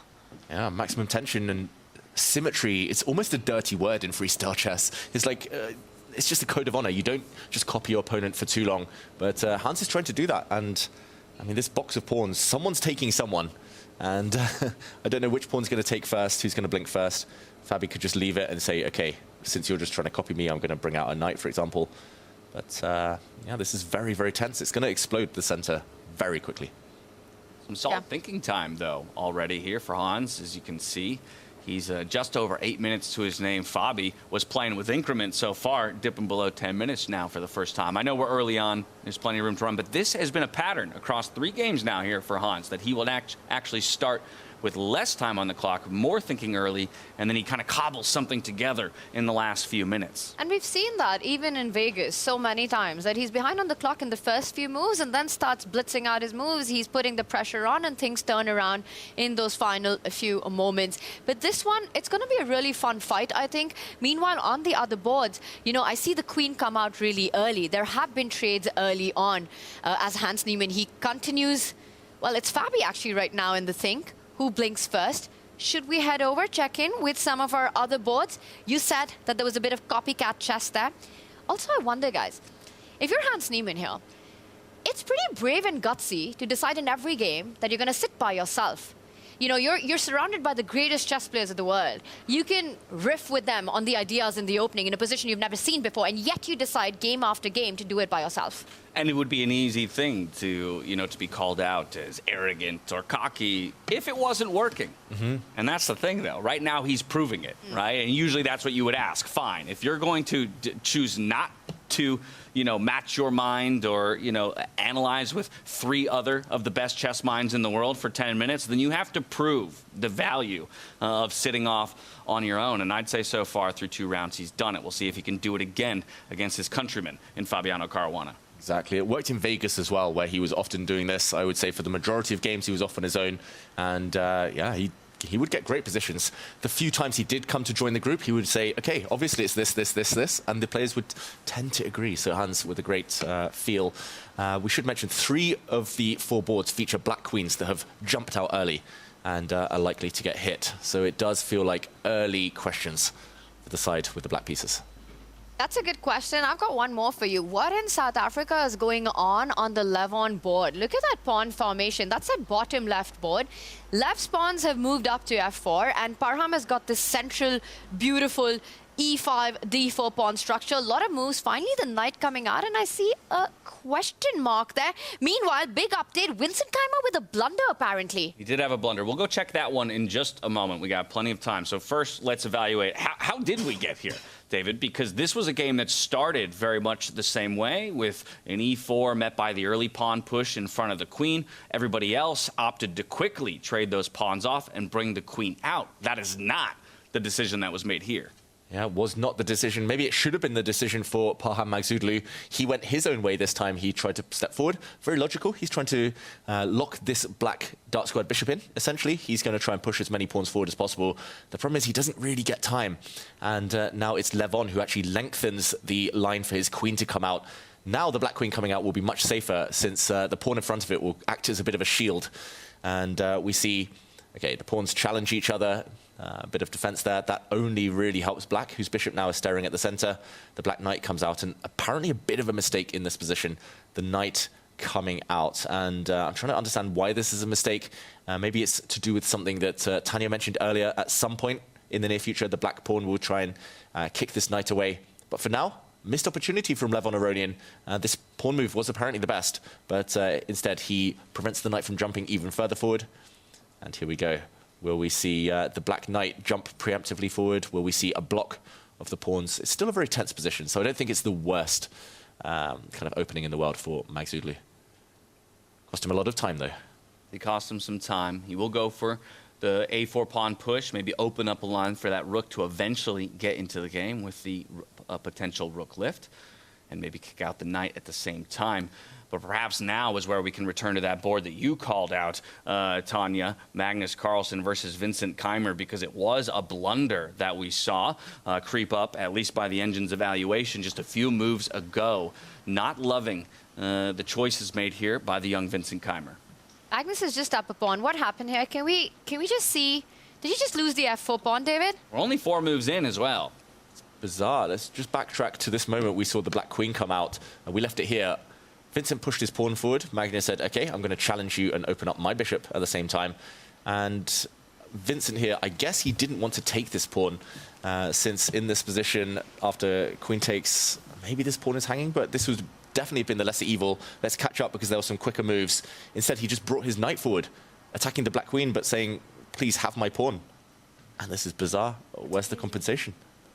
Queen's off the board as well. Magnus with a clear central pawn as well. That's just adding to the misery here for white. Last time I checked, you don't go into an endgame with Magnus. No. You definitely don't go into an endgame down a pawn with Magnus. Never. Not willingly, at least. So the compensation, at very least, is, okay, I own the f-file with my rook. My knights did get, towards the center of the board, just a tempo or two quicker than you.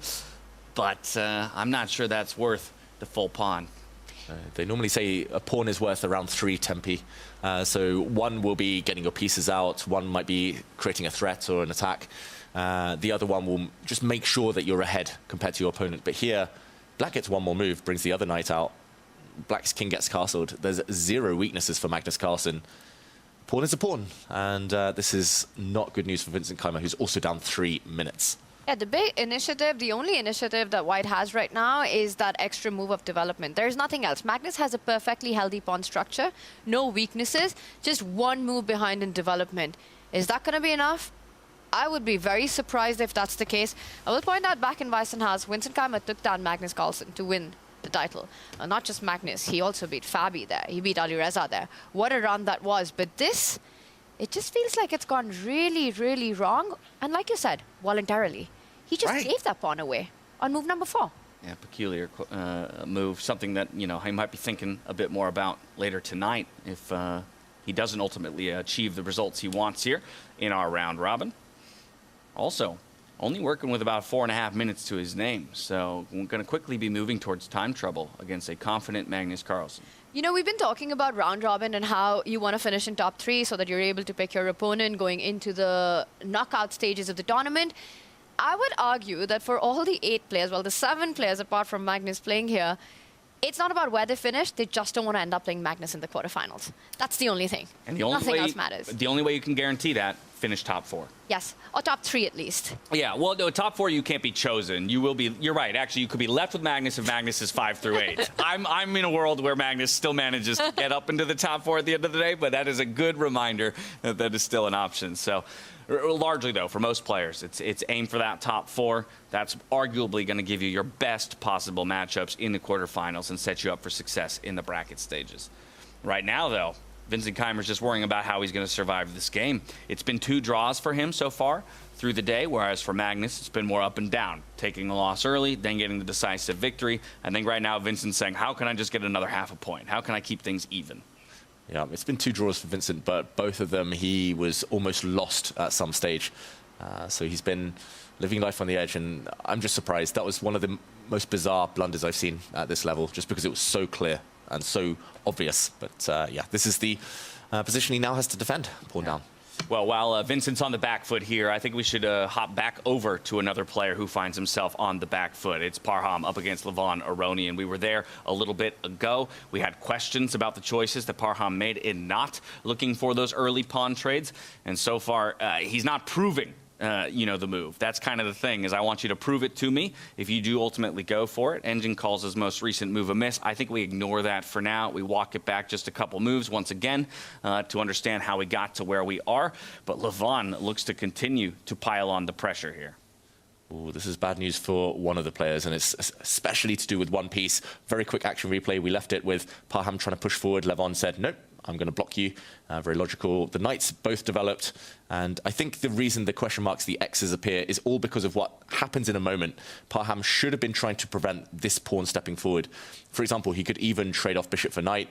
Maybe not what he wants, but at least it's better than what happens next. After white castled, he's probably underestimated this move. Fantastic from Levon Aronian. And this white bishop... Out of the game. Both of them out of the game for good. Yeah? You're playing -6 in material, basically, right now. All Levon needs is one more pawn push, close the cage, throw away the key, and that's 6 points in the bag for life. That is a big strategic mistake. Call him the warden. Says he's about to throw you in a cell. Lock you away for good. Yeah, those are the two ugliest bishops I've seen in chess. And if he doesn't find a way, he's now threatening to, I think, go g4 himself with the queen on h3 because he needs to win that f-pawn. He has to get his pieces into play. So if Parham gets the opportunity, he's going to try to push that, but it's not easy. It leaves behind some squares as well. With this, everything's gone wrong. And there's a bigger storyline here, right? If Parham doesn't survive this, that's 3 in a row in the opposite direction. Yeah. And to come back from that in a round robin, in this field, one game after another, super difficult. Huge pressure on Parham right now. Yeah, then you're just concerned for mentality. Yeah. Right? How quickly, things can spiral out of control if you just feel like, you're not playing your best game, you're not in your top form, and everybody else is. Especially because he's, at least at the elite level, less experienced than everyone else. Even Sindarov at this point, who's a few years younger, has played maybe more elite events. I think the fact that he's dreamed about it for so long, bishop for knight trade there, just means he wants it more. But the moment you get the door shut in your face, you keep suffering these positions, it could be very difficult to come back from. And Levon's not only shut in 2 bishops, but he's also pawn up, which doesn't really help. That pawn in the center now defended by Black's knight and the bishop. This is quite devastating for white. There is an 8-7 tender pawn that you're always eyeing if you're white. I think for Parham, he just has to go desperate right now. He has to hit the chaos button, try to change the characteristic of the position. He's given a central pawn. Will he take that 8-7 pawn? There's d4 hanging as well, so not an easy decision. He captures an e5. He could now go on to win that h pawn there, but it just doesn't look like a trade that's going to favor white. A central pawn for a side pawn. And now the castle comes out. Gets a small question mark by the engine once again, but Levon is still in a very strong position overall. Queen maybe now a little offsides. Yes, you picked up the pawn, but you got to make sure that you don't leave her there for too long to get surrounded and trapped. Exactly, and maybe the queen, it was nicer to keep her on this diagonal, stopping the black king from castling. Levon just playing a very safe move. Again, the key is about to be kind of thrown away once this pawn steps forward. That is prevented by Parham, or at least made to look less attractive. But those bishops still need breathing space, still can't get in the game. He's trying to get at least one of them into the game with bishop to h2, slide that over, try to get that diagonal open. But seriously, what are these bishops? What bishops are we even talking about? I mean, essentially, you're playing down 2 pieces right now if you're Parham. Yeah, that gives Levon at least a handful of moves to try and generate some kind of attack on the other side of the board. I wouldn't be shocked, actually, if he does play this move, pawn to g4, just because if white takes it, it would have been harder. It would have been a lengthier process to get the bishops into the game. But no, he pushes forward his pawn. This is an opportunity, David, because the idea that we're talking about, can white try to do that? Can you go g4, bishop h2? And now I'm also looking at the queen where it is, the bishop on the diagonal, a c7 tender spot in front of the black king. Okay, he has to try it before it's too late. There we go. Tanya's idea on the board. The white bishop just needs one more move to come to life. Check. Probably it's the check. Yeah, Parham sees his opening, though. He's going to go for it. Don't like that check. Yeah. Because it's not about the king. It's about taking control of that h2 square. Yeah, those bishops, so sad, those pieces. You could literally put them on any other square on the board and they would be happier. It's the worst possible squares. Levon wants to go the other way. I think that was the idea behind his last move. So he's just debating. It feels like the queen, but no, it's one of the knights that lands in the center. He's using the small window of opportunity to try and trade off defenders, but apparently a mistake, given a question mark. Move over move. We've seen that bar creep back up in the northerly direction. Feels like he has to take that knight somehow. I would be terrified here of allowing knight takes knight, a pawn to recapture, and the black queen jumping in on the diagonal. That just looks too scary. So Parham might need to take the knights off the board and then start to bring his at least one of the 2 bishops to life. He will do that. There we go. All right, another quick trade. Rook comes to the center of the board. Still have rooks staring at each other there on the d file. Parham's going to go ahead and move his king to a slightly safer square. Now, that might have been the opportunity, you know, like the bishop could have come out. He was reluctant to trade off the rooks because there were some tactics. Rook takes rook. The black knight would have been threatening to jump out the way with a check on the white king. And the remaining rooks on the e-file would have been staring at each other. So I understand why he tucks his king away. If you castle on the long side, always you want to put your king closer to the corner. But that might have been a luxury he doesn't have. Now, interestingly, Parham here has a very similar position to two of our other players with white pieces. Right now, it's 3 boards where black has a dominating advantage. It's only Fabiano Caruana up against Hans Niemann who's managed to get any sort of advantage with the white pieces. So very interesting to see that one playing out. Perhaps we can hop over to Fabiano and Hans Niemann just to see how Fabiano's done what no other player with the first move has been able to do.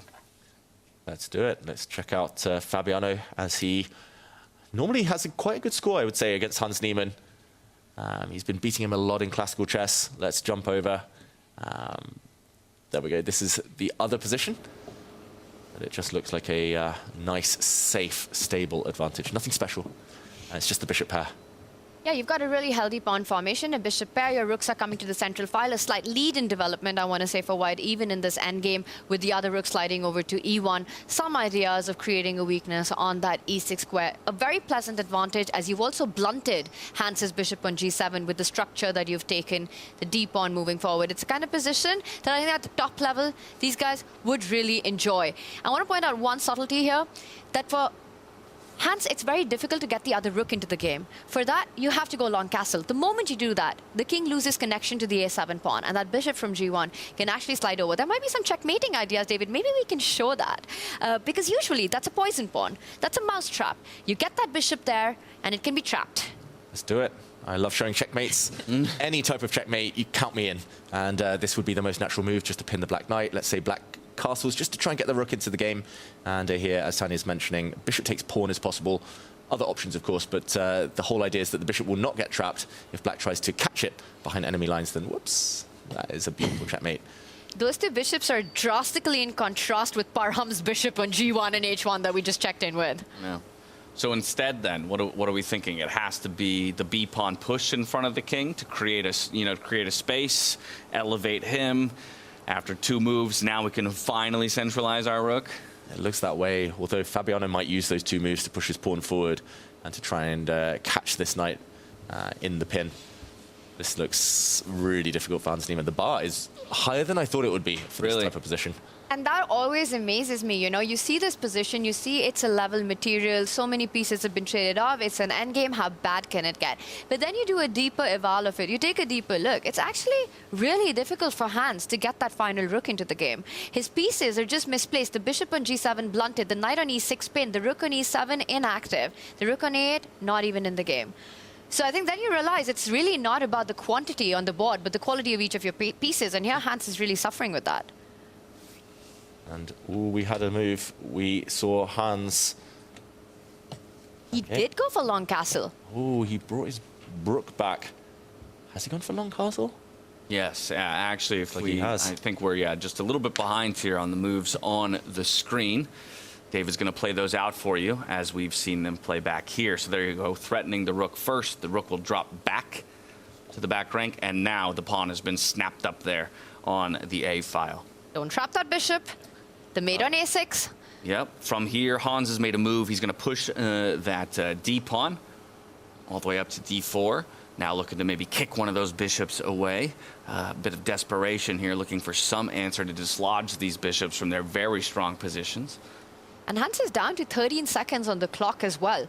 He's down a pawn. He's still struggling with harmony of his pieces right now. Yes, he's gotten the castle in, but he's lost the a7 pawn on the way. Bishop b5 looks extremely natural to provoke some other pawn moves to create weaknesses. You've got the bishop pair if you're Fabi, the extra pawn. The bar is still unusually high. Yeah, I think it's just the fact that black is too slow. Like the white bishop probably will step forward. You could also make an argument for stepping back and pinning the knight on this diagonal. Fabi liked your first move. The bishop will step forward. It's going to be immediately blocked by the pawn on the other side there for Hans Niemann. Fabi now drops the bishop back to that e2 square just in front of his own rook. Okay, maybe the slightest bit of breathing room here for Hans as the engine slightly dips. And I think that move was very important to provoke c6, because had Fabi fallen back immediately, he'd need to calculate what happens after the bishop getting trapped with that b6 move earlier on, now that the king has running square. So Fabi being incredibly precise here, comes in with a threat, bishop g4. Watch out, Hans Niemann. H4 push here from Hans. Grabbing a little bit more space. Feels almost a bit like a waiting move, though, while nothing is really easy for him to do. And yeah, as David's pointing out here, leaves a pawn completely exposed. And here we go. The knight does drop back to defend that pawn. This is just very, very bad news. This could be game over any moment. I think Fabiano has a winning move on the spot. He can drop his bishop back, and the two black rooks had to defend each other. One of them's going to have to give way. He does play that move. Rook trade. Drops, rook trades, exactly right. Now the other rook will slide up there to d6. Really quick update. Javakir, Arjun might be finishing this moment. Arjun Erigaisi is up a piece, but I think there is a repetition, a perpetual check possible there. If this is the time, I think it's now that we head over to that, if that's possible, James. Yeah, let's make a jump. Well, we've got the 4 boards up, so at the very least we can see the position of all of the games as they're playing out right now. If Arjun can get at least half a point away from one of our first place holders here in Javakir Sindarov, that would be incredible. We can dive in there to see maybe that perpetual that Tanya was talking about. Arjun with that half a point. Oh, over to Parham and Levon actually is where we're diving in. Let's kind of catch up with this one from bad to worse here for Parham, it looks like. That was a checkmate being threatened on b2, defended now with the queen retreat, but Parham down an entire piece, and that bishop on g1, still trapped there. He actually lost the bishop next to it. I think it didn't even matter if it was on the board or off the board, but the problem is the other one's not playing either. Exactly. You can see it on Parham's face. Like, that tells the whole story. We don't even need an evaluation bar here. Oh, that is flashy from Levon. He's giving up his knight. Oh, he gets the handshake, he takes the win. The black queen was about to swoop down. Yeah, it's a head-in-hand handshake from Parham, and I think that just is, you know, the most visceral kind of picture we have of how his tournament has gone so far. Still not able to get a point on the board as he falls down to our Vegas winner. A couple of other results came in. It was Fabiano who dispatched Hans Niemann to move up to 2 points with a decisive victory, and we did end up with that draw that you spoke about, Tanya, between Javakir Sindarov and Arjun Erigaisi. That means it's just Vincent Keymer here who's got his back against the wall against Magnus Carlsen. He's now down 2 pawns to boot right here in this endgame. A super strong bishop from Magnus. I don't see any universe where Vincent survives this one. Once the h-pawn starts moving forward, it's the one that's hardest to fight against when you have the knight. Right now, slowly but steadily, Magnus improves his position of the king marching forward to e6 to kick that rook out of the 5th rank so that the h-pawn can start moving ahead. Magnus, akin to his season-long performance here, looking to match it. Doesn't win the first event of the year, but looks to put back-to-back victories like he did in Paris and Grinke together here in the round robin. If he can get it done against Vincent Keymer, he'll move up to a cool 2 points, and just like that, he'll have a share of first place. Yeah, he does it time and time again. He's very consistent in a way. He always struggles to get off the starting blocks, but once he's in full swing, just so tough to fight him. And here we go. As Tanya said, the h-pawn is marching. That will act as a deflection, a distraction for the white pieces. And I was going to say the king could go the other way a bit later.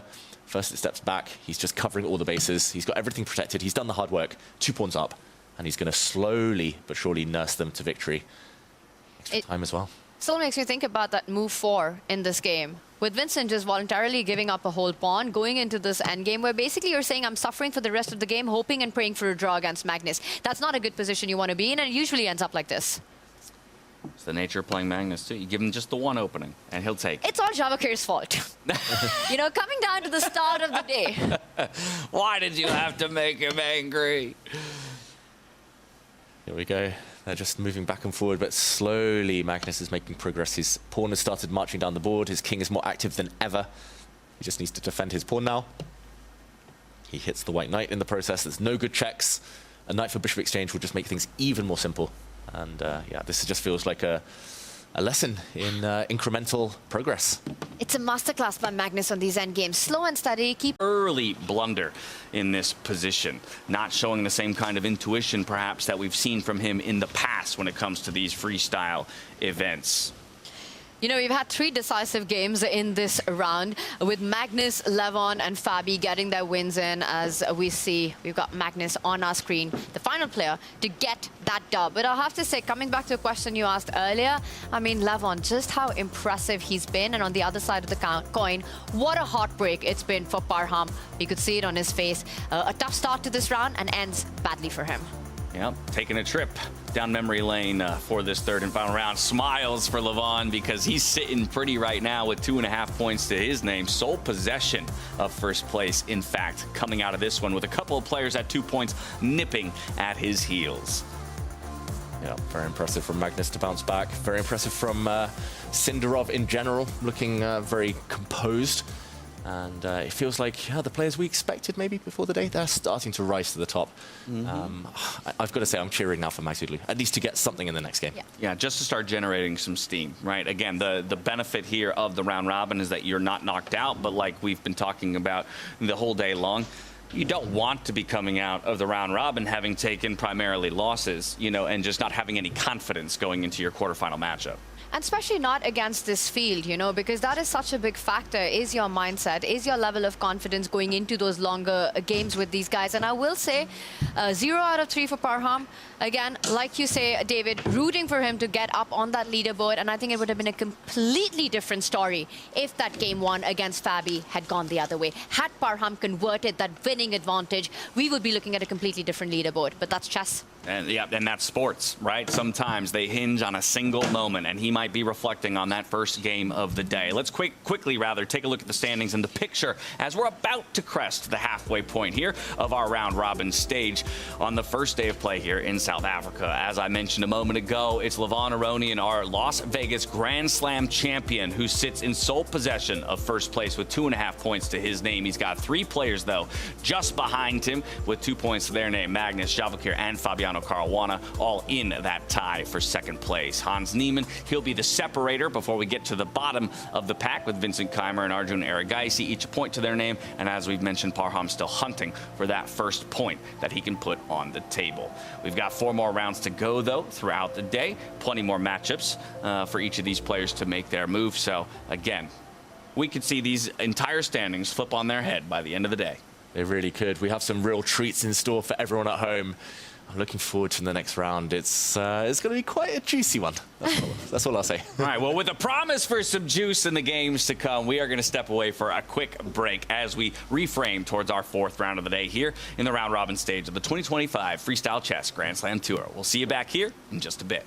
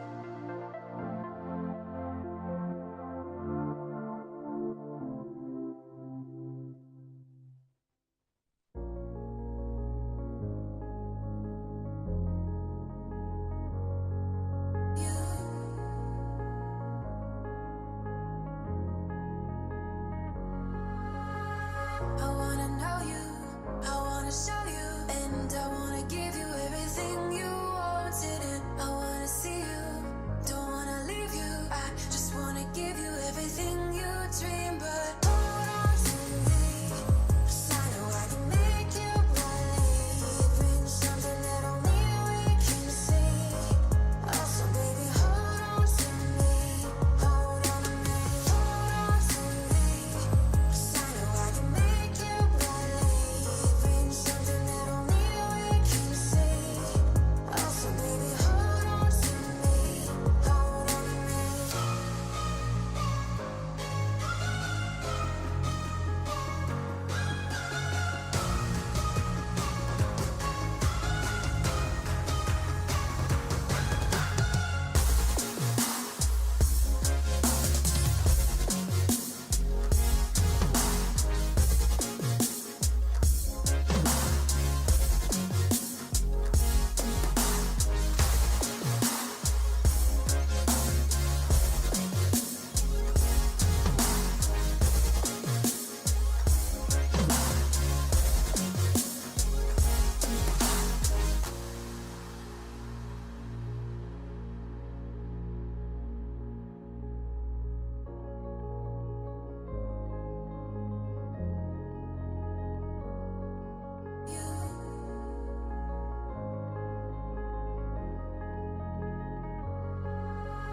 Baby, wait, I know that you're afraid, but it'll be okay if you just stay with me, and we can run from here, and we can disappear, and they won't find us where we are going, dear. So baby, hold on to me, 'cause I know I can make you believe in something that only we can see.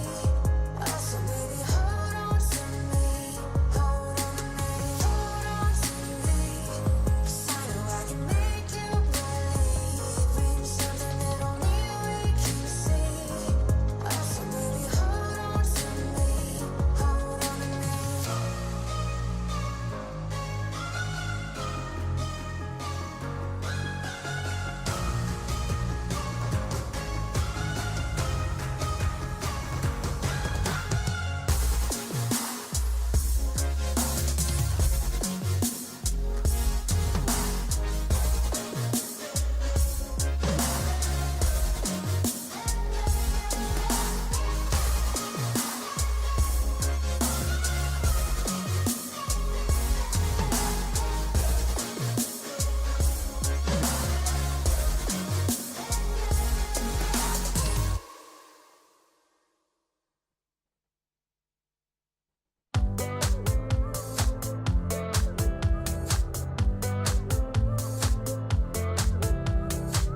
You got me thinking about tomorrow more than I ever have before. You're bringing light to my shadows. Every day you leave me wanting more.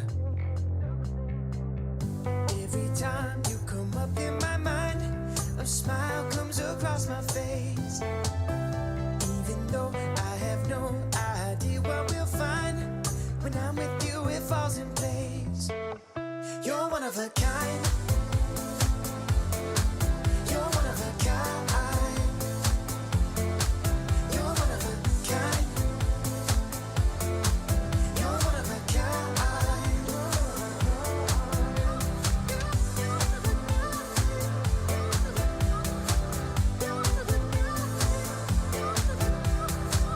You show up first to every party, and you think tequila is your friend.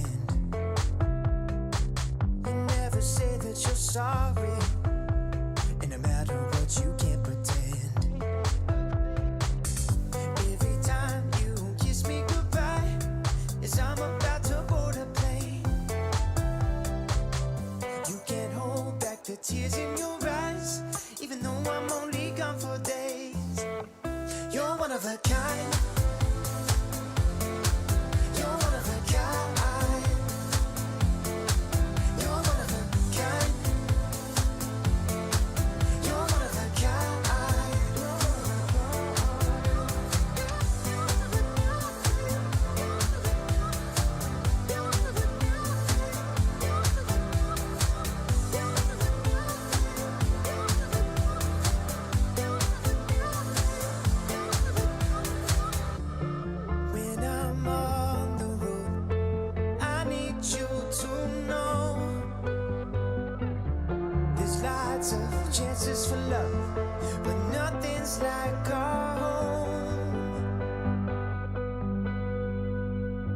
Every time you come up in my mind, a smile comes across my face.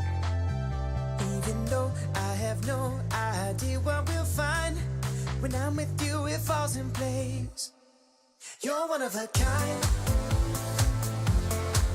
You're one of a kind. You're one of a kind. You're one of a kind.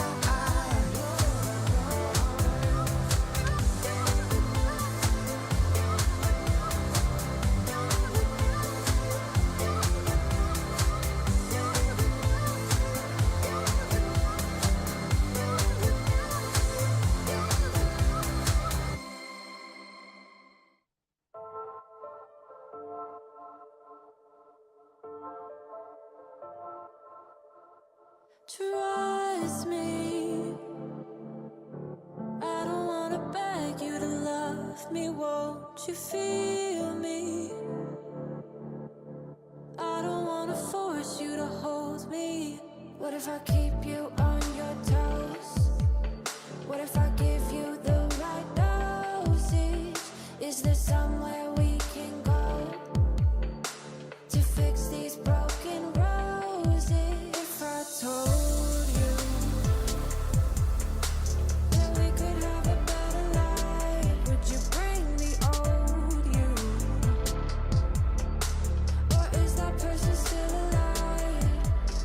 If you took him off the shelf, would he even be himself? If I told you that we could have a better life. No sleep, you'll never find me dreaming these days. Lonely, I had to get another set of keys made. What if I keep you on your toes? What if I give you the right dosage? Is there somewhere we can go? Hello, everyone, and welcome to South Africa.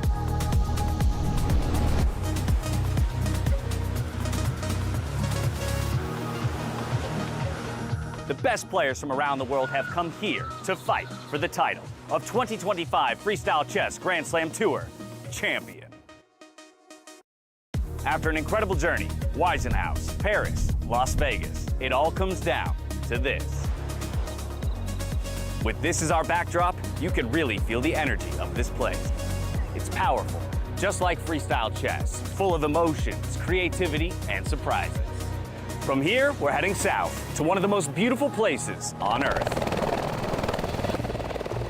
A place where luxury meets nature and where the 2025 champion will be crowned. Welcome to Grootbos Private Nature Reserve, the home of the Freestyle Chess Grand Slam Season Finals 2025. It takes your breath away. The perfect place for the grand final.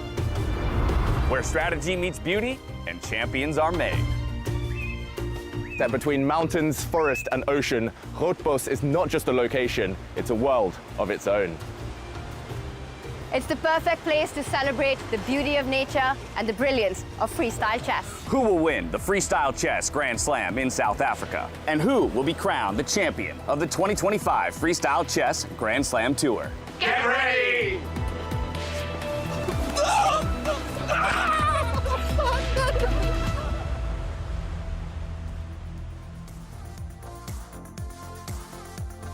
Welcome back, everyone, to the 2025 Freestyle Chess Grand Slam Tour Season Final. Here in South Africa, moments ago, we had the position lottery for our fourth round of the day. We're cresting into the back half, trying to see who will surprise us as we move into our fourth round. With the position drawn, it will be 219. Position 219 will be the landscape of the battlefield for our players. And here are the matchups. Magnus Carlsen, the world #1, up against Hans Niemann. That will be a marquee matchup, to say the least. Then Levon Aronian up against Fabiano Caruana, two of the players with 2 points to their name, nipping at the heels of our first-place holders. Sindarov up against Parham, and then we'll close things out with Vincent Keymer versus Arjun Erigaisi in the fourth round of the day. Those are your matchups, and while the position lottery has been drawn, the players themselves are now looking to analyze the position in their chosen groups. We'll be back in just a bit to talk about it ourselves and get you into the action.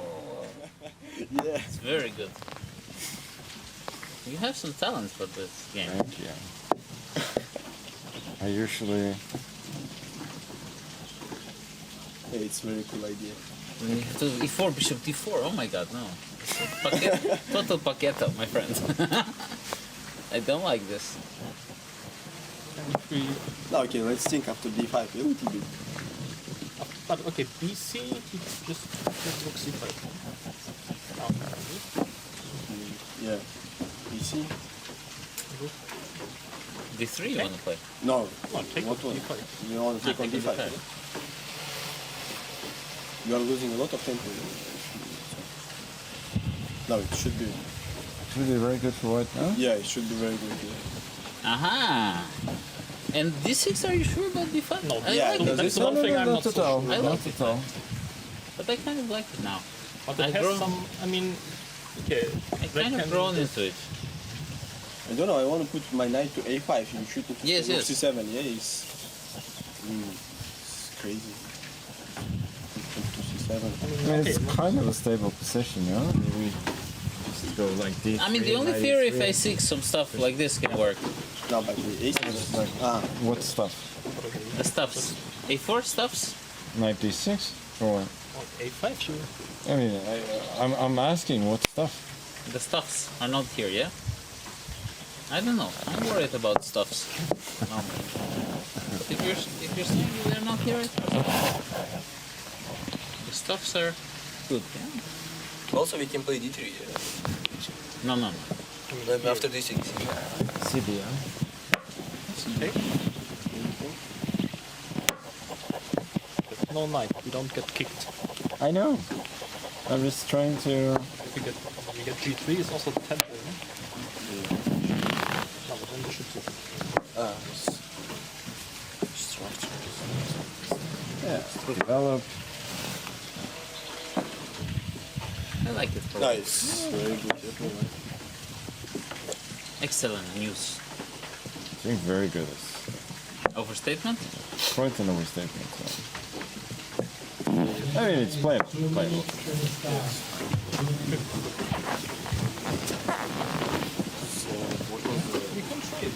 Very interesting, yes. Should we try it?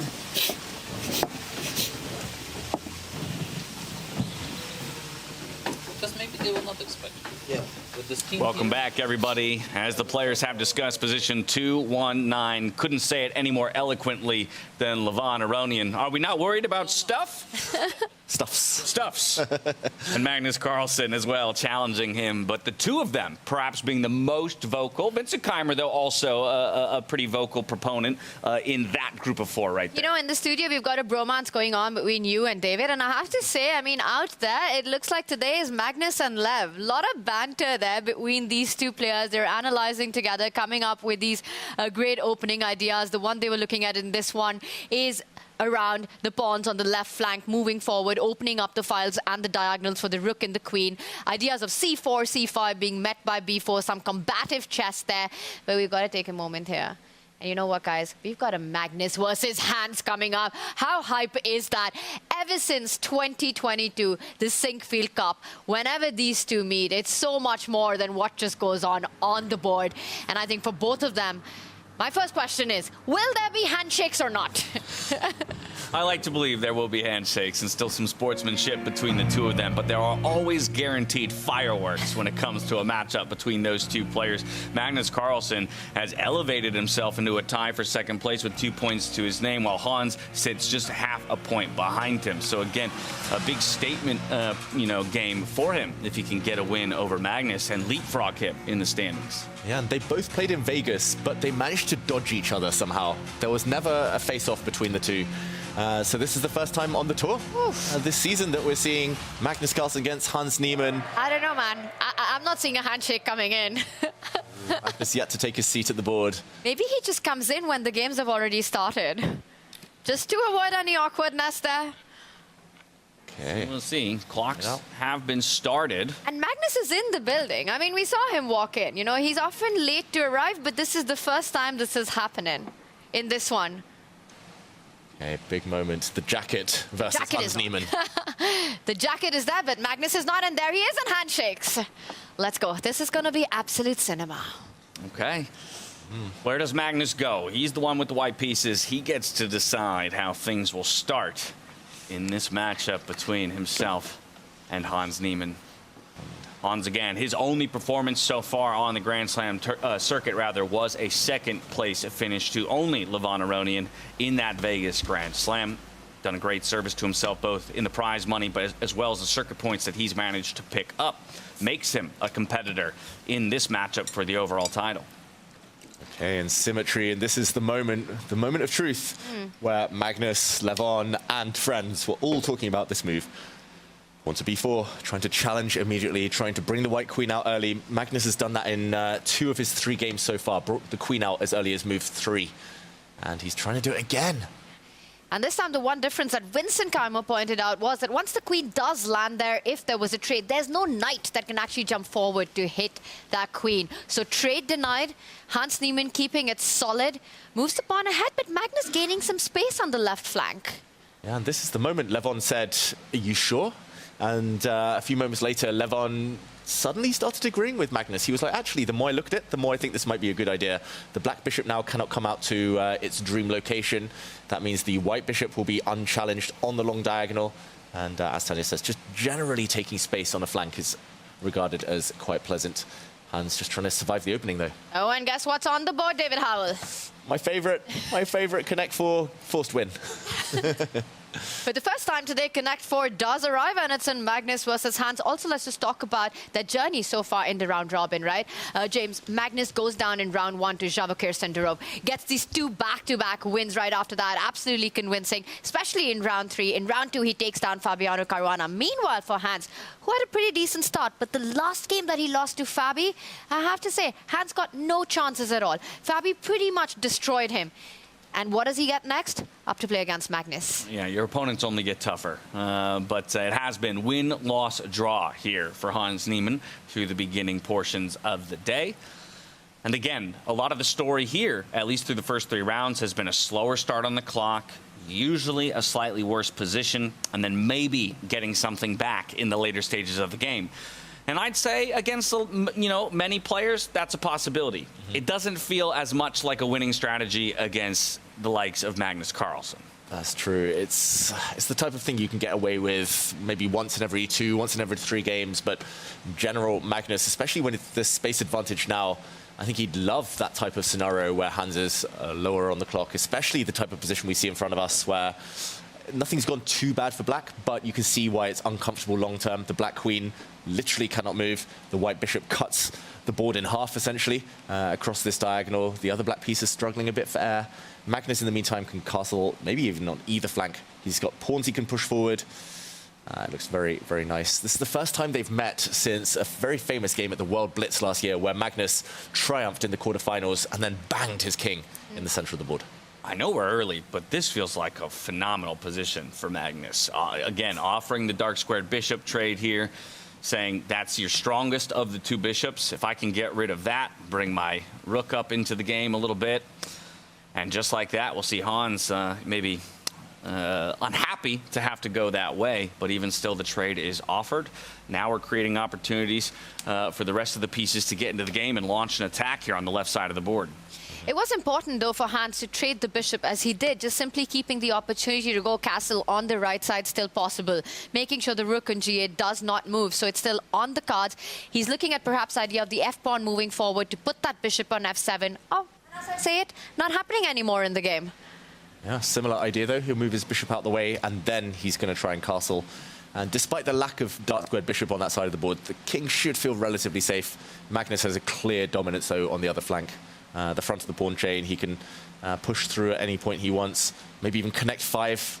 Maybe I'm in dreamland now. I was going to say, no, he expected the forced win off of the connect 4, but maybe it actually is the connect 5 that's required. And I was going to say, does a knight on f1 count? But it's not there anymore, David, unfortunately. Not yet.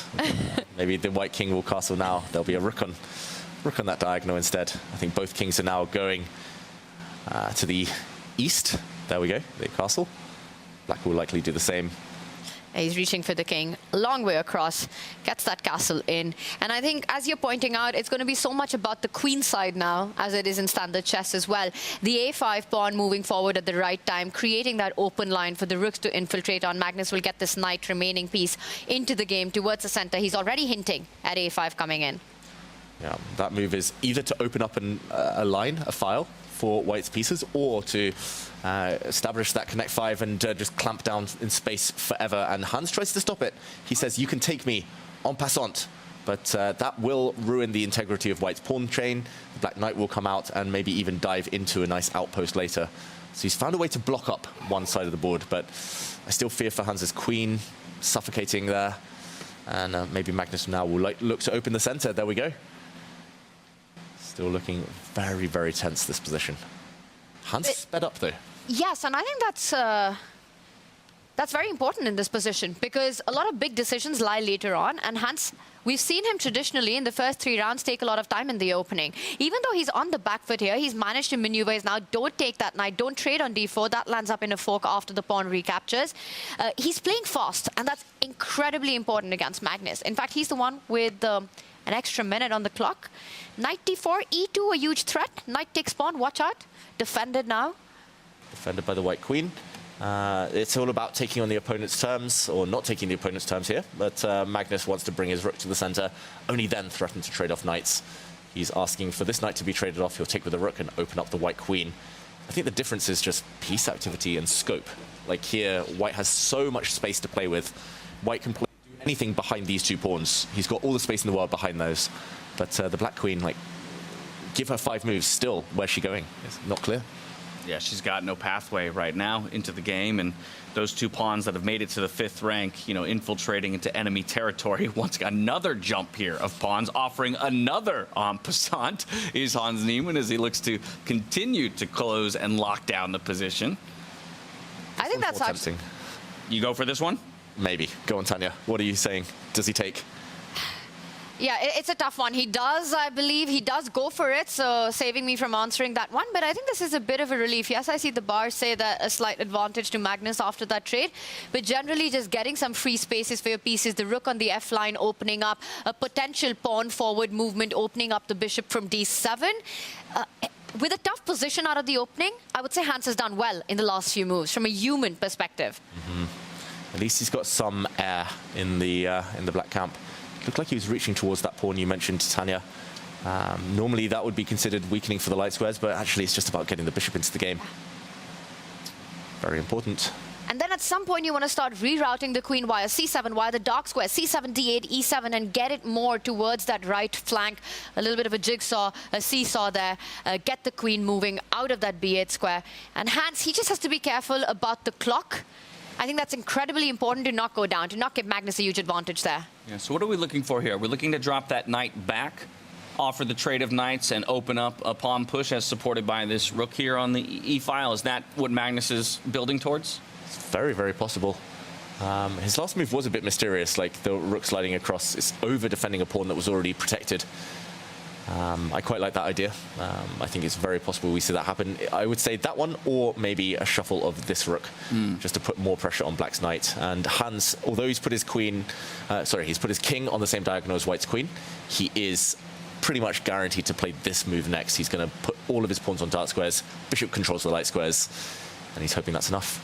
And I'm just wondering if an alternative plan for Hans to try to defend this position would be to try to get rid of the light squared bishop. We're talking about opening that diagonal. Maybe we might see some maneuvering of that bishop sliding back to that c8 square once the rook vacates it. Get it to b7. If you're able to trade these 2 pieces off, I think Hans would be incredibly happy with that. But it's a long way off, and I don't know if he has enough time to execute all of it. I agree, though, that the bishop quality and the queen quality are the main differences between the 2 positions. Magnus, though, he's slowed right down. He's 2 minutes behind Hans. It's hard to find a plan for White. I think he just needs to get this black knight out of his half of the board. That's one of the first things my early coaches told me. Just as soon as your opponent's pieces enter your half, kick them away, trade them off, get rid. And even though I think it's been more than 3 years since the infamous Sinkfield Cup game, I think every time these two play each other, for Magnus, it's extra motivation. We saw it play out in the World Blitz Championship that earlier you were referencing to, just how much it meant to Magnus to win that, with his reaction right after. And for Hans, it just feels like it's his opportunity every time to redeem himself, to show that he's still got it and the unfairness that he feels that's been done to him. So it is that platform that he gets. But beating Magnus Carlsen is never an easy job. And I think for Magnus, the extra motivation usually does pay off. Not an easy advantage, though, this one, David. Not easy at all. He shuffles his rook. That will be met by the black pawn stepping forward. And there we go. Magnus retreats. It's all about squares. This black knight actually holds some very important squares now. These two squares that white's other pieces want to use. So I think Magnus is coming around. He wants to trade off that knight if he can. He wants access. But the fact he's left his opponent's piece here, the stallion in the center, it is a bit surprising. Yeah, such a beautiful knight. Locking things down. But still opportunities to remove it, right? If you can liquidate a few things, you just got to get that knight out of the way, exactly, so you can move your e-pawn up one square and kick that knight out, at least for the time being. But that is also going to leave behind some light square weaknesses. You have to kind of time all of that really well. I'll also point out Hans's bishop arriving to e6 is going to put pressure on that c4 pawn. We're talking about queen and bishop being the tough pieces for black here. Bishop e6, queen c7, queen f7. Line up, create a battery, and hit that soft pawn on c4. Tying down Magnus's knights. Looks like a good way to start. Cover some holes. Oh, and f2 as well, David. That could be scary suddenly for Magnus Carlsen. Still takes 3 or 4 moves, so he'd have a window of opportunity there. But Hans does slow down. Longest think for him of the game so far. And while he's in his longest think, I think we should take a trip around the horn, if you will. We'll come back to this one by the time it makes it into the later stages of the game, and we'll be sure to catch its thrilling conclusion. Here's the bird's eye view of how things stand across all of our boards. Perhaps the most equal the field has been throughout our 4 rounds. As you can see, the eval bars on pretty much every bar kind of sits still in the middle. So let's go ahead from top left to top right. Let's dive in with Levon Aronian and Fabiano Caruana, and then we'll continue around till we make it back to Hans Niemann up against the world #1. So checking in with Fabiano and Levon. Again, Fabiano, 2 points to his name, nipping at the heels of his very opponent here in Levon, who has sole possession of first place at 2.5. If you can get the decisive victory here, once again, it's a massive leapfrog, and you're doing a service to the rest of the people in the field by reeling Levon back in essence. That's true. And this position, kind of superficial glance, looks quite nice for white. The light square bishop that, okay, just moved forward 1 square. Interesting. I guess stopping the black knight from ever delivering some nasty checks. But this white bishop is unchallenged for the rest of the game. Black's light square bishop has been traded off for a knight. So I think this diagonal is where Levon will kind of place most of his hopes. He wants to break out on the queen side a bit later. At the right time. And that's something that's always going to be in the air, and something Fabi will have to keep account of, because the b7 pawn will then become a massive weakness. So the bishop pair, a really strong bishop. And I'll also point out, there are some A-file infiltration squares for the white queen as well. I see ideas of the queen landing on A5, asking questions to that black knight. I don't know how Levon does this, but I've seen it game after game. We're sitting on round 4, but really pleasant positions out of the opening every single time. On the clock as well, pretty much level. Lev's having a great time here. He's enjoying himself not only in the pre-game analysis with all the banter and the stuff with Magnus, but even once the game starts. Seems like he's picking up where he left off in Vegas. I know it's been a few months' time, but he seems to have not missed a beat between then and now. Yeah, and this just resembles an English opening in traditional chess, and that's an opening that Levon specialized in for many years. So using some pattern recognition to eke out a very small advantage, and there we see Fabi already making mistakes. Well, all right, so now the question is, can Levon capitalize on the small inaccuracy here from Caruana? And currently, Levon is the sole leader. In round 3, 2.5 points, ahead by half a point to the rest of the field, with Magnus, Javakir, Fabi chasing, hot on heels with 2 points there.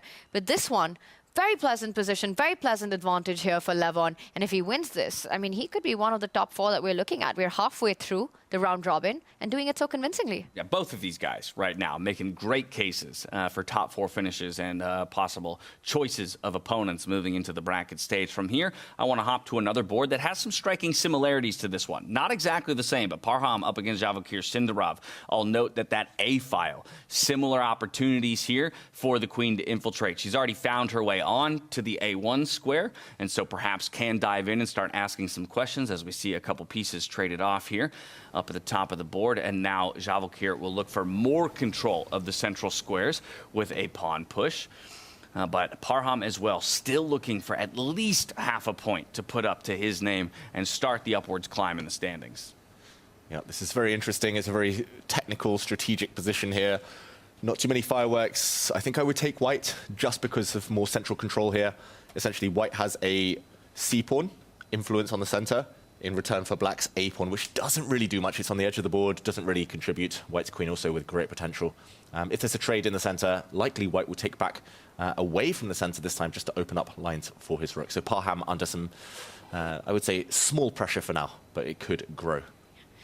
And the most unpleasant part for Parham is really his mindset. With 0 out of 3, playing this position where you need to be on the defense strategically, positionally, without any tactical relief in the position, which is what Parham relies so much on, is incredibly hard to deal with. Javokir undefeated in the round robin so far, looking good with the positional advantage here, but there are so many fireworks in the Arjun versus Vincent board. All right, well then that's where we'll go to complete our kind of circle around the world and checking in on round 4. Arjun Erigaisi up against Vincent Keymer. As we dive into this one, very different look, at least from my perspective, as any other board. I do see the bishop pair, and as I say that, one of them will be snapped off here with the pawn over there on the left-hand side of the board. 1 point apiece. These guys are tied in the standings, so you'd love to get a decisive victory and really start to shoot up the ladder. This is nuts, David, and I saw you as well. I think both of us are just thinking about that king on d1. I will point out that was the starting position of the king in this very pull-out of the game. But with king on d1, notice how that bishop, the dark squared bishop that Arjun has, there's no castling on the right flank because the e1 square is controlled. All the squares need to be free for you to be able to make that castle. On the left flank, you have to be really gutsy to even make that happen. With the king stuck on d1, opposite color bishop, I mean, this... As long as the majors are on the board, anything can happen. It's a game for 3 results. Definitely. Opposite color bishops, like, it's all about king safety. Here, he does keep his bishop cutting across that line, and, okay, Vincent decides he's never going to castle anyway. Why not walk forward? The Bong Cloud King, as we sometimes call it, just stepping forward. And the path is actually quite straightforward. He's going to move his rook, then he's going to slide it back towards safety. And in the meantime, the rest of the position looks like it's quite well controlled by Vincent. He's got the doubled pawns in the center, but also a lot of central control, therefore. I'm going to say it's quite balanced for now. Arjun, though, thinking about how to stack some pressure onto those doubled pawns by bringing his queen to a more central square. Maybe looking eventually for the e-pawn push to relieve a bit of the tension there. And while Arjun tries to navigate this position with black, I think it's time to step back into our marquee matchup. Magnus Carlsen, he's pushing for the win right now, trying to push Hans Niemann's knight out of the way, which has moved back. And maybe, David, before we deep dive into what's happening, a quick action replay? Very quickly, we'll dive back and catch up all of the moves for our viewers at home. We left it with, after the pawn stepping forward, Magnus retreating his knight, looking at some light squared holes in the center. Hans did play the move Tanya recommended, very logical. And now, after a knight jump, Hans Niemann now apparently making a small mistake. The position is blocked. Pawn structure so locked that actually knights are better than bishops. So maybe taking with the bishop, getting his own bishop off the board was the better choice. But he took with the knight, just as natural. And in this position, brought his bishop forward, attacking this pawn. Magnus says, I'll block. The bishop has to move. He says, OK, get out of my camp now. This knight has been here too long. It has retreated. And now Magnus brings the knight forward. Huge threat on the board. I was going to say, to bring the knight forward, that would have trapped, would have caught this bishop without a retreat. So now at least the path has opened up for that bishop to run home. Yeah, but 2 retreating moves there for the knight that now finds itself on the rim of the board. Not a pretty spot for it to be. And the knight isn't the biggest problem. You could shut off that bishop on h3. A move like g4 is what has to be on Magnus's radar, essentially trapping the bishop, give white one more move, knight f2, and you win that piece. Wow, huge moment for Magnus Carlsen. If he plays this move, and he does, big advantage. He's trying to use his knight now to collect this trapped bishop, and the black knight actually gets in the way. You would love to use your own pawn to break the retreat here, break it back open, that diagonal, but no, it just looks like it's too slow. Hans Niemann's about to lose a piece. He's going to have to sacrifice something. Magnus gets the exclam, and for good reason here. Poised to win a piece. Wow, this is bad news for Hans Niemann, who's down at the 1 minute mark. His downfall has been his queen. His queen has never got in the game. He hasn't made a single move with that piece. I mean, it's just been really hard for him to do that. And Magnus getting that advantage from the opening of the space, he does convert that into material advantage, gives up the knight, Hans does for 2 pawns. I don't see this being enough, especially with the majors being so disconnected. The queen on one side, the rook on the other side. Where's the counterplay? Knight on e4, a monster of a piece. Yeah, all Magnus needs to do now is trade off all the rooks, trade off the queens, and it's game over. The white knight is so strong. The black pawns are actually pretty weak. They will fall prey to that knight if the queens and rooks disappear. And yeah, he wants to trade those off, mainly just to get his king to safety. While the heavy pieces, the majors, the rooks, the queens are still on the board, at least there's some hope of a counterattack for Hans. Queens might be on the board, but look at that black queen's position. I mean, again, we highlighted it earlier before we left the board, but the number of moves she'll have to make just to become involved into this game is astronomical. And it hasn't made one single move. I mean, that's the most important piece. And Magnus has spoken about this himself so much. He's the player who gets it out as quickly as possible. The queen sometime endangering it with threats as well. But right now, up a piece, you know, up on the clock as well. This has sort of been a Magnus show so far. I don't think Hans ever got a chance. I don't know what's coming up next, but this is going to be tough to save. Yeah, positional mastery from Magnus so far. And Hans, it's actually the rook and the queen. Neither of those 2 pieces have moved. We're 26 moves in, and he hasn't used 2 of the most powerful ones. At least this rook is now about to line up with its teammate there on the open F file.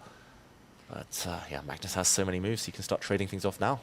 And maybe that's part of the plan, right? Set up that Alekhine's gun, if you will. Get the rook on the F-file, move it 1 step forward, get the queen behind it, but none of that. Finally, Hans Niemann's queen does arrive on C7, probably eyeing the F7 spot for it, hitting the D-pawn, as well as defending the rook right now. Magnus doing traditional chess principle. You're up material, try and trade off as many pieces as you can. There we go. He'll be the first to stack a couple of his major pieces here on the F-file.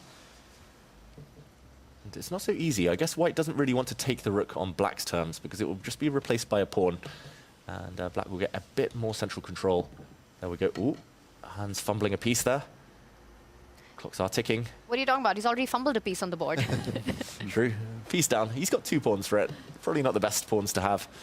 None of the black pawns look too dangerous, but there we go. He does eventually give way. And that is good news for Magnus. That was played because Magnus was trying to trap the bishop again. Yeah.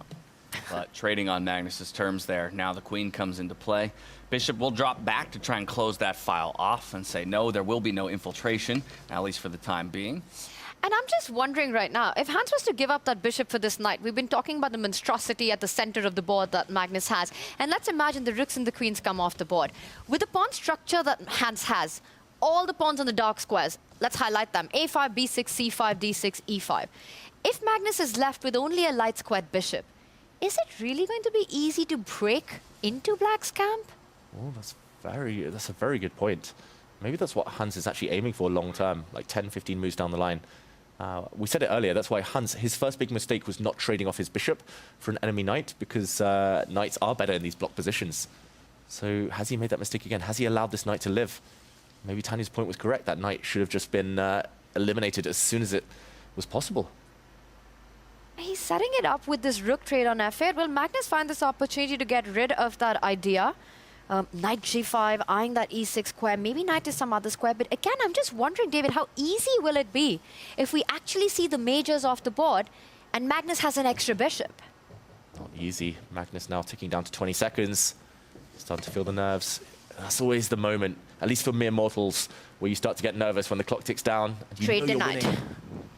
But he does go a different way. So instead of jumping forward, he decides to retreat the knight back to c3. A little bit of rerouting going to happen, but crucially avoiding it falling off the board. Now he's going to try and do what Tanya said, but just keeping the knight. So he might, I was going to say, push his own pawn forward. Hans Niemann blocks that. Very committal move. And if anything, that might just hasten the end. This black pawn is just destined to fall off the board. Right? First time he's willingly moved one of those pawns onto a light square in the face of a light squared bishop. So maybe an odd choice, something that we'll question if the result doesn't go his way in the end. Yeah, that just doesn't sit right. I mean, in such a position, you just expect Hans to stay still. You know, everything under control, pawns defended. I'll also point that Magnus's knight has a beautiful route to c4 because b6 is such a weakness. You can imagine him getting that knight via b1 to d2 to c4 to start hitting the weaknesses. I really think that Hans had to trade off the bishop for the knight when he had the opportunity. Now there are just huge points for Magnus to attack. Hans is just waiting. Magnus is slowly building. His king is super safe now with the white queen in front of it. I think Tanya's idea is going to come into play soon. He could also, at some point, go for black's central pawn. Endgames now just don't work. Queen trade is guaranteed loss, no matter what pieces you trade off, because black's pawn in the center has fallen. And wow, Magnus, flashy tactics there. If the king takes, the white queen will step up with a check, trade off queens, and the black bishop will be lost at the end of the variation. Queen takes rook, meanwhile, drops the bishop immediately, and we see a handshake. Wow. Just like that, Magnus Carlsen, he comes away with another victory. 3 in a row now across 4 rounds, and he does it against Hans Niemann, who will remain at 1.5 points to his name. That was a Magnus game. It really was. We say it's cinema when these two meet, but that was truly a Magnus blockbuster. He just never gave Hans any chance at all, starting from the opening and now calmly adjusting. I'll tell you one thing. I've noticed this throughout the tour. Magnus is the only player who, after the end of every game, ends up setting the pieces to the starting position, as it was in the freestyle game, which is so hard for so many players to recollect how it was. I've seen him do it time and time again. You know, the others might just set it up to the initial 5-1-8, but Magnus always gets it right with the starting position. Look at you with your eagle eye. That's a pattern I hadn't recognized.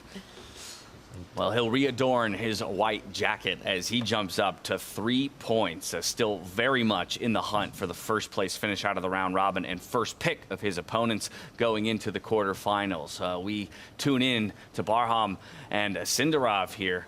Again, Parham still hunting for at least half of a point, but once again, it's a slight advantage here for Sindarov. 15 seconds to his name, though. Both players playing with just a little bit of time. We'll see who can get it over the line. This is still in the balance, but black's queen, most importantly, cannot give any checks. There's no good checks. All the squares are covered around the white king. Sindarov has an extra pawn, so long-term should be winning. Black's king also quite weak. But can he get the job done? While there's queens and rooks on the board, you can never really relax. There's always going to be tactics in the air. And already the bar's dropping. And especially playing on seconds. You know, one check and it could be game over. With Sindarov having that extra pawn, it's all about the clock right now. Parham playing on bare minimum seconds there, attacks the rook. Is the rook about to jump in with a check on 8-7? Some huge ideas on the board. Parham still to score. Even a half a point here. He has to try to save this one. Gives a check. His heart rate's nearly 160. Ooh, God. So excited. I mean, we're in the middle of nowhere here. And the queen coming in. Is this going to be checkmate for Parham? That's beautiful geometry. He retreats the white queen into the corner just to find a new angle of attack. And that is the half of the board where black lacks defenders. There's a rook, but a rook can't fight a queen. That is going to end in checkmate. And he knows it. He sits back. This could be Parham's 4th loss in a row with 3 seconds. Checkmate coming in. He tries to create air for the king.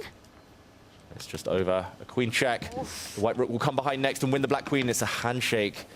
Parham, it's such a tough day for him so far.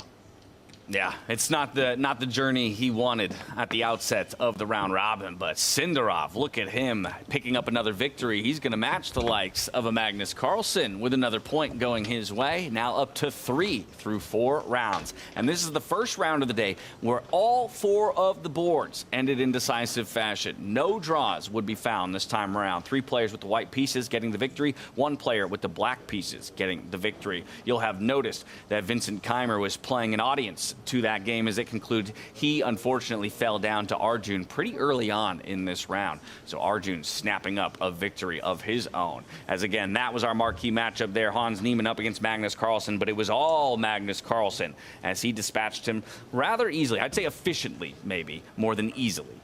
Yeah, this level, there's no such thing as ease, but efficient. That's the most you can hope for, and that's what he did. It just felt like he was always in control and never really gave the opponent a chance to fight. And yeah, we have to say, those players who started the day on fire, they're just keeping up their form. The momentum's building. they're looking unstoppable at this moment. That's exactly right. And who's looking the most unstoppable? Levon Aronian. Because while we're talking about the guys who have eked up to 3 points, Sindarov and Magnus Carlsen, they are still half a point behind our Las Vegas champion, Levon Aronian, the Armenian Lion. I mean, he is just operating at his top level right now.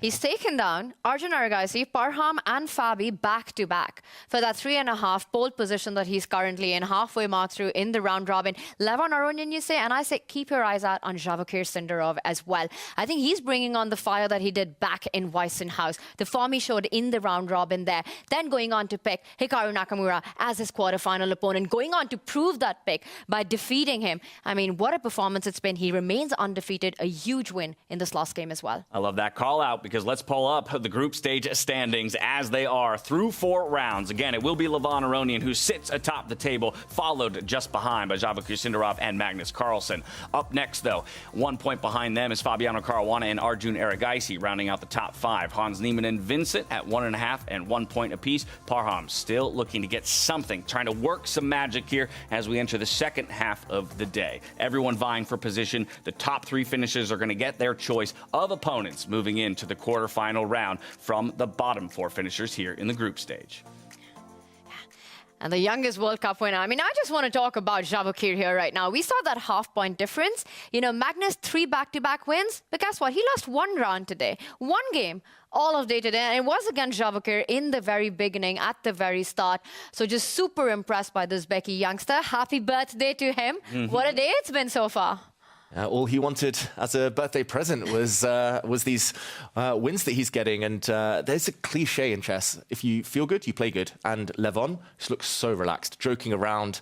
And somehow he's just crushing all his opponents in the process. And same for Javokir Sindarov. Just he clearly feels good. World Cup confidence. And he's also making it look easy at this point. And I think the completed matchups point is very interesting, because as we look at the final 3 rounds to play, for example, Levon, Magnus, yet to go up against each other, right? Javokir's, hey, I've already played Magnus, right? Okay, I don't have to worry about him the rest of the day. Before he became Magnus. Yeah, that's for you, Mr. Number 1 on the leaderboard, to worry about playing Magnus Carlsen later on. And so there'll be a lot of jockeying for position as we move down the stretch. But I guess now, as we've crested that halfway point, let's go back to the way we were thinking about the tournament at the top of the day. Who's been the biggest surprise for you so far? I think I'm surprised that Maghsoodloo hasn't got off the scoreboard, just because I was kind of expecting big things. I felt that this is a big breakthrough event. It might still be come the knockouts. I think Levon, it's a pleasant surprise that he's been able to be this good. Normally, it takes him a little bit of time to warm up as well, but he's picked up right from where he left off in Vegas. Yeah, and for me, it's the same name. We called it out at the start of the show as well. You know, coming out of Goa, of the World Cup victory, it's a 1-month-long tournament, an incredibly hard one. Sindarov, becoming the youngest ever World Cup winner, gets into the grand final here in South Africa, makes his way, takes down Magnus Carlsen at the start of the day, is at number 2, just half a point behind. And for me, the big question is, you've got Lev at top, then you've got Sindarov and Magnus at third. 3.5 points for Lev, 3 for Javokir and Magnus. Do you think this is somewhat where we'll see the table end? Is it going to be Magnus who will manage to leapfrog the expected guy at the very top, or will we see Lev and Javokir just keep up ahead of Magnus? 3 rounds to go, guys. I mean, if you had asked me after game 1, I would have said, yes, I believe in Levon and Javokir. I think the reality of 3 back-to-back-to-back victories here from Magnus after taking that loss, it's hard to believe that he won't find a way to reach the top of the table by the end of our next 3 rounds. Yeah. I say Magnus doesn't win the round robin. I think he'd settle for top 3, though. Picking his opponent, picking his own fate.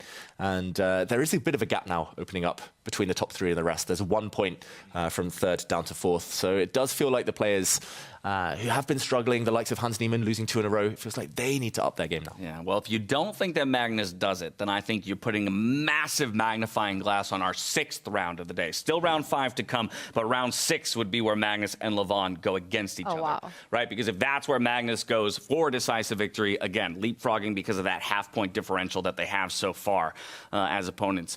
I want to talk about a player who I just am still waiting for him to capture some of the brilliance and magnificence that we've seen of him earlier in the year. That's Vincent Keymer overall. Again, I know that we've talked about typically he comes more into his form in the longer time controls and is less, of a threat here in the rapid portions, 10-5. But even still, it's that intuitive sense that he had, the understanding that seemed to outdo all of the rest of the veterans back in Weisenhaus just hasn't necessarily been there in the more recent Grand Slam events. Yeah, it feels like the openings haven't gone his way, and that's affected his confidence. The uncharacteristic one-move blunders have snuck in. The previous round against Arjun, we left it looking roughly balanced, despite the fact he couldn't castle. 3-4 moves later, blunder, game over. And that's also been the case a bit earlier. Blunder against Magnus, losing a pawn in the opening, game over.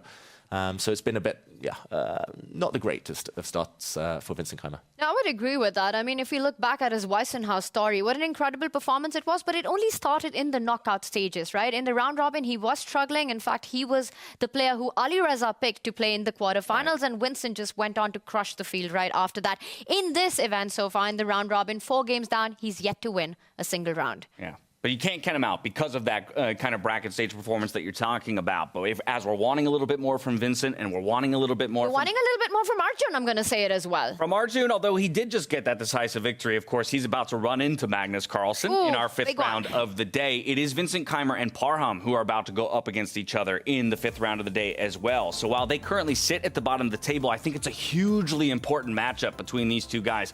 This will be one that people want to focus on as Magnus continues to generate steam moving up the standings, but these two guys who are looking to maybe elevate themselves through the group stage have a big matchup to come. Fabiano Caruana and Javakir Sindarov about to go up against each other, and then of course it'll be Hans Niemann and Levon Aronian. So now that we have the matchups in front of us, again, I actually think the story in a lot of ways is Parham and Vincent, because for one of them, this is the moment for you to start to maybe generate a little bit of that momentum and confidence.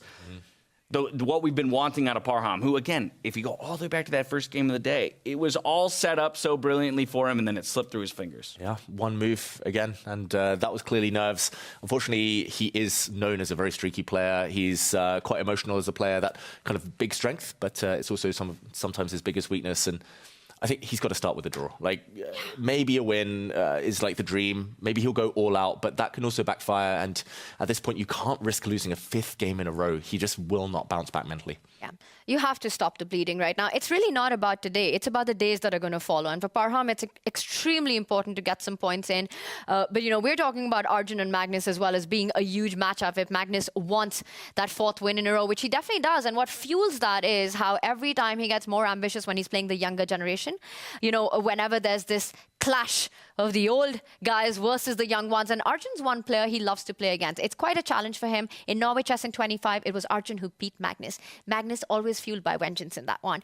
Also in the Tata Steel Chess India, Arjun's had a good result against him. I think Magnus wants to once again establish his domination over the younger generation by beating Arjun. All right, well, we're entering the home stretch here of our round robin. The 5th round to play. We're going straight out to the venue and Fiona on stage for the position lottery. Take it away.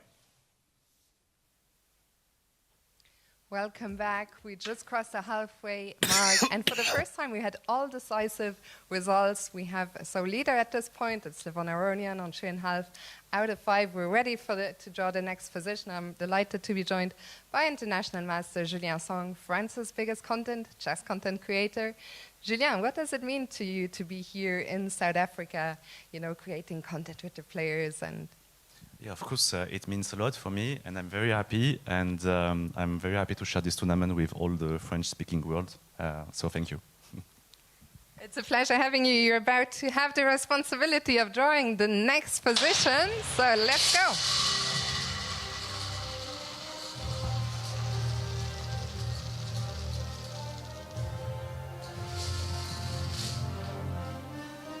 So it is position number 850, 850.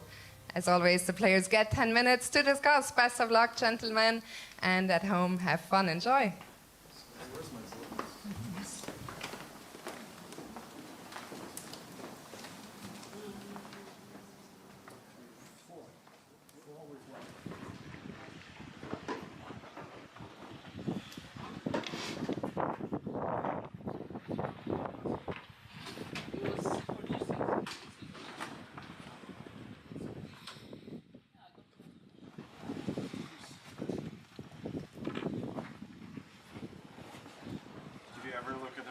After the opening and not think that it's nice?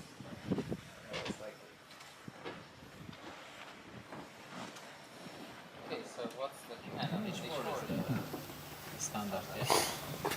Normal, no? I mean, e4 is some.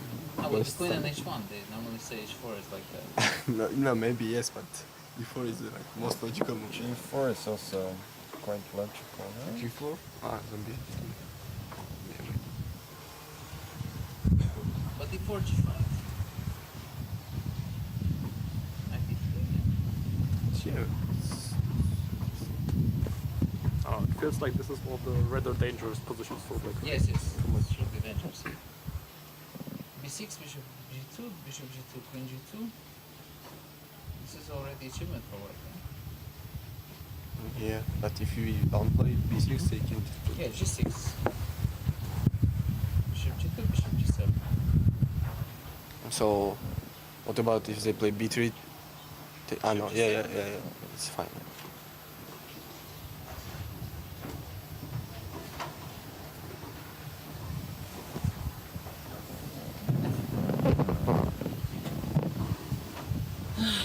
Okay, 5. How does it work normally?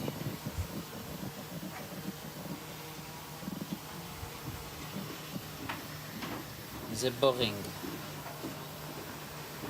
That's boring. Squeezing. With b6, bishop g2. Oh! My god. Mein Gott. My god. The retard strikes against you.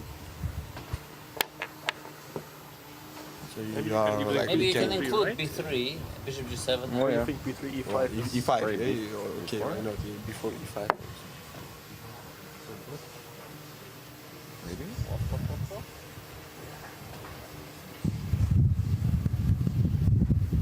Compensation. Yeah, it's big compensation. It's pawn on g4. Okay. Interesting. Okay, but Yeah, so now I want to just take the pawn, yeah? Yeah, just take the pawn on this How will you protect? Not so easy to protect the goods. Impossible to protect. It's very good. Yeah, it's very strong.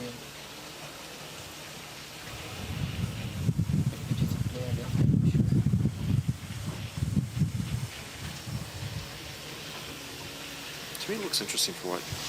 Like, we play e3, knight e2. Knight e7. No, I mean here and then like later e3, knight.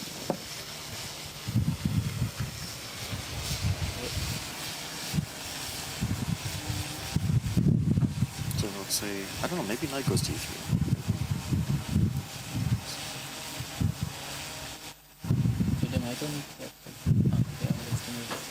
And you, somehow you don't want to go castle at all. Yeah, this isn't. I mean, maybe. Yeah. No, probably not. I'll just keep the king there. Yeah. But the bishop on a8 is a big problem. Let's see here. c4.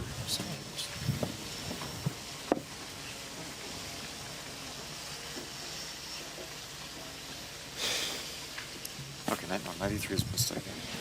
Some other move. e3 or Can I play d5 next move and sacrifice? yeah, this is what I'm wondering. e3, d5, take, b6, B6. or b5. Both are Very unclear. both are interesting. This king really really. Yeah. But also black's king, because like what you have to castle. You know, probably which f5 side. is a good one. I guess we don't have to take, but you take with the Knight. knight.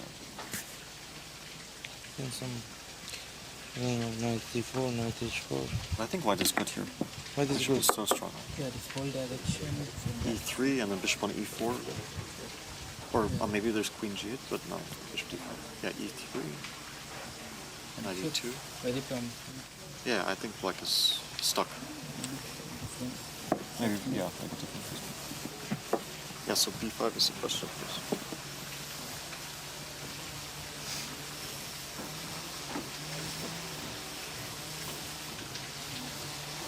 We can play f4 and attack the pawn very quickly. f4, knight f3, queen g1. Maybe. I don't know if we want to take. H5, H6. F5, H6 here. H5, queen H6, later. H5. And then we get E4 there. Yeah, E4 immediately. Yeah.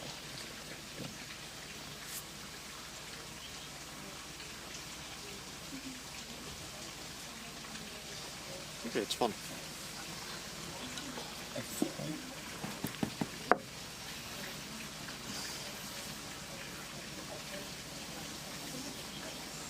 And knight F6. Queen G1. Queen G8.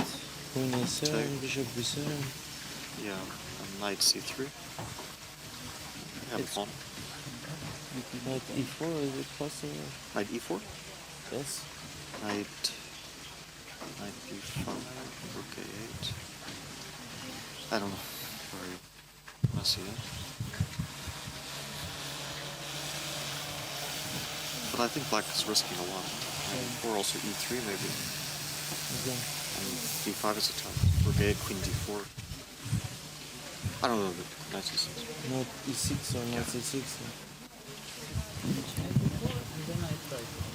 And we're back for our 5th round of the day here at the 2025 Freestyle Chess Grand Slam Tour Season Final. We're taking a look at the players who will be piloting the white pieces for position 850. But I'm going to turn directly to Tanya because notably, Tanya, these players have talked about a number of initial moves, but maybe forgetting one. Yeah, we were just discussing all the moves possible in the studio, right? What we'd go for, and from everything that we picked up here. I just want to point out there's one undefended pawn, which is the A pawn. But for me, what really stood out was the placement of the bishop and the queen on the longest diagonal. And we've seen it time and time again how important it is to get the queen into the game. You know, Hans suffered from it just in that last game.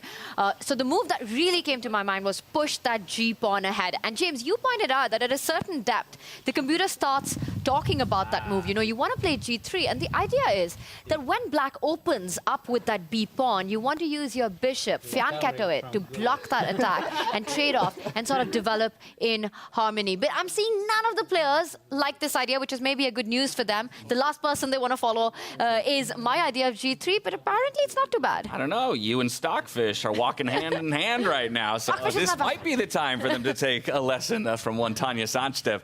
But yeah, they have been kind of laser focused on a couple of different opening moves. I mean, again, I'm not going to read too far into an engine from a pure starting position. It does also, you know, like F4, E4 as opening moves as well. Possibilities for these players. Yeah, it feels like the type of position they can literally freestyle. Like, there's no right or wrong. Like, G3 might be one of the best. Like, E4 makes some sense. F4 makes some sense.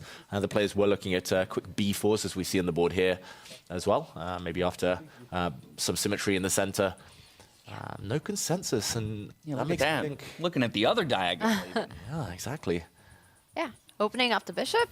Very important. The rockets, right? You've got the queen and the bishop on A1. You want to try to direct that towards each other. Magnus always in such a good mood at the start. You know, he's leaning on the sofa. He's got a smile. He and Lev with the banter bringing it on. Vincent's got to hope that energy is infectious. Vincent needs to up his game. But these three, they're on the same side of the table, analyzing together, and they're also doing pretty well today, the three leaders so far.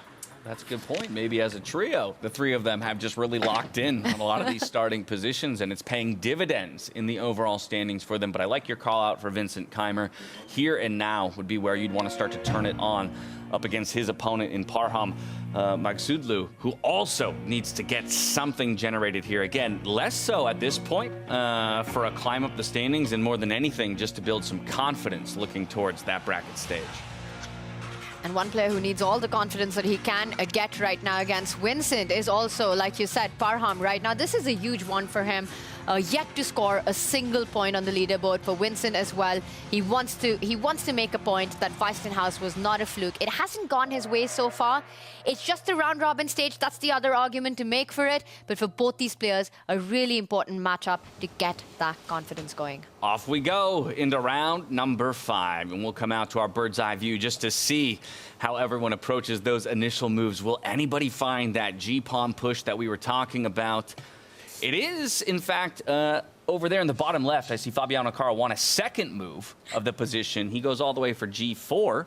So somebody's at least thought about unlocking that queen and the bishop on the long diagonal, even if it isn't exactly in the way that we originally thought we might see it. But I like where his mind's at, you know. He opens up the sniper on A1 and creates some space for the queen on H1. But I'm going to turn to David here. David, I just wanted to push the G pawn. Why is G4 not the accurate square for it? And why was G3 the better one? Good question. It's beyond my pay grade. I think essentially the black queen will struggle to get out of the game in the corner, so she wants something to something to bite against, something to help her open up. So black might be playing the move H5 in those positions quite early, but we'll see. Fabiano, did nobody tell him that controlling the center is rule 101 in chess? No. We'll see if he can prove otherwise in this one. But a strike back here on the right-hand side of the board with the H-pawn leaping up to H4 here. Yes, Over to tension now. I'm telling you, Sindarov is to watch out for in this tournament. I mean, it's crazy, you know. It's not just that he's on second position, hasn't lost a single game, the score that he has currently. But again, finding this idea that David just mentioned instantly. You know, going for H5, not checking out other possibilities. He knows the queen needs to come out. And look at the bar. It actually says that black is already slightly on the edge there. Yeah, I'm so shocked. It's not Fabi's style either. He's such a classical player.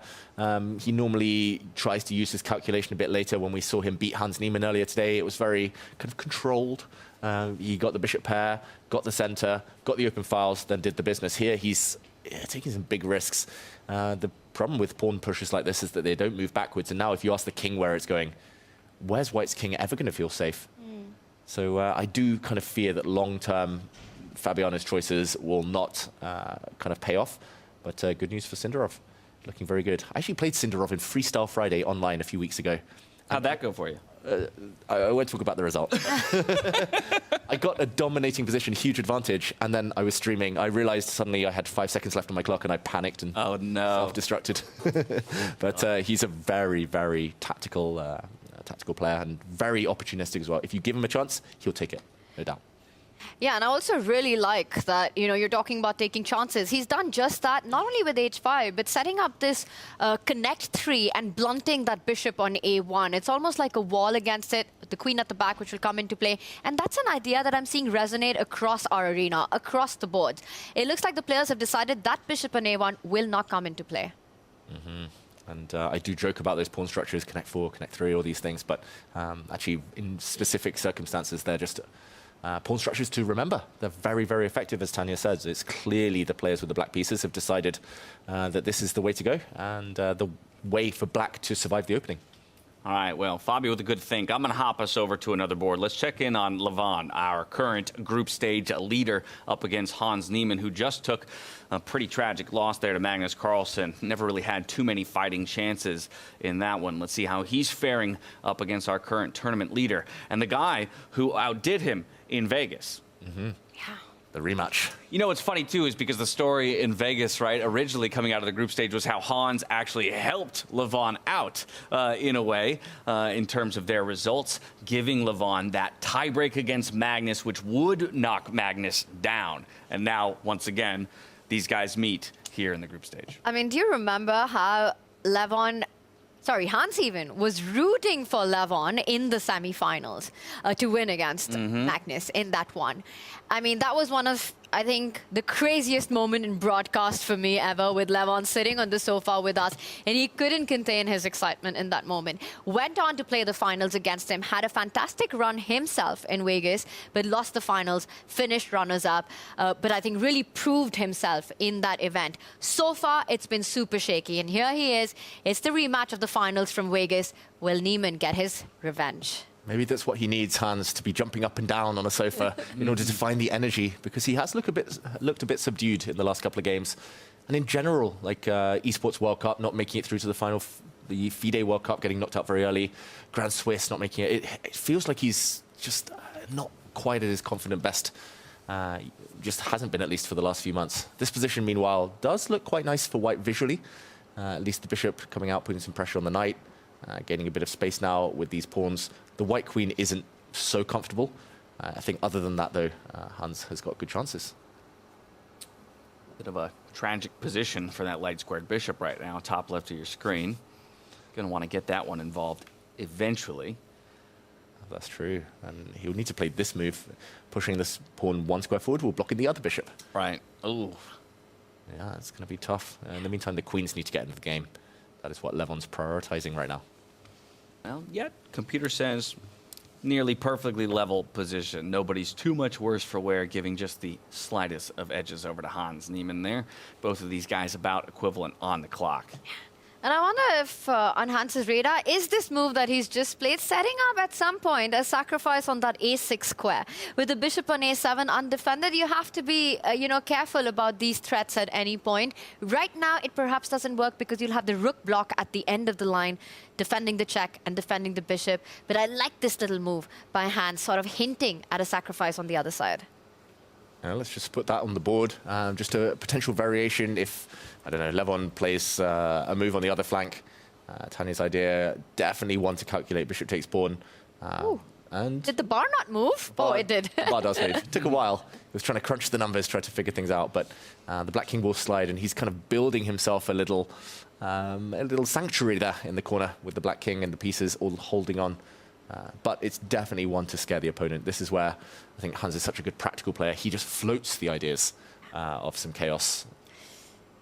It also does feel like a Hans kind of position. Just the B and the A pawn up the board. Very hard to kind of open up for black, get any central pawn breaks in right now. Where is Hans going to... Levon even going to find his creativity here. D5 under control, F5 hard to get. The bishop on A8 still blocked. B6, like you said, not a happy move. B5 impossible to create. Yes, the bar says everything is still under control for black, but I think Hans is putting the pressure here. Levon's not feeling comfortable after these first few moves. 100% agree. And just to draw a parallel, Hans Niemann, when he has white in normal chess and kind of traditional chess, he invariably plays the Italian game, which is pushing the pawn to E4. You bring your knight to F3, you put the bishop on C4. And he's done the same here, essentially. So he's borrowing from his vast experience in this opening. And Levon, in the meantime, unable to get what black would like in an Italian game, which means controlled kind of central breaks. And also the ideas of the queenside flank pawns moving up in Italian is so common, right? The A pawn and the B pawn. You can decide, you can choose which one you want. Do you go A5, take more space, or do you break open with the move B5? It's easy to come up with plans if you're white here. You could also be looking at queen getting out of the way, getting your king to castle on that right flank of the board. Again, pawn moves. Meanwhile, for Lev, hard to see progress here. How does he complete his development? How does he finish his problems here? Yeah, play towards what you know, right? And, I mean, perhaps Hans getting a little lucky that the position allows him to play towards something like the Italian. But, hey, if that's what he's comfortable with, especially after taking that loss, if you want to kind of restabilize yourself here in the group stage, this would be the best way to do it. He's going to jump that knight forward onto his opponent. First piece, really jumping to the opposite side of the board and fighting into enemy territory. Oh, that's a great move. Multi-purpose. It defends a pawn that was attacked. This pawn now guarded by white's knight. It also opens up this bishop. And I think last but definitely not least, it helps the white queen step forward, getting out of the way for the king to castle. If white had done that a bit sooner, then the black knight would have come forward to challenge. And Levon's offering a draw silently here. He's retreated his knight, saying, OK, I'm going to challenge you. If you go back, we can repeat the position. But Hans most likely will. Hell no. Or Hans no, how you ever want to say it. I mean, this is not a position Hans will repeat. I will be shocked, David. Hans, no man. He says no. He plays on. There you go. OK, and now a knight trade would potentially just open things up. The white pawn might recapture, and black's pieces, especially this bishop in the corner, dead. Really tough position now, and getting worse maybe for Levon. Is this the first time Levon has felt challenged today? I think so. I mean, I know he had one draw, so somebody, did challenge him. But yeah, it doesn't really feel like he's ever been put in a position where he's the one responding more, I guess.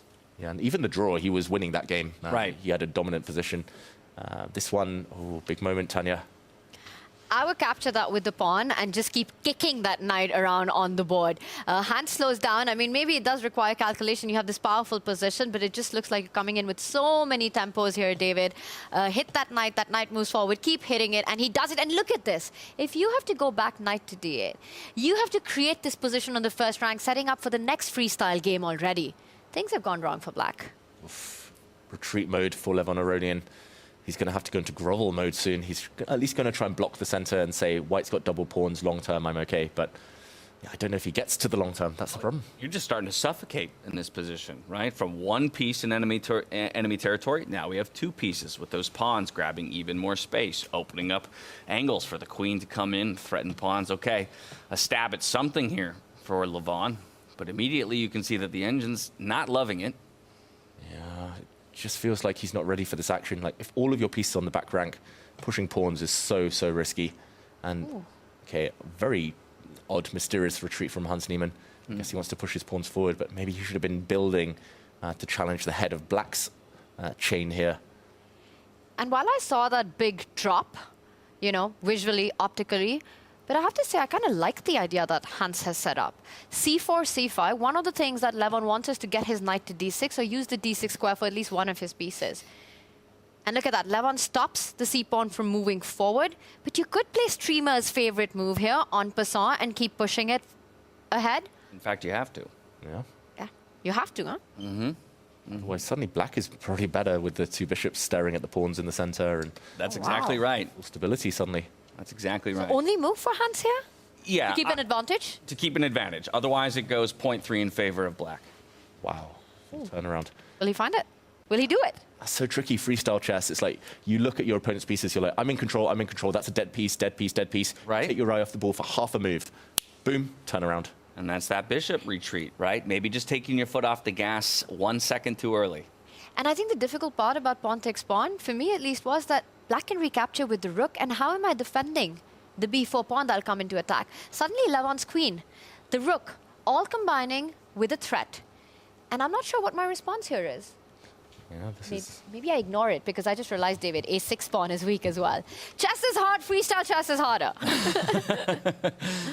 I couldn't agree more. Tough position, but if we go back, Hans hasn't played en passant yet, using up some of his time advantage. And maybe while he ponders, this would be a good moment to check out what's happening elsewhere. Yeah, let's go back over to Javokir versus Fabiano Caruana. That's where we started the round, but I think it's important we go back because Tanya said this is the guy to look out for right now in the tournament is Sindarov. He has 7 minutes of time to work with to the under 2 minutes of Fabiano Caruana and an ever so slight advantage with the Connect 4. What more do you need to hear from me, David? Game over. I think here Fabiano is in huge trouble. Look at that white queen as well. She's buried. I mean, under the sand here, she's just dreaming of getting out. Look at that beautiful pawn chain. Sorry, I have to highlight it. It's just so strong, rock solid. Can't really even chip away at it anytime soon. I mean, I was about to feel bad for Sindarov's bishop on 8 till you pointed out White's queen on h1. And then you realize they're a bigger problem in White's camp than ever in for Javokir. I mean, just the way he's handled this opening, right? The black knight moving forward next towards the center of the board via e7 at the right moment. The bishop coming ahead. It just feels like the space advantage that you have. Eventually, you can bring your rook from b8 to that d8 square. He chooses another route, David, getting it to g4 to attack that e3 pawn. I really like it. At the right moment, maybe strike with g5. Oof, yeah. And the black king is really flexible as well. It can castle on either side. It just feels like the white king is already a sitting target. Sometimes you just need to, wait for your opponent to commit. And this looks like Fabiano. He's been kind of the master of his own demise here. Still alive. The game goes on. Yeah, game not over just yet, but Sindarov seems to be in cruise control. So while he's in cruise control, let's go ahead and cruise on over to Magnus Carlsen versus Arjun Erigaisi. Our first look at this game here in round number 5. Arjun, having gotten a victory in the last round, moves himself up to 2 points. So now he's in striking distance of the likes of Magnus Carlsen, and arguably one of the better positions to be held against Magnus across the whole day here. Yeah. Since round 1, at least. Right, well, that's the thing. Ignoring, but that's the thing. The story has been how Magnus has just turned it on since that initial round loss to Javokir. I think Arjun's been a complicated player for Magnus on several occasions. And I want to point out, I think this position as well, it's sort of in Arjun territory that this bishop and queen that's lined up, b5 in the already on the board, trying to open up that diagonal. Magnus's bishop stuck on a8. It's kind of looking like something that Arjun would be happy. It's not clear. there's chaos on the board. It's a bit of a mess. And that's why he wants to draw Magnus out. I think there were tactics earlier, David, if you just go back a few moves, why Magnus could not have captured that h2 pawn that looks pretty soft in the position before he played c6 right here. Yeah, really cunning, by the way. Like, in this position, this looks like Black's last move is hitting this pawn. Arjun just says, oh, I'll just push a pawn in the center, please. Oops, I blundered. You're welcome, sir. You're welcome. Queen takes pawn. Whoops. Bishop takes check. And suddenly the rook, the path is cleared to win the black queen. So a time-gaining check there. That's why Magnus actually blocked, one of many reasons he blocked the white bishop, delivering a check. And, OK, still lots of tension on this diagonal. And if we catch up with the game, the players proceeded like this. So now the white rook does defend, hitting the black queen. But, OK, Magnus is still pretty active. Was hitting a pawn, defended, and suddenly things might be turning. Yeah, as Magnus always seems to find a way to turn things around. He's going to maneuver himself back towards equality in this one. Arjun's trump card in this position is the fact that Magnus isn't able to free up that c-pawn. The bishop on a8 is pinned due to the queen and the bishop lined up. Until that's there, I do feel that there's pressure that Arjun wants to keep building. Yeah, that being said, Magnus is doing something he really loves, and he's spoken about this in Freestyle especially. He hasn't castled his king too early. This is already move number 16, and he's waiting. He's waiting, and he's waiting. And then he might go the other way. He might go the long side, in this case, to the king side. Or he might just drop his rook over. He's saying to Arjun, you do not know my intentions. You're going to keep guessing. That's why Arjun is now down to 2.5 minutes, a full minute down. And, OK, improves his king. This feels like it's about to explode. It's just, I mean, it should be balanced, but it just feels like something's about to happen. It always does when these two face each other. Yeah, near dead level on the board, but not quite on the clocks. Mm-hmm. Yeah, very tensed position, this one. Meanwhile, Jabakir Sindarov keeps putting pressure on Fabi. He's already taken down Magnus Carlsen here in round one. Is he about to get his second big hit there? And there is a threat, just as we left it, with Magnus maneuvering his queen. But over to this one. Also, just to mention, Levon Aronian has sacrificed a piece against Hans Niemann and has 4 pawns in return. So a bit of a weird material balance in this one. Sorry, in that game. This game, Sindarov lacks the connect 4, but he has kind of traded that off for a very, very safe king. His bishop is now at least semi-alive. And still, it feels like the white pieces are just staring into granite here. Why is this so bad for Fabi? I mean, you know, you see the bar say that Sindarov has a big advantage. Material's level here, David. There's no bishop pair, so to speak of. Fabi has pressure on the f5 pawn. What's the big problem here? I'm trying to understand. I think it's long-term. I think at some point, Black will just push a pawn forward 1 square and say, OK, white's pieces, especially the knight and bishop on the kingside flank here, they're just not really doing much. That's almost odd, though, because I feel like Black's knight is even worse. It has nowhere to go currently. It's got a path back. When the queen Once the queen vacates that square, I suppose, yeah. Yeah, it feels like it's definitely not a kind of long-term... sorry, it's not a short-term advantage here. It's very much a long-term one. I'm also looking at the clock as well, 3 extra minutes for Sindarov.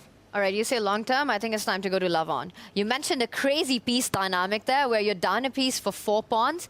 And insane stuff going on there. Levon is our round-robin leader currently, James. He very much is half a point over those who are chasing him. But right now, facing down Hans Niemann, who's got 1.5 points in his favor. But look at this. I'm going to ask David to walk it back. Show us what you were talking about as some of the pieces have left the board. Yeah, we left it here. Big moment. En passant was played. The only way to maintain white's advantage. Rook takes, and now Hans decided to push forward, ignoring the fact that this pawn is hanging. That pawn was captured. His idea was to lock in this black bishop and open up a line for his queen. And now, brilliant sacrifice. Only way to stay in the game from Levon. Bishop takes pawn, blowing open the position, allowing the black queen to jump out with a check. He's getting a ton of pawns in return for his piece. And when the dust settles, bishop takes pawn here, queen check, the bishop retreats. Look at this, all the pawns. This pawn now hanging. I mean, and white's king feels so exposed, right? Still sitting at the center of the board, no pawns to stand in front of him. Whoa. Well, okay, we saw a flurry of moves and some question marks and X's thrown out. Which of those should we read into? There's been a huge turnaround with this last move Levon played. Yeah, That is brilliant. If the white rook steps up, then after some exchanges, white might be vulnerable on the back rank to some checks. If the white pawn captures this intruder, then the other pawn drops. Levon, he's actually up material, 4 pawns for a piece. A piece where 3 pawns clearly, probably long-term here, the more important. And it's also the king's safety here, right? It just feels like Hans' king. So many open lines and open diagonals to get to that. Once the queen starts checking, the rook does a rook lift, the knight moves forward. Well, hold on. Look at that clock. 5 seconds for Levon Aronian, by the way. He made that move. He's just playing with increment, right? Under 1 with second. less than a second on the clock. That last move, with only a 5-second increment bonus time, he just made it. Oh, and Hans is playing a very surprising move. Levon. The clock goes up. Clock's corrected. So, in fact, he does have a little bit over a minute to work with. Not as much panic coming out of our voices now as Levon still tries to find his way to extend the lead that he's built for himself here in the round robin. A nice controlling move from Levon. Not the best. Black's knight could have jumped into the center, creating some big threats. Black's bishop wants to be unleashed. If the knight can jump out the way with some pin, skewer type ideas. And yeah, for now, though, Hans Niemann has survived, bringing his knight back round. Well, this is scary, though. Super scary stuff. He stops that knight b4 jump that you were earlier pointing out. But still, you could look at other squares, opening up the diagonal of the bishop, and adding to those ideas list of it, there's f4 at the right time, taking advantage of the pin along the e-line. Maybe that move anyway, Tanya, the one you just mentioned, knight to b4, threatening to bring the bishop forward. Looks super scary. That white king, living a charmed life. I struggle to make the decision to take us away from this game, but things are exploding across the rest of the field. The last time we saw Magnus Carlsen and Arjun Erigaisi, we were talking about how Magnus maybe had a slight advantage. It's in fact Arjun who is ahead. We're going to go to the foreboard just so everybody can get a picture, because Arjun now an advantage up in the top left of your screen against Magnus Carlsen, the world #1. Look at Vincent Keymer absolutely laying down the law against Parham in what was a more stable game just moments ago, and Javokir Sindarov continues to extend his advantage, now looking crushing against Fabiano Caruana. That's bottom left of your screens. Of course, it's Levon and Hans Niemann, who arguably have the most equal position of the field. That's wild. It does look like, in the meantime, Vincent Keymer is about to win against Maghsoodloo, who's down to seconds. Looks like a 5th loss in a row, unfortunately, for the Iranian GM. Sindarov in full control. That's a long-term. Crushing it. Yeah, long-term advantage. Yeah, huge advantage there. And I think the reason why Arjun's position gives such a big advantage is because of the 2 flank passes that we see on the right side of the board. The G and the H pawn connected, moving up the board, and Arjun now putting pressure on that central E pawn of Magnus. He's giving up his own one on D3, but I think the attack will be super strong once the E file opens up. Do you want to quickly jump in to that position, David? Magnus in big trouble here. Let's do it. Can Magnus keep his winning streak alive? Doesn't look likely right now. He's down to around 10 seconds on the clock. And there we go. He's got to move. He does take a pawn, as Tanya says, but the white rooks have broken through. D5. Knight D5 coming in. The moment you get out that knight from E7, that's a key defender in Magnus's position. And you can see it on him. Could this be the second loss he's had today? Yeah, it's his king, Magnus. Like, he takes so many chances with his king, refusing to castle. Sindarov punished him. Now Arjun's punishing him. That's the only way to beat Magnus Carlsen. Full out attack, focus in on his king, and hope that he takes one liberty too many. The white rook is hit, but white could definitely justify using that square for the knight with a check. Nope, he tries to trap the black queen. Queen exchange. Denied. That is amazing what you pointed out, because queen takes pawn was a trap with the rook sliding over and there were no squares, so Magnus could not have picked up that pawn. And now Arjun in full control. The pawns are marching up. The advantage keeps rising. This is so winning now for Arjun. He either needs to keep his pawns intact and march those forward for victory, or he needs to find a way to get to the black king. Those are the 2 routes to victory. Wow, we've seen a game-changing blunder from Vincent Keymer. Maghsoodloo suddenly winning, apparently. Yeah, only for a moment, though, and it quickly goes back in the other direction. Not capitalized on at all. So we keep our focuses here for the time being. Vincent does actually lock it up with a victory from the black side of the board, and we had a draw play out between Levon Aronian and Hans Niemann, so half a point going to each of them as we stay here to see whether or not Arjun Erigaisi can put the finishing touches here on a Magnus Carlsen. Ooh, we're in the endgame, though. But Tanya, the pawns for white look so strong. And this is what we were talking about, right? You're about to lose your own G2 pawn, and suddenly the unstoppable force on the right flank for Arjun. Arjun, very technically converting a middle game advantage into an end game one right now. Rook takes pawn coming up. Knight jumping in, G5, G6, once the H-pawn is defended. Magnus Carlsen about to lose an endgame, not a sentence you get to say often. Oh, he played a move with... Oh, he actually lost on time, Magnus. Hopeless position anyway, but just not quick enough. Yeah, it would have been a tough battle, even with some time to his name, but it will be Arjun Erigaisi, first one to deliver a loss to Magnus Carlsen since Javokir Sindarov at the top of the day. Some of the younger players going after the world #1 and being rewarded for it. Wow, and Javokir Sindarov wins with a brilliant move there against Fabiano Caruana. Blood's built just every single round, it feels like. We're averaging 3 decisive games around. Just the last few rounds, it's incredible. You gotta love it. That's what freestyle chess is all about, and it continues to shake up the standings. Levon Aronian, who entered the round with a half-point lead over the rest of the field, now finds himself in equal position against the Javokir Sindarov, who was able to gain half a point there with his victory over Fabiano Caruana. And just like that, Arjun Erigaisi is inserting himself, I think, into the conversation where he wasn't talked too much about in our earlier rounds of the day because the points weren't necessarily there, but he joins Magnus Carlsen with 3 points each to their name and a tie for 3rd place, just like that. Once again, reliving the highlights of this 5th round here in stunning South Africa. You got that bird's eye view to kick things off. Then the players would dive straight into it. It was Vincent and Parham both here struggling to find their way up the standings. Vincent ultimately getting the win over Parham. Hans, who had a good start to the day, now maybe struggling a little bit more. And I would say the same thing for the likes of a Fabiano Caruana, who had a strong start and now still remains on 2 points here through the 5th round of the day. And there has been a bit of a shake-up, right, in the standings as well, with Javokir Levon now tied at the top. What a birthday it's been for the Uzbeki youngster, just turning 20 today. Levon, with that draw against Hans, loses his pole position, sole leadership there. And for Magnus, a loss against Arjun, his 2nd of the day. And I have to say, that was a nerve-wracking finish. It could have gone any way. It was a tough fight, a very combative, dynamic game. And in the end, Magnus getting flagged, not something we get to see often. Yeah, Magnus, Fabiano, and Parham, the only guys without a draw here on the day. All decisive games, to say the least. Javokir Sindarov, though, no losses. Same with Levon Aronian. I think that would be the big thing to call out about our 2 tournament leaders as of right now, is that the guys have yet to be beat. Yeah, just incredible. I'm just looking at, I mean, firstly, the table. Parham, unfortunately, on 0 points, but he was given a golden opportunity. Vincent blundered horribly 1 move before the end. He could have won Parham if he'd found a way to sacrifice his queen. But sometimes when it rains, it pours. And unfortunately, I think he was just not in the mindset. And moving quick, I think, was the reality of that moment. And the problem is that you're not only fighting your opponent, you're also fighting yourself after the way the game has gone. I mean, we can't overstate how much of a psychological battle chess is, especially when you're playing against the best in the world. You've lost round after round, your confidence at an all-time low.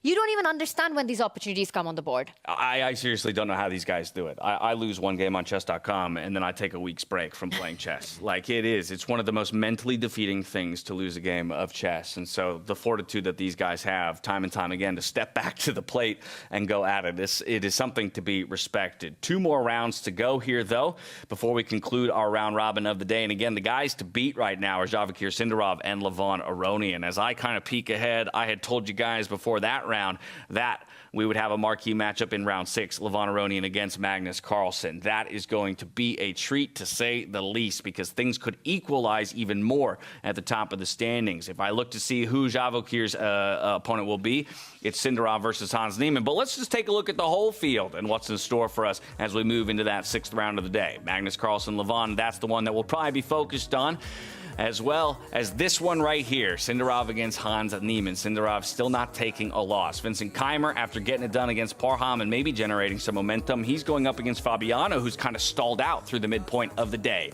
And then Arjun Erigaisi, after a massive win against Magnus Carlsen, can he keep it up against Parham here in our penultimate round of the day? And especially because Parham's got a big cross on his back right now, right? He's the big target for all these players. So I think Arjun wants to keep that momentum up. For Magnus, it's a bit of a grudge match from Vegas. It was Levon Aronian who knocked him down to that loser's bracket, the elimination bracket in that one, kind of taking away the Vegas winner shot from him. So I think Magnus looking for revenge, but Levon's been on fire. And there's also an interesting shape-up happening in our standings, James, in a way that we've got the top two at 4 points, which is Javokir and Levon. And then there's a 1 point difference throughout, which is really fascinating because you've got Arjun Magnus at 3 and then Fabi Vincent at 2 with only 2 rounds remaining.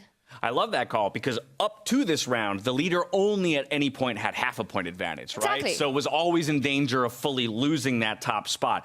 At worst, these guys end up tied, right, with somebody below them at the conclusion of this 6th round if they aren't able to get any points on the board. But they're starting to build some really solid separation for themselves. And like we've talked about, you want to have your pick of the litter for who you go up against in the quarterfinals. Maybe craft that bracket so it works out in your favor as you work your way towards the finals. And how do you think they'll play now, Levon Aronian and Javokir Sindarov? Like a draw in this round, they secure the fact they're top 4. They secure top half. Ooh. But if they win, they might get, they might get the first pick. And that guarantees them a favourable pairing. I'll say one thing. Levon against Magnus, Levon playing with the black pieces, I think he'd be happy if he's able to get out of the opening unscratched and just sort of get that solid draw in. Magnus will go for the win, according to me, in this one. He's going to go all guns blazing. For Javokir versus Hans, Hans has been shaky throughout the round robin so far. While a draw from the tournament perspective makes a lot of sense, I think Javokir is ambitious about his chances against Hans.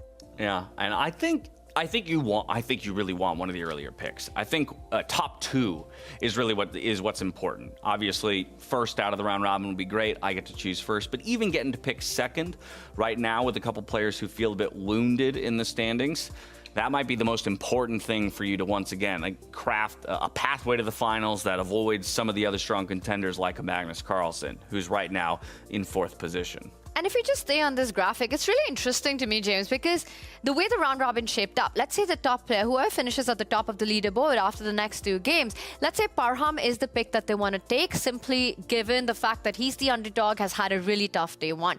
But beyond that, it's not easy for anybody.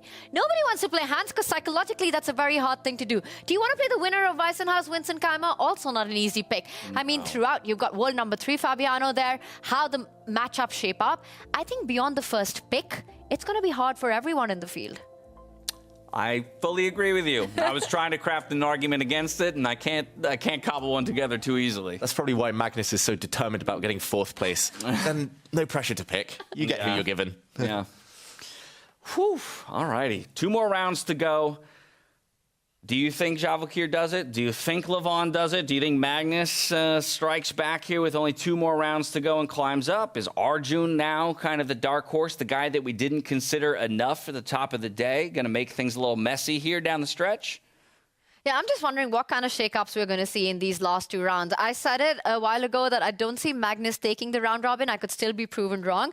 I am sticking with my pick at the start of the day. I think Sindarov at the top of the table, going into the knockout stages. Interestingly, Sindarov and Aronian play each other in the final round of the day later. It's going to be awesome. So this round... Cinema! As if we scripted it. Yeah. This round could be decisive in terms of who tops the round robin. Oh, wow, yeah. Let's do a peek ahead, just real quick. It's going to be Parham against Magnus in the final round, Fabiano versus Arjun, Hans versus Vincent, and then Levon versus Javokir. And it's going to come down to that one. That will be the decider for a round robin. I think, Arjun Fabi's an interesting one, too, just because they are sitting on the precipice, right? Arjun currently in the top 4, Fabi just outside the top 4. So that could be another moment where you get a last-minute switch up and somebody falls down. Yeah. But looking ahead at that one, if it does come down to a Javokir-Levon clash, both have been so impressive with the quality of chess that they've shown today, their understanding. I mean, I think undefeated through their run. Both these players, the only 2 players to not have a single loss. Who are you betting your money on? I know we're not in Vegas, but still. I don't know. Sindarov looks good. He looks so good. Levon will have white in that clash, so I think on paper he should be a small favourite, but just the form.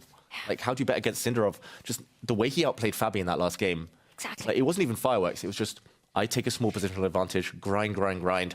I'll mate you at the end.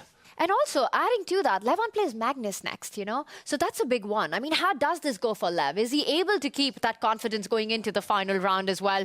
Magnus looking for that win. Will Levon stay undefeated after round 6? Oof. Yeah, one of them has to, well, I guess they could remain undefeated. They draw at the end of the day. I like to believe that they will both pull the gloves off and really go at it so that somebody ends up taking a loss. But maybe we reframe just a little bit back towards round 6 because that's what's in front of us. We'll have plenty of time to talk about round 7 after the conclusion of this one. I mean, Magnus versus Levon, I think, is still where most of my focus is.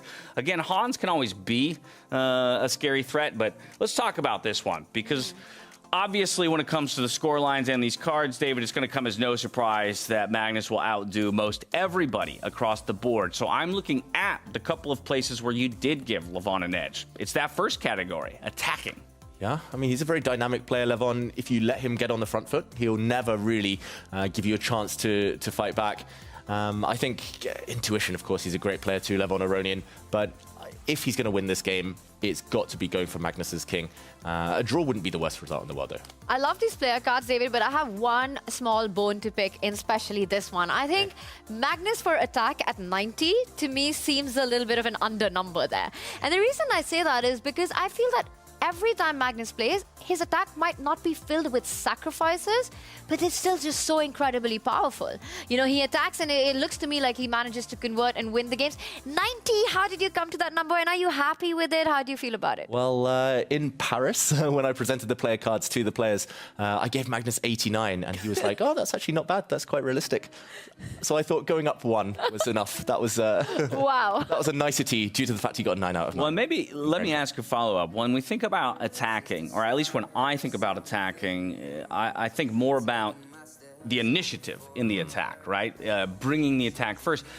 Is Magnus not at sometimes more of a counter-attacker, right? Building more stability and looking for the right moment to pounce? And that's where I would say you kind of combine the two stats of the defense and attack, right? And with his defense being so strong, when he does choose to attack, great. It is usually effective, but it's not necessarily his chosen approach to most games. That's the thing, it's not his preference. If you give him a position where he has 2 kind of paths to victory, he would rather the end game with an extra pawn or big positional advantage than going crazy against the enemy's king. And that's I don't my know, reason. guys. I don't know. I've seen too many queen sacrifices. I've seen Magnus. It's positional queen sacrifices. It's never a lot to mate. of It's never that to is mate. true. But I will say one thing. It just feels like when he does get that advantage, even if he's more strategically inclined, if he gets the opportunity, I have a feeling that David just thought it's too many numbers for Magnus. You know, if he gives him an attack of 94, 95, will he be just too strong? Is he a better attacker? Is he inclined to attack? Does he attack more than 100% Arjun? not. Oh, then Arjun. Does he attack more than Levon? Would you say it's a different kind of an attack? Because Arjun, he's such a sacrificial attacker. But yeah, it's interesting. It's interesting. It's interesting. Yeah, but I think that's what I mean. Like, I think Arjun's a great example of a player that I see as an attacking player, right? That is usually intuitively. Right. Well, and it's also his. It's usually one of the first ways that he'll approach and choose to approach a game. Yes. Right? He wants to attack. Out How much did you give Arjun on attack? Do you remember? 3. 93. 93. We can verify that maybe in a moment's time with Arjun's card. And they are all open to debate. You know what? You can make your voices heard at home. Join in on social media. Let us know where David went wrong in his evaluations of the players. Bring it on. Hit me. Very rarely he does. Okay, I've got one more player that I've got a question on. What about Parham? We spoke about him as a tactical genius. You know, he's somebody who's able to generate ideas. At least that's my experience with the games that I see. I'm not sure how much you rated him. Did you rate him below or above Magnus? How did that go? In terms of attack, I think it was roughly similar. Okay. But overall, unfortunately, less. Like, I think he does everything great, but just yet to prove himself at this level. Yeah. Parham. So I did give him the lowest overall. And there we see Parham. Okay, how about that one? Actually, same as Magnus there, with 90 at the attack. Yeah, I remembered well. All right, this is a matchup we are about to see here in round 6, so another good opportunity for us to just kind of compare these players. 3-point differential in their overall score lines. Yeah, much more of an attacking focus there from Arjun. Erigaisi, I think typically it's about whether or not he can bring it over the line, sometimes letting even his time advantage slip away in the final moments. But against a struggling Parham, this would be where you could really cement yourself into the top 4. You get a decisive victory for Arjun, and you're at 4 points through 6 rounds. It'd be hard, if anything, for you to fall out of that top 4 at that point. Big opportunity here for the young Indian player. Tends to be the way in a round robin. If you get a plus score, if you get more wins than losses, overall, come the end, you're in the top half. So huge game for Arjun. And I think he's been pretty good. I mean, getting that win against Magnus as well, you know, huge confidence stuff there going into this final 2 battles that he's got ahead. Parham clearly struggling. I think Arjun's feeling good about his chances. There's no question about that. He is a favorite on the mindset and on the board in this one. All right, well, enough out of us. We've done all we can to prep this round 6. The players have gotten a good rest, and they're about to dive into our ultimate round of the day. Pretty soon, we'll be out to the stage where Fiona Style Anthony is standing by for the position lottery to get us underway for our second to last round of the day here in South Africa in the Freestyle Chess season final. Welcome back. 5 rounds have been played, and what a combative tournament. Only 5 draws so far throughout the day. We're ready to draw the next position. I'm delighted to be joined by Women Grandmaster Dina Belenkaya. Dina, you were in Cape Town, now you're here in Grootboos. What has your experience been like here in Grootboos? Thank you, Fiona. And honestly, I think this is by far my most favorite edition of the Freestyle Grand Slam. And if I may, I think every single freestyle tournament should be happening here in South Africa. We are being spoiled, that's for sure. We are ready now. I'm going to head behind the table, and you can say this song.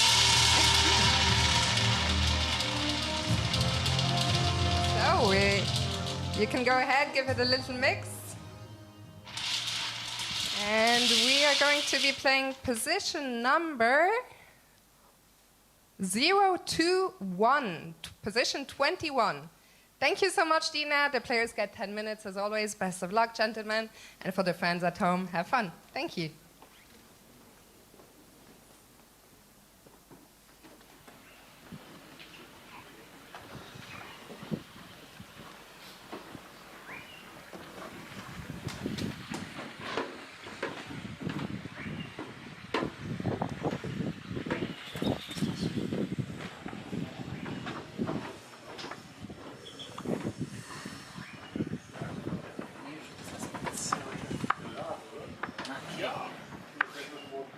So, gentlemen, let me out.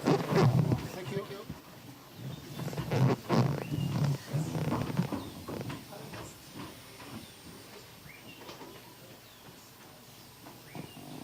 It's annoying. It's annoying, yeah. C5 before. Ah, C6, yeah? Maybe C6 is the move. Looks solid.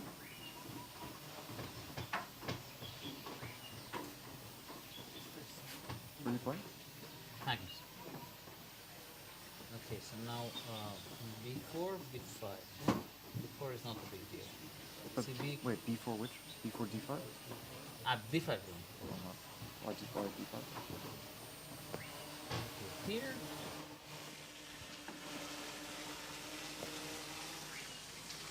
Doesn't look too bad, huh? It doesn't look too bad for oh, it's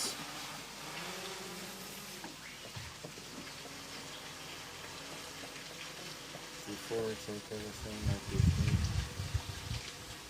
yeah, maybe, but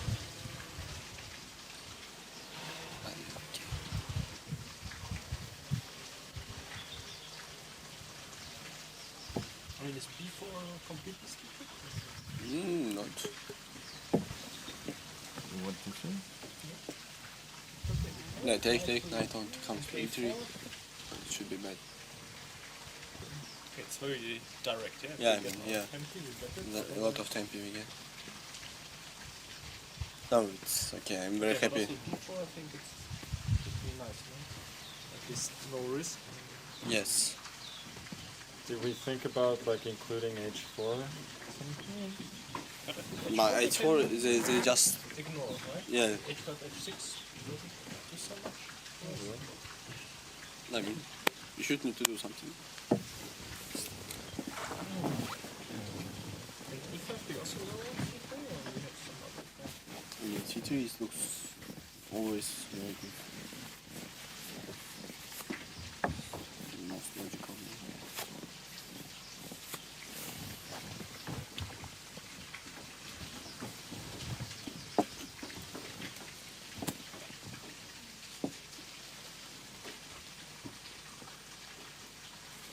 Take, you want to take it? Take.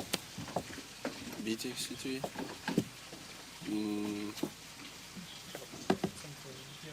Yes. This will get knight c4. I mean, you can take here, c takes d4, h 6 so knight d3. I mean, next move rook e1 is coming just completely better. No, but EC is not. You are not so sure. Ah, you want to put the bishop? Maybe. So what was the idea? It's now bishop. a3? You wanted to, yes. Yeah. Knight.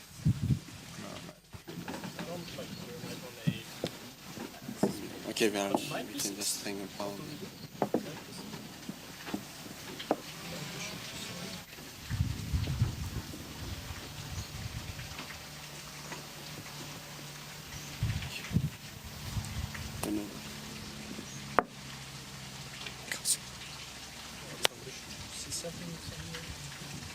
You think it's not enough? Yeah, no, maybe, but the case minimum plus 0.20 play. It's very specific. Just you should need to hang his pawn, yeah? It takes a lot of time. No, come on, we will not play.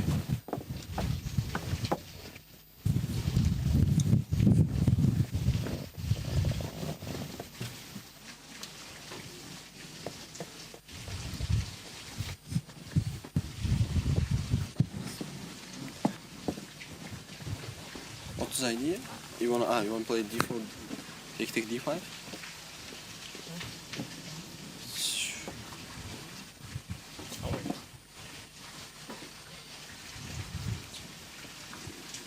So why not f5? Yeah, but d, knight c4, bishop. Can you play d5? Yeah. e4, d5? I didn't hear. Maybe also e4, d5, take knight d6. Oh, yeah. But I was thinking maybe it's better. I don't believe it. Like knight f6 or knight d6. I don't believe it. No. Queen d3, you want to play c4? Yeah, c4 and then knight f6. I mean, I get the pawn back. No. Well, queen d4, then e5. Yeah? Okay, a lot of stuffs are happening. And if bishop f3, knight f6, knight b3, queen c7. c4, Yeah? C4, knight a5, queen c7. Also possible.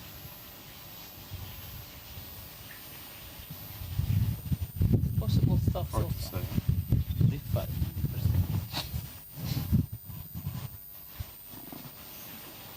Also, maybe bishop f3, queen c6. Is there something wrong with that? Queen d3, c4. Yeah, queen d4. Queen d4. I see.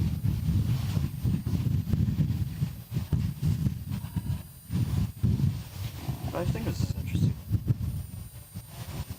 Yeah. So it's.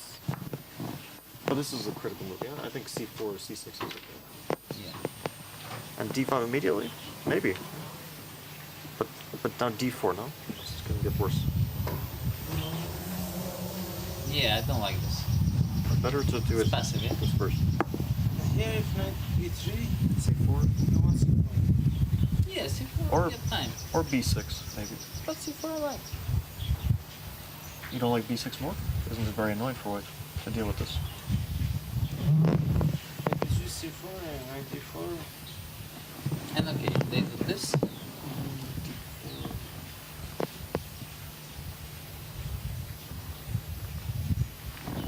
The goulash gambit.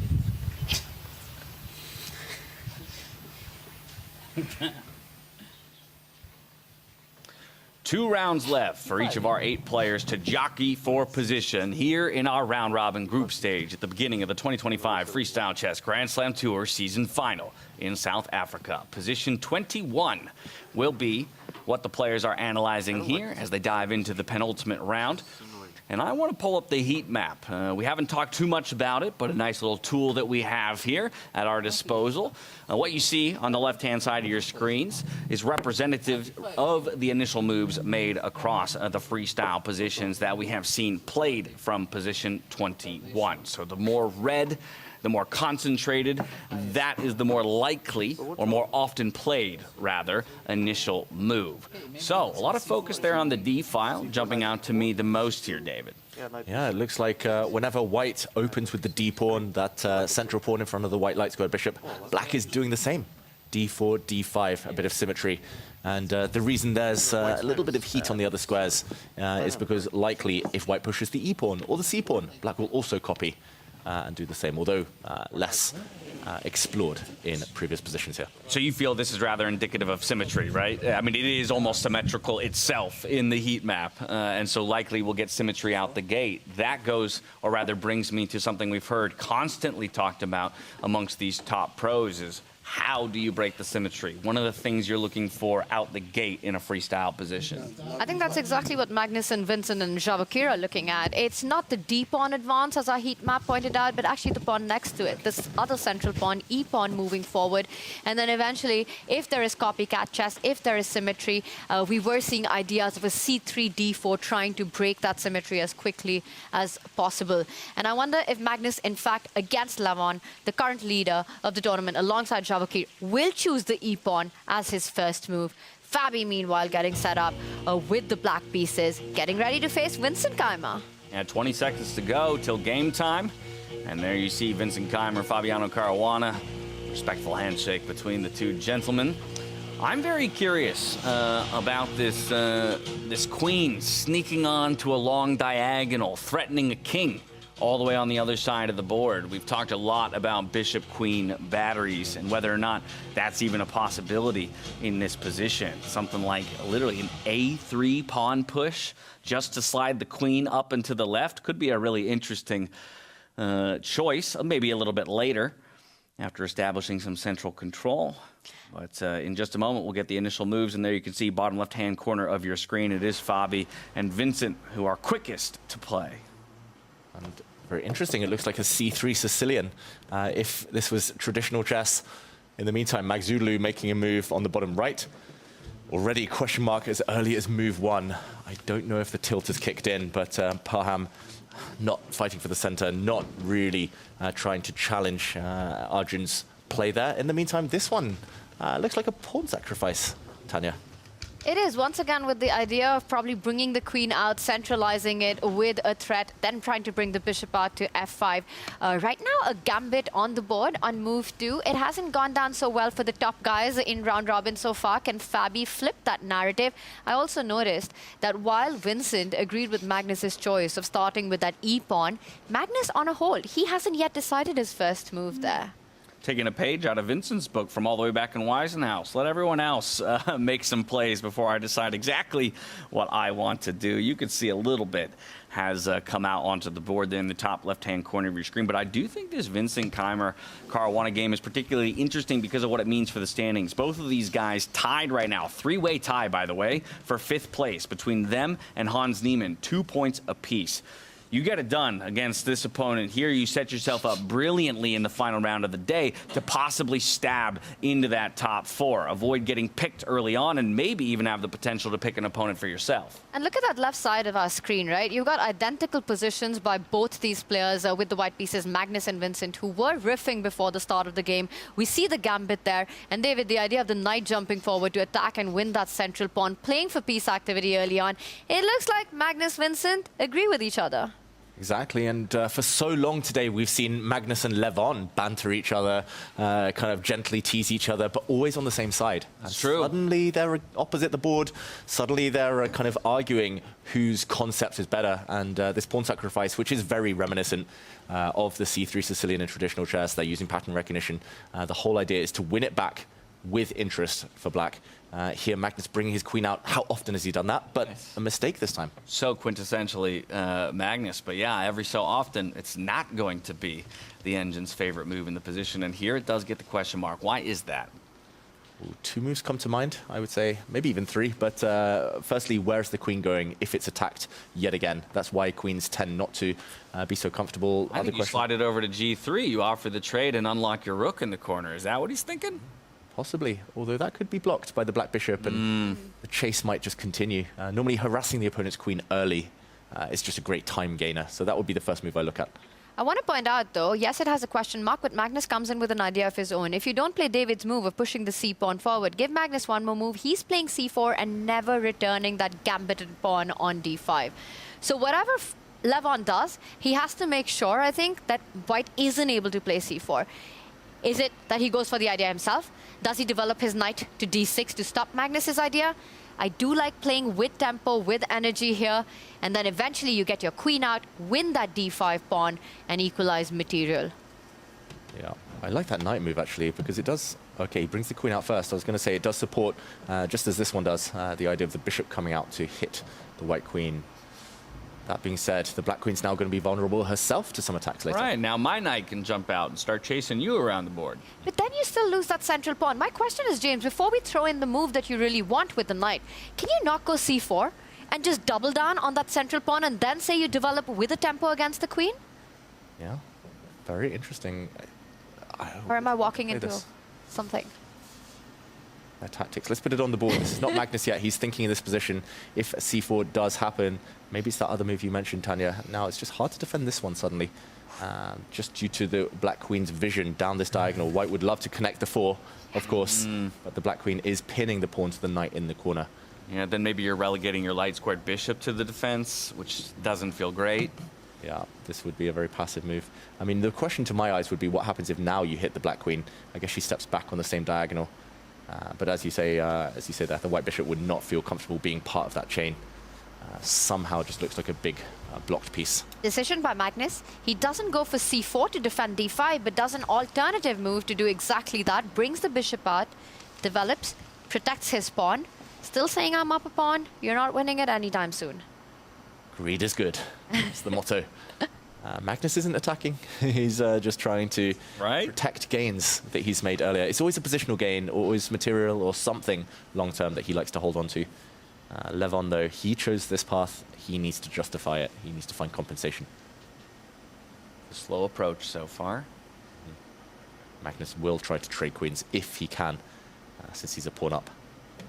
But that's also the other thing, right? When Levon has sacrificed that pawn, now it's on him. The ball is in his court to prove that compensation. Where is he going to find it? His queen's out in the center of the board, but is that enough? The knight on b6 was still offside. You're not winning that pawn back. And give Magnus another move. The knight from e1 moves to c2, the rook comes on e1, and then suddenly you're questioning, where even is your compensation here? Levon on the attack keeps hunting that central pawn. Yep, very logical move. Yep. Contentious, but a slow burn here on this board. So I want to take us over to Javakir Sindarov up against Hans Niemann, because I just don't know what else to say about the young Uzbek here. He continues to be on absolute fire in this tournament and in the end of his year 2025. Wow, he's it looks like he's already castled. So the fact that he's 2 pawns up pretty much kind of makes Hans Niemann's compensation insufficient here. This game actually evolved in a very similar way to the other that we just came from. A very quick action replay, because there's some interesting moments. It wasn't c5, though, played on this board. It was e5. And the same sacrifice we just saw of the black giving up a central pawn. This time, I think the big difference is the black queen. Hans keeps doing this. This is at least the 3rd time today that he's neglected to bring his queen out. The black queen doesn't participate, so it's harder to justify the sacrifice. The knight comes out to hit this pawn. The pawn steps forward, only now activating his queen, but he's already too late. 2 pawns down. And the last time he ignored his queen, it was also on b8. Exactly in that freestyle position, and it moved when it was too late. True. 2 full pawns down. Like, yes, he's got the open file, but that's not compensation. Also, the white king is about to castle. The other rook is going to slide on over. I don't see much compensation. It's reminiscent, again, of some traditional chess openings, but there, at least you get a big attack. I mean, we talked about how for Javakir and Levon, all you need is half a point, you know, to lock up your top 4 finish. He's saying, I'll do you one better. I'm just going to keep charging ahead, setting the pace for the rest of the field here. You know, I don't know the math of it, but with Javakir and Levon, with the score that they have, they might have already locked into that top 4 spot with 2 rounds to spare. Maybe a little shuffling around if things go south for them. But otherwise, with the difference that we had, we spoke about how the players have got a 1-point gap between each other. It could be that Levon and Javakir are into the top 4, regardless of what happens, James. Very likely. Very likely, but they will want to mathematically secure it. Hans jumps his knight forward. He's trying to bring it back towards the center. White's best piece right now, the MVP, is this bishop, holding things defensively, also holding the pawn. So he wants to trade that piece off. The knight coming back. At least a bishop pair would be some form of compensation. How will Javakir try to solve that? Will he now start trying to simplify things? Will he continue development? Castling if possible, lots of choice. Hans is quite twiddly with his hands right now. A piece on one, hair on the other. Usually happens when a player is feeling the heat on the position as well. Definitely not happy. Down material. No big counterplay here. Javakir just on fire. Unstoppable today. Looking for ways to get that nervous energy out of your system. But yeah, you can kind of see it already, just pure uncomfortability with the position that he's found himself in. Is Hans Sindarov, of course, the one who gets to move here, but already well advantaged. It's so rare that 10 moves into a game, you see that eval bar sitting up at the top of the 6th rank, just like that. Pretty massive advantage for him. And while he has a solid advantage, perhaps we go check in on Fabiano Caruana and Vincent Keymer, particularly because these guys right now share a position in the standings just outside of that top 4. So we can check in on them, see how they're doing. Vincent did finally strike back in his last round to claw up to the 2 points that he's had, where it's been kind of the opposite story for Fabi. A stronger start to the day, and then maybe losing some momentum through the middle portions. Yeah, Fabiano is on a 2-game losing streak, so he will want to break that. Big compensation here, I would say. Okay, black isn't even down a pawn. I thought he'd sacrifice something just to get his knight onto a scary square. This is one check you could give. The white king will step forward, no more castling. Is the knight strong or weak there on the edge of the board, though? Big question. This is crazy. No, I love it. And then you don't stop there, right? Because you go all alpha 0 on the position if you're Fabi. You start pushing that h-pawn, trying to open up the rook on h8 as well. I have no idea how black ended up with this kind of a position. Again, like you said, not down anything at all. Playing. And look at that. He goes on counter offense here. He says, my knight's attacked. I'm going to hit your own knight there. Open up a diagonal for my bishop as well. Whoa. Ooh, whoa. Crap. Don't take it. Do not take that knight. The white bishop will jump out the way. Let's put this on the board. If the knight is captured, discovery attack. Bishop takes pawn check. And suddenly that black queen, we talked about it on b8, undefended, will fall off the board. And suddenly white would get a huge advantage. Do you think Fabi missed this when he played e5? 100%. Which is wild, considering that Fabi took over 3 minutes to play e5. He had a 3-minute advantage on the clock just to play a move that maybe missed something crucial. Wow, he's giving up his bishop just to lure the white king onto a square. It can get checked. The king has to take this bishop. I don't know what Vincent's really thinking about here, but maybe he's just trying to figure out what next. This will be a check, and the knight will drop.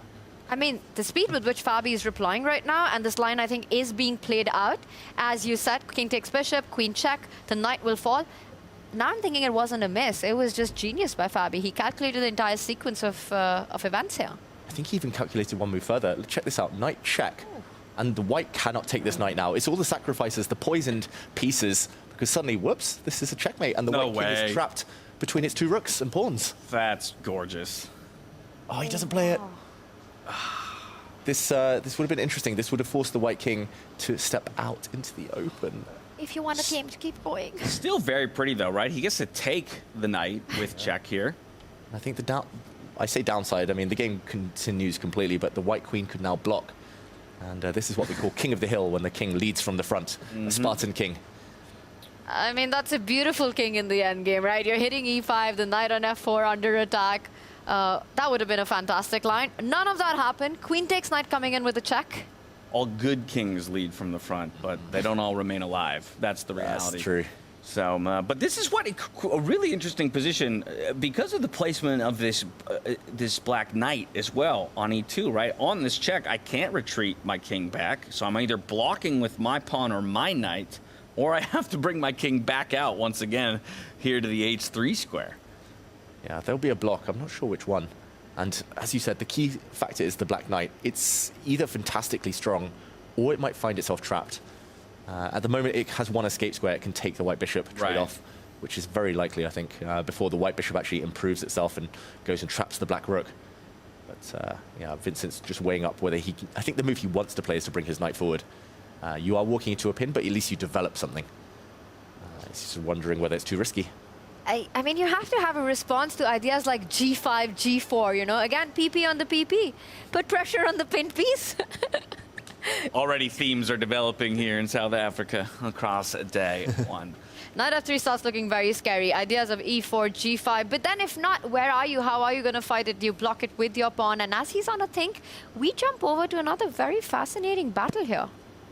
Ooh, look at this. Arjun Erigaisi. I mean, we said it. It's a struggling Parham. If you're going to continue your run up the leaderboard right now, this is a guy that you want to kind of take advantage of having a poor performance, you know, through the day so far. And so Arjun, very akin to the way he normally approaches a game, has a solid advantage both on the board. He just wins material. Yeah, straight up. Yeah, the rooks were cut. The connection was severed. And that's why he had to give up his rook for knight Parham. So when the dust settles, he will be down the exchange. A rook for knight, he'll have a pawn in return as black, but the black king's so much weaker than its counterpart. This day just can't finish soon enough for Parham right now. Yeah. You know, he just wants this to be over. You tell yourself tomorrow is a new format. You're still in the race. You just keep everything behind you and just start over. Don't know how easy that is. It's going to be tough. I mean, to reset with confidence and to take any chances you get in the knockouts when you've just been, well, handed probably the worst day of, or the toughest day of your chess career, it's, yeah, not easy. And I think we all have been there at some point in our careers. We've all been on these tough days. Well, a couple more pieces fly off the board. I just want you to know, Tanya, that you did this to yourself. I'm receiving word that the comment section in chat is wondering, what in the heck is PP to the PP? You just threw that out there like it was a colloquialism that everybody knew. What? The masses want to know. Explain yourself. It's just, okay, whenever there's a pinned piece on the board, you know, how do you try to win it? To win the pin, you need to put pressure on it. So PP on the PP is put pressure on the pinned piece. There you go. See, it's an alliteration, folks. Get your minds out of the gutter. We're playing chess. Obviously, James. I don't even know what you guys are talking about. What were you thinking? What was chat thinking? I'll let chat explain themselves. All right, I'm not gonna argue on that. How have you guys not heard of this one before? David? Been in the chess world for 30 years, never once heard that until today. Yeah, none of my chess mentors have come to me with that gem yet. Oh my It's a good one to remember, though. You know, whenever you've got a piece you can put pressure on, and especially when it's pinned to a stronger piece, do it. I don't think Chad is ever forgetting this one now. No, everybody collectively just got better at chess because no one will because ever of forget. PP on the PP. There you have it. Let's stop saying Thank you, it now. Tanya Sachdev. All he needs to do is put pressure on the pinned piece here, that black knight, and he's going to break through later on. First, maybe a small timeout to defend the bishop. We'll move it. But Arjun is going to win this game. Yeah, since it is looking like it's going to be wrapped up in Arjun's favor, I think it would behoove us to go check in on a couple of the boards that we haven't looked at just yet. How about Levon versus Magnus? Let's dive back over there. We had a quick look at it early on. Now it's developed quite a bit. And in fact, it's Magnus right now who's got a bit of an advantage. Question mark given to the most recent move here from Levon. What do we make of it? Maybe roll it back a couple moves here, David, so we can understand what exactly is going on. Yeah, we left it actually not so long ago. I'll just take it back to this moment where the white pawn did step forward. Black was trying to put pressure on it. And after an exchange here, Levon's still a pawn down after his earlier sacrifice. It looks like he's winning it back. This is a totally fine position for him. Now he gets ready to castle. But things started to get a bit weird. The queen going back to an odd square here. And in this position, the mistakes started to arrive. After a couple of exchanges, knight takes pawn. That is a sacrifice. I don't think Magnus saw coming. He's 2 pawns down, so understandable he wants to attack. But he has a very active queen. He didn't need to go for this. And okay, let's catch up, because this rook is trapped. But even if he gets it, he's going to be down 2 knights for a rook, a small material disadvantage. Levon, it looks like he's gambled, but apparently it shouldn't pay off. I understand why he went for it, though. It feels like this is the type of position where Magnus does struggle. We talked about Magnus not wanting to get attacked. The White King hasn't castled. He's down at 1.5 minutes. There we go. Kicks back to the Black Queen. Got to go. But even the dynamics that happen after you win the rook, I mean, Magnus has got to be feeling good about his position, right? 2 minor pieces for a rook. The knight's ready to jump into the center of the board. The knight from A1 will go to B3. The knight from E1 will go to F3. And Levon's going to be struggling for a while here.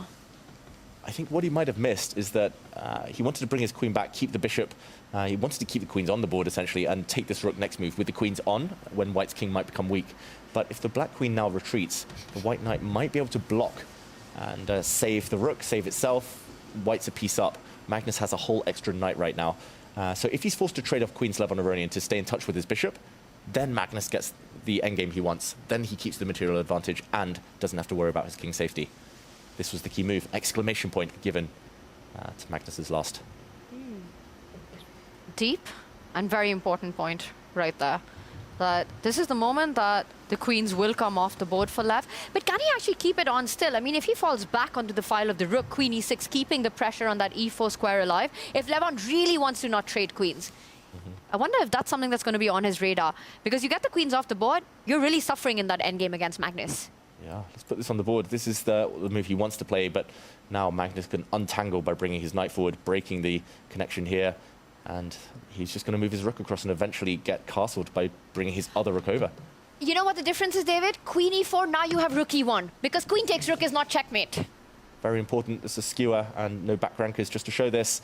The White King has a breathing square, and White would be winning. Let's catch up with the game. And that's why h3 was so important and so precise by Magnus. Yeah, h3, exclamation mark. And the queens are off the board. Magnus, huge favorite now. He's going to have two knights, against the rook. Always like having more pieces to play with, right? Even though the rook has tremendous value, 3 points apiece for the knights, but also just 2 different pieces that you can play with at once makes it a dominating advantage. So tough road here for Levon Aronian, who has had a really stellar day, but now kind of runs into a bit of a brick wall, it feels like, in Magnus Carlsen. If Magnus can get it done, he'll move up from 3 points to 4 to match the likes of Levon. And all of a sudden, things get really interesting at the top of the table. That said, there's one other player who's got something to say about the top of the table, and that's Javokir Sindarov. He's right now locked in battle against Hans Niemann. And while he had a solid advantage early, he still holds on to a slim advantage. I think my concern for Javokir would be the time that I see on the clocks, as we can flip over to the young Uzbek challenging the young American Javokir Sindarov up against Hans Niemann. Oh, Magnus not playing the best move, but keeping the advantage. We'll switch over to that game, and we see that Javokir, he's only 1 pawn up now, and Black does have the bishop pair. The one deficiency for Black is the doubled pawns in front of his king. That means that Hans's king is a bit weak, but such an open board that bishops tend to do better than knights. So some serious compensation. Watch out, the White King is actually on the back rank, sometimes a bit stuck. Revenge on the mind, maybe, for Sindarov. He did lose to Hans Niemann in Vegas. Got knocked out of the upper bracket there. So maybe a score to settle. Well, if revenge is on his mind, he doesn't have too much time to craft a revenge plot, or a revenge plan, that is. While I see the compensation, I'm still thinking it has to be Javokir on in driver's seat here, right? The extra pawn, the king safety that you pointed out, and also once the knight comes to the center of the board, you've got one of the knights planted on d4. I'm not really seeing how Black is going to break through with the initiative here. To me, it looks like Hans is on the defense. Will it be enough for Javokir to get that win in? Is the question. Is the win even required right now with Levon on the back foot? To get that top position is the next question. Oh, he was looking around just as you said that, Tanya.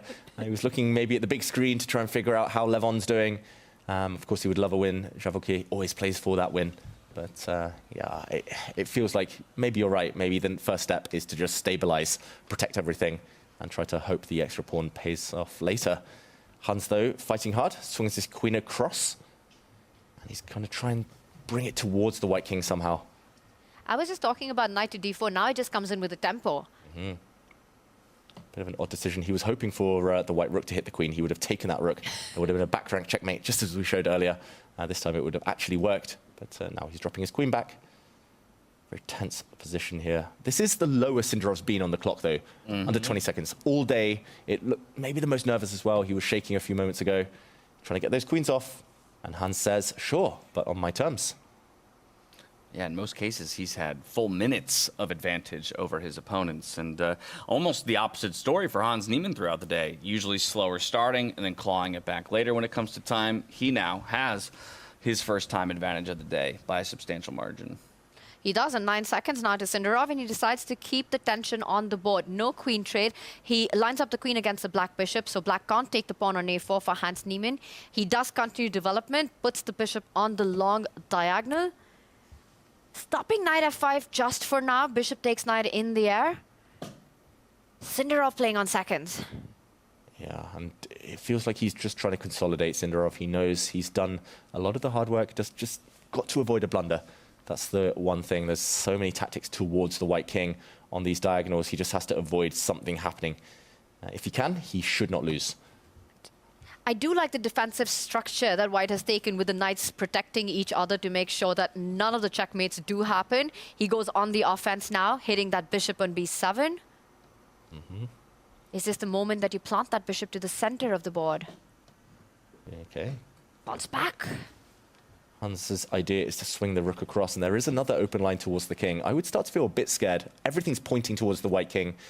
Sindarov, though, swings his queen across, protecting everything. I think he's going to go with your idea. Get that rook next to the black king, line it up against that g2 pawn, putting more pressure on. All right, he first hits the rook. Very logical.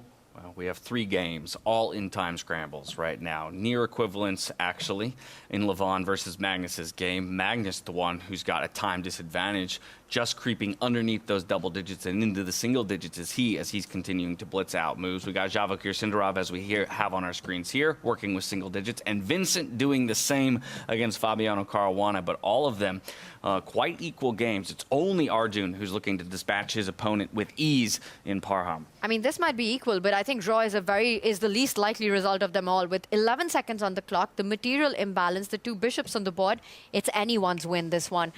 Anything can happen here. He blocks one of the diagonals. This could potentially open white up to bishop takes pawn at the right moment. Creates a square for his king and some safety by blocking that diagonal like you mentioned. Oh, it's very scary. Maybe bishop takes pawn is possible. Hans is debating it. 1 minute, he does take that pawn. Goes for it. It's on the board. Pawn takes bishop, the queen jumps in with a check. That would be a draw, I think. If white had taken the bishop, the white king would have had to hide in the corner to avoid checks. The black queen would have continued taking pawns, and it would have been a dance and a repetition. Queen trade, though. Sindarov, this is ambitious. Yeah. He's no longer up a pawn. So Javakir declining the repetition. He wants more. Hans says trade, but on my terms, I'm not giving you that B passer, Sindarov. Well, he takes a pawn, though. An A passer now. But this is scary. Look at the 2 bishops. You've been talking about them all this while for the last 5 years in this game, David. This is starting to look incredibly scary for the white king with no g-pawn. Yeah, scary, but Javakir says, if you don't mate me now, I'm just going to win. I've got those 2 extra queenside pawns. He's calling Hans's bluff, and maybe it was a bluff. So Hans has to keep the queen on the board here, I imagine. F8 feels like the only square you can do that. You need to keep it defended to that bishop on d6. Well, you could give a check to g8 on g8, but it feels like that only helps white. White's king runs away. White's king will run towards the center. Maybe even slide into the corner. Oh, it's a check. It's a check. Goes for it, but as you can see, the engine agrees with both of you. We've opened up an escape route for the white king and funneled him towards the center of the board where he'll join the ranks of his comrades. Keep running. Oh, and the last move from Hans is very, very slow. The black bishop is actually pinned along this 6th rank. There's a pawn that would be weak if the black bishop ever moves. So Sindarov has a bit of time. Knights are just such good defenders. Like, a knight is a king's best friend, and he has 2 of them controlling every square that the black queen wants to use later. The white king is going to feel super safe just hanging out on the back rank here. Well, there we go, even moving it forward. He hits that bishop, and the knight that you pointed out controls that key e2 square, so no infiltration by the black queen. Bishop falls back. Can you just continue pushing? Is bishop f4 a big threat? Sindarov doesn't care. A7. A7, bishop f4, king just falls back. Nerves of steel. How does he do it? I'm flabbergasted by this game. This is maybe the most impressive game he's played so far today. When you are sitting at the top of the table, maybe could have just played for the draw. And instead, he decided to keep pressing forward. And that's saying something about the guy who just outplayed Magnus on game one. And look at this. A second queen appears. If the bishop takes the queen, there's going to be a knight fork, a devastating check. Sindarov's about to win another game. Unstoppable. Unstoppable. Here's Becky youngster. Hans takes one queen off the board. Bam, there's the fork. And the queen falls. You can pick up both the knights, take the knight on f3. I think Hans is just about to resign. The king runs away. Sindarov, what a performance it has been by him today. Incredible. He's making a great case for himself to be the front runner coming out of the group stage here with a check onto the king. Still needs to put the finishing touches on it, but it's a queen against two bishops, 3 pawns apiece. Should be easily wrapped up. I mean, he might be winning a bishop on the next move. Those bishops, LPDO, loose pieces, drop off. That's another one to remember, James.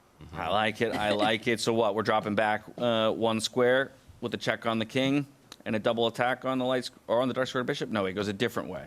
They all look good. That's the problem. The king actually has to come up and defend its bishops. They were too loose. There would have been double attacks or skewers in the meantime. But here, he can just pick off some pawns if he really wants to. There we go. He's collecting everything. Hans Niemann has had a tough day. But Sindarov, we shouldn't take anything away from him. This has been another level of nerves. We knew it in Weissenhaus when he picked Hikaru. We knew it in the World Cup, navigating all those tie breaks. And did you see that? Sindarov's like, why are you even playing this position, man? I got this. I'm surprised Hans is continuing. And that's it. He resigns. Wow, there you have it. Javokir Sindarov continues his dominant run here through the round robin on day 1 of the Freestyle Chess Grand Slam season finals in South Africa. Another victory for him, going up to 5 points out of 6 total possible points and only 1 more round to go. He's locked into the upper bracket for sure. Now it's just a question of whether or not anyone can catch him or if he's going to get first pick of the litter for future opponents. 2 games left in play. We're going to hop over to Magnus Carlsen and see how Levon is maybe wrestling his way out of a disadvantaged position from earlier. There is an imbalance here. We've got 3 pawns on the side of Levon's board, along with the king to 1 pawn and the knight here for Magnus Carlsen. Very little time to work with, though. Look at that. Time ticking down for Magnus. He does get a move on the board, 5 seconds increment.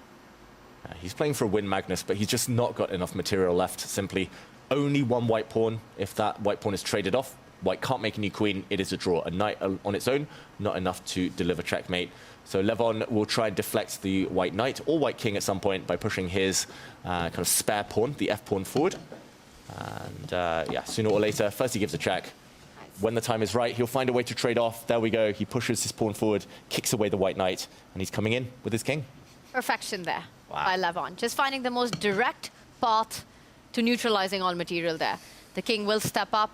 Magnus will lose his last remaining pawn, and Hans we'll have handshakes right there with king takes pawn coming in next. And that's it. No material on the board, and this one ends in a draw. And not enough to play with here.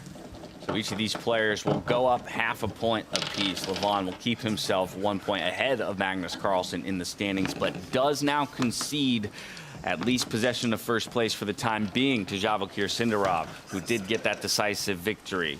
1 more board left to go. It's Fabiano Caruana and Vincent Keymer. This one as well looks like it's heading in the direction of a draw.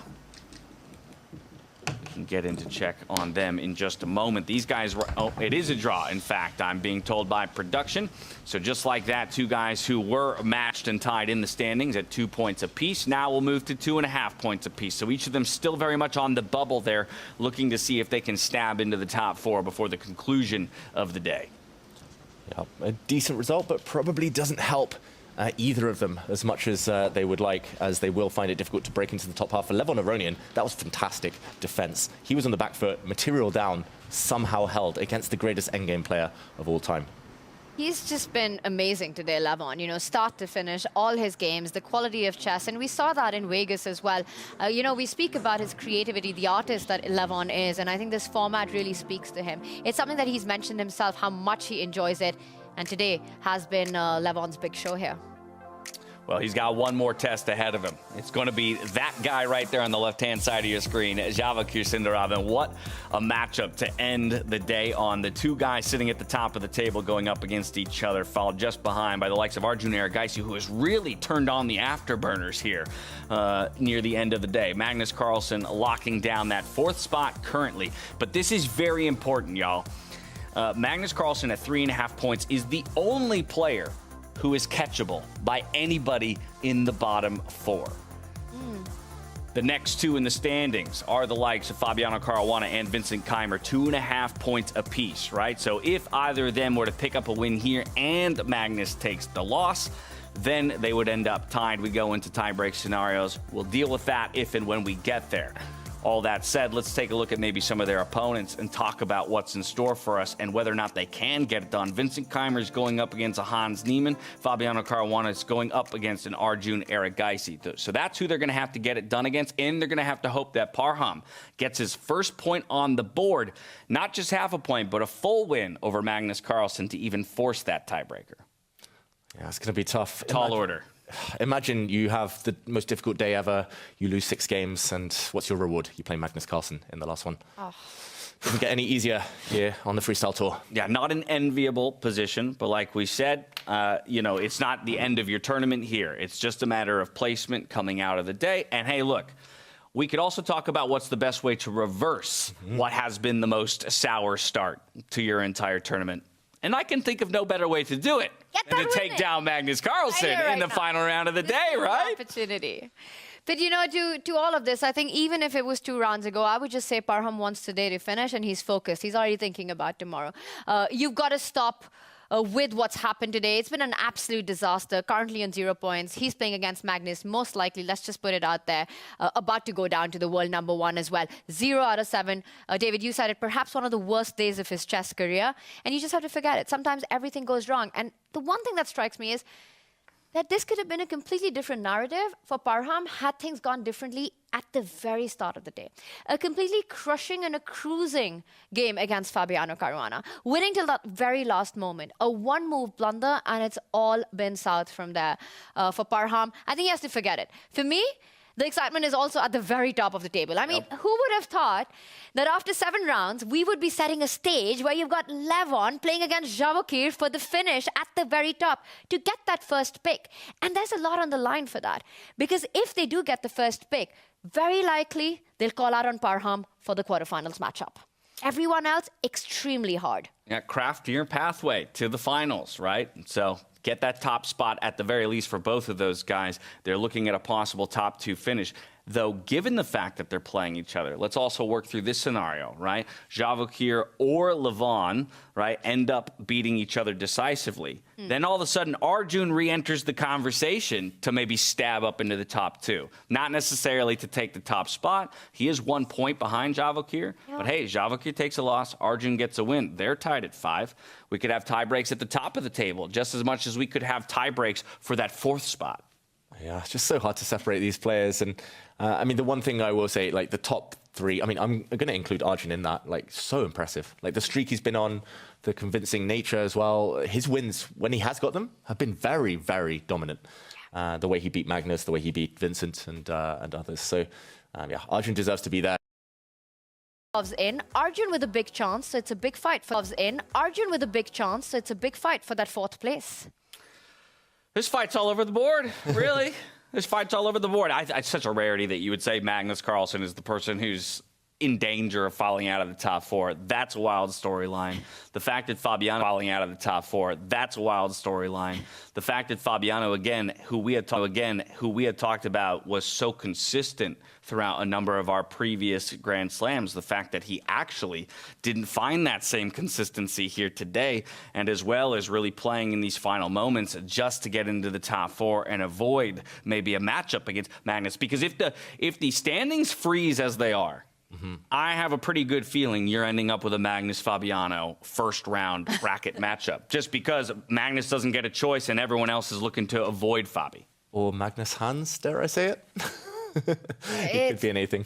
I think that's what the crowd's rooting for, David. You're reading their minds right now. I think a Magnus Hans clash would be pretty epic to see. But I think if it's on Magnus to pick or Hans to pick, neither of them are getting each other. They don't want to go for that match. Well, there you have it. There's a lot of storylines still in play. There's a lot of jockeying that can still be done. Moments away, though, from finding out what will be the starting position for our 7th and final round of the round robin. One more time, back out to Fiona Style Anthony for the position lottery. Welcome back. Only one round left to play. I'm delighted to be joined by Gawa, who's a chess fan. He's here with friends from Cape Town, and it's your first time watching a chess competition live. What have your impressions been? It's a privilege to have this tournament hosted in my home city, and it's amazing watching the best in the world doing what they do live. I've been following them online, but it's nice to meet them and see them live in action.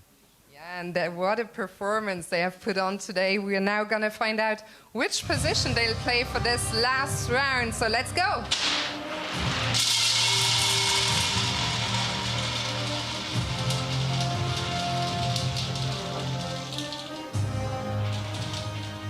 And it is position number 146, 146. Thank you so much.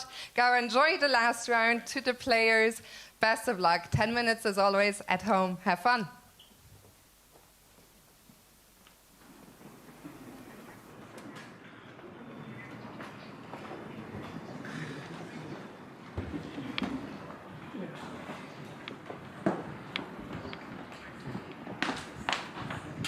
Magnus, just won a night. Yeah, I was winning like in move 3 and I did not realize that it's 2 more pounds I can't win really. What was your opponent? Okay. He played like e4, e5, c3, d5, e takes d5, knight b6, knight f3, 1 more pound, yeah, just in move 3. And I was still... Are you guys playing black? Yeah. Black. I won in move 3. I need like, I get like 60 moves to realize this. Give 1 more pound.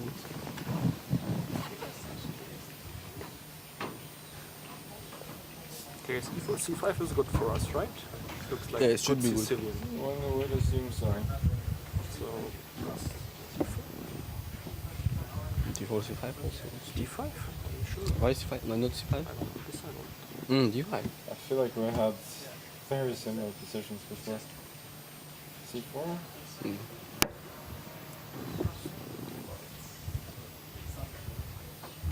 Make some sense or not? I mean, maybe immediately. Ah, you win a sack? Yeah. 65. Yeah, we had something like this in Vegas. Yeah. Very I similar. mean, this one also looks bishop d5, yeah? Knight c3. Bishop b5. Okay, 96. But we lose many squares. Yeah, it's many squares. Yeah. Knight e3. Yeah, bishop c4, 92. No, I think this is...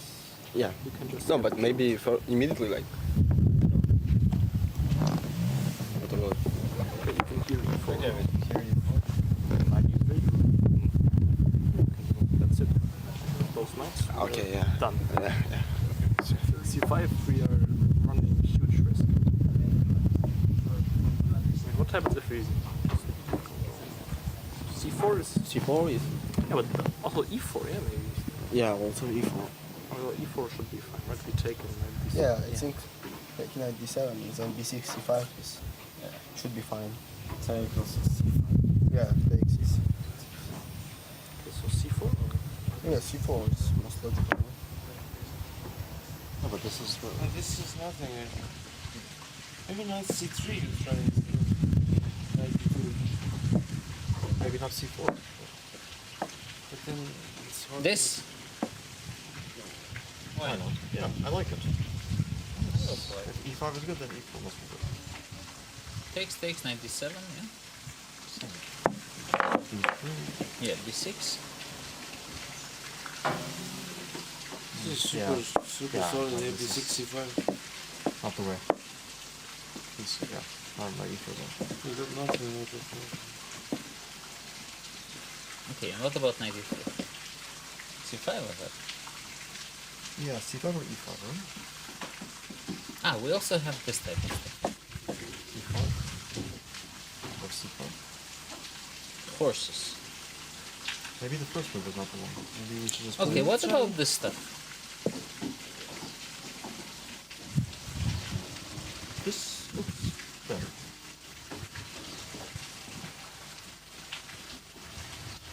That's critical. Yes.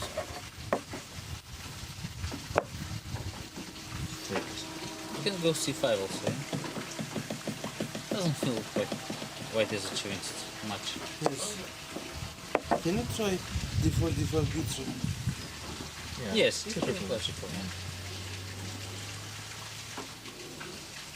Maybe c5 is. DC.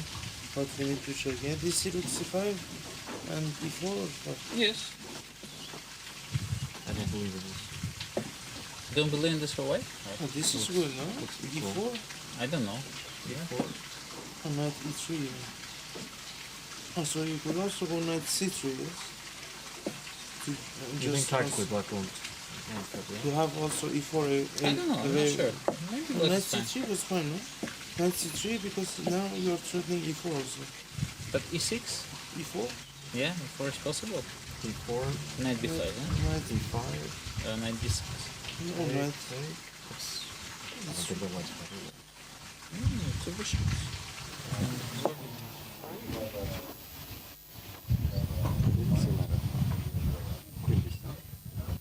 Oh, sorry, I was H5? It's a bit too much. If we survive, yeah, maybe if we survive, it's very different. Yeah.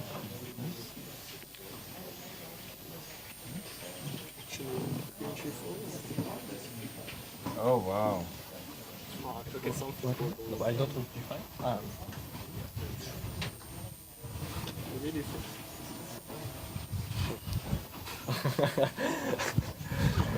We survive one move? Or Yeah, much H5. better? Yeah, and I just I will always have a bad feeling that something will go wrong. I mean, we can play d6. Bishop c4. Bishop c4, knight g5. Ah, wait.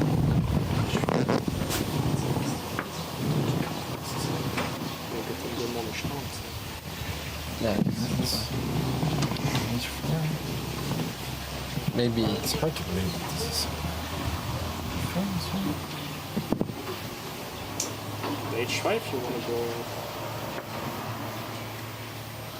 no, okay. It's too crazy. No, okay.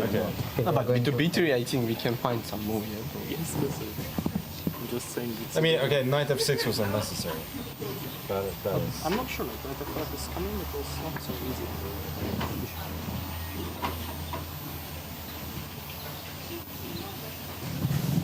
I prefer to find other option.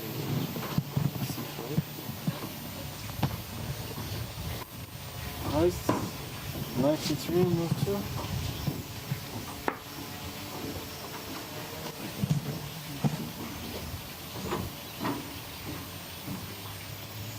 Also C5 doesn't look too bad. Yeah, but E5 is good.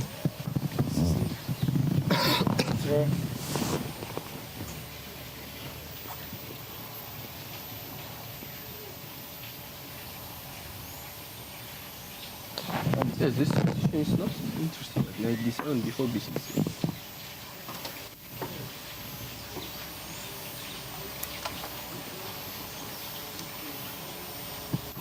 This one? Yeah. Okay. E6. And this is it, our final round of play here on the first day of action in South Africa, concluding our round robin and the group stage here to seed everybody in to our bracket stage. Position 146 is what was drawn, and that's what the players are working with here as they make their final moves within the standings. Yeah, and it sounds like they're having fun with the analysis. Some fantastical variations, going very deep. The players with the white pieces look like they're in the mood to attack. And nice to see Parham as well, getting as involved as possible with some of the ideas here, aiming to end today on a high. And there are some patterns emerging in this final 1-4-6 that we have, right? We have one undefended pawn, but it's hard to get to that pawn. It's not easy to actually attack it on the very first move. It's impossible. Second of all, again, we see the king and the rook tucked in the corner, which means ideas of pushing that h-pawn at the right moment to start developing the rook with a potential rook lift. You know, very often in freestyle, castling the conventional way isn't the only way to get your rook into the game. Apart from that, I also see some of the players discussing moving that e-pawn forward, opening up the bishop as well as the queen, and eventually maybe a more strategic approach with the 5-1-8, get the bishop out and actually go for that castle. So going to be interesting to see how this pans out. The one move I look forward to on the board is the b-pawn going a step ahead. That bishop on a1 sleeping there can be quite the rocket. Well, as the players are up and out of their chairs and make their way into the playing hall, I'd be remiss not to, on the final game of the day, ask for first move predictions out of the two of you, or even what you think are the engine's preferred first moves. Any guesses for the top three? Well, I cheated without the engines on the board the best way possible with the players. So I'll go with what they were discussing, e4. I think we'll see e4 on the board. E4 at 40 depth is the top move. David? I saw the players with the black pieces discussing d4. Probably not relevant if the white players are going to push that e-pawn anyway. I'll say c4. Go on then. Well, you should have stuck with d4. D4. That's number 2 on the list. No. And guess what's number 3? It's that h4 pawn. Wow. You were talking about. You said play it at the right time. The right time might be right out the gate. And then we have handshakes for the winning game here, which would decide the winner of the round robin in this one. So lots on the stake in this one. You know, getting that first pick of the quarterfinals, that's the big enchilada. That's the big prize here. Yep. Sindarov, he just looks so cool, so calm, so collected, so confident. All Sindarov needs is a draw or better here against Levon to hold him off. Obviously, Levon would want that victory to leapfrog and ultimately grab the top spot. It's not just picking your opponent. I want to remind everybody at home that there are circuit points at stake here in the round robin. If you finish in first, that's 8 points immediately going into your total at the end of the tournament. Then whatever you gain based on your final placement. So for everybody, this could be a game of inches at the end of these 4 days that we're talking about when it comes to our overall tour winner. And it's D for David, it's D for D4. You should have stuck to that prediction, David Howard. I should have known Levon Aronian. He's a d4 player by heart, always has been. But here we do see a small mistake, apparently. Black's queen coming out. The most natural move, the most natural follow-up. Javokir has been learning from Magnus Carlsen, bringing his queen out early on move 2. But this is a mistake because the queen will get hit in the near future. Still not possible to attack it yet. There's a pin towards the white bishop, but Levon with this last move is getting ready to bring his knight forward. Then he'll play Tanya's move, pushing the b-pawn, and this queen is going to have to scoot out of the way in the very, very near future. So I don't think it's a great start to the game for Sindarov, although, of course, still very early days. And here's a fun fact. If you just go into our bird's eye view, bring up all our 4 boards, in fact, that best move that you pointed out, the move that the players were looking at as well, the pawn in front of the queen moving 2 steps forward, look at that. Hasn't been played, I believe, on a single board as move number 1. Wow, it was d4, d4, d4. Why didn't I just sound like a genius and David the d-pawn. It's such an easy pick for you. It really should have been. In the meantime, it's guaranteed that Levon Aronian or Javokir Sindarov will top the group stage. One of the two, so we'll keep an eye on that battle. But elsewhere, it looks like some very interesting developments. Especially, I'm going to say, Maghsoodloo against Magnus Carlsen, where I see a brilliant move land already this early in the round. It was a sacrifice that was rejected. It looks like that's by far the most progressed game so far. Maybe we hop in there, as we will likely end the round by looking in at that top table matchup between Levon Aronian and Javokir Sindarov. So let's see how Parham is faring in his final game of the day while he looks to get something done against the world #1. And it would be a brilliant way to end your day if you could get it done. It would be the best kind of consolation prize after one of the hardest days for Parham, and I'm really rooting for him. You know, huge Magnus fan here, but I think we all want Parham to kind of end this on a high just to get ready for tomorrow. And then it just becomes easier to leave things behind if you're able to beat this guy. Exactly right. And he's barely spent any time, Parham. He's only spent around 20 seconds if we don't include the increment, yet he has a very interesting position down a pawn. I just want to very quickly take us back, because we did see the d-pawn push for both, and something the players with the white pieces were discussing. b3 to open up the bishop, also to support a strike in the center. The game progressed very quickly. Magnus playing what would normally be called the Queen's Gambit accepted, and just kind of taking a pawn and opening things up. But this allows Parham to break. And just if we fast forward to this moment, bishop takes d5. This is where the fireworks began. There's a pin, so the bishop is untouchable. Parham reacted with one of the first brilliant moves of his day. Bishop takes pawn, double exclamation mark, to lure the black queen away so that the bishop could be taken. This would have given white a nice position. Very strong pawn in the center. Magnus says, nope, I saw that one. I'm going to take your pawn. So up a pawn again. And just to catch up, the knight comes forward. The bishop drops back. The black queen now is vulnerable. It is hit. And check it out. It was a matter of time. Harry the h-pawn makes an appearance. And Parham, I think he's got great attacking potential. The rook is lifting to come towards the queen and king. The pawn is lifting. This is typical. This is how to play against Magnus Carlsen. And this is so up Parham's alley as well. We've been talking about one of his strengths being these aggressive positions. So getting Magnus into muddy waters early on as he thinks how to handle it. Does he have time to go h5 himself, stopping that h-pawn from moving forward? Does he first decide to trade in b5? There's definitely pressure on Magnus. But still said, it feels that Parham, with everything that's happened, it's a long way to go before we can say anything tangible about it. It's going to be a grinding game. They almost always are against Magnus Carlsen if you can't throw a haymaker at him early and get him off kilter. So while we let this one germinate and develop, we're going to take a trip around all of the boards, starting with Arjun versus Fabiano Caruana. Arjun already sitting up in the top 4 again with an absolutely stellar performance near the second half of the day. Fabiano, opposite story for him. Would love to come away with a victory here to conclude his round robin, sitting at 2.5 points. And right now, things are looking pretty good for him, if I'm to take the engine's evaluation as gospel. Wow, apparently a big mistake, Tanya. Is it something to do with the black king? There's a pin on this file. If the white queen moves away, white is not winning, so it must be process of elimination taking this knight. And David, it feels like a very straightforward line, right? But I'm sure there's more, because Arjun's played knight f6. He's got to have something on his mind. Bishop takes knight. The only way you recapture is destroying the pawn formation in front of the king. G takes f6. You take it with the e-pawn, you lose your queen. Now if you give a check on g4, there's the rook sliding over. And I think this is what... Ooh. Or not. Check it out. Check it out. Pin. Pin. What was that? PP on the PP?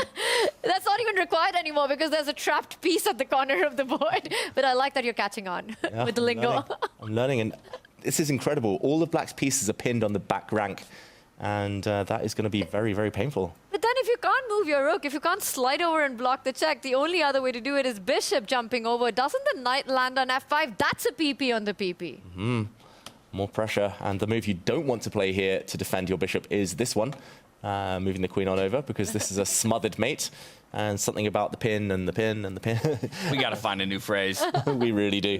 And smothered checkmate, there must be one about that. But in the meantime, it looks like it all starts with bishop takes knight.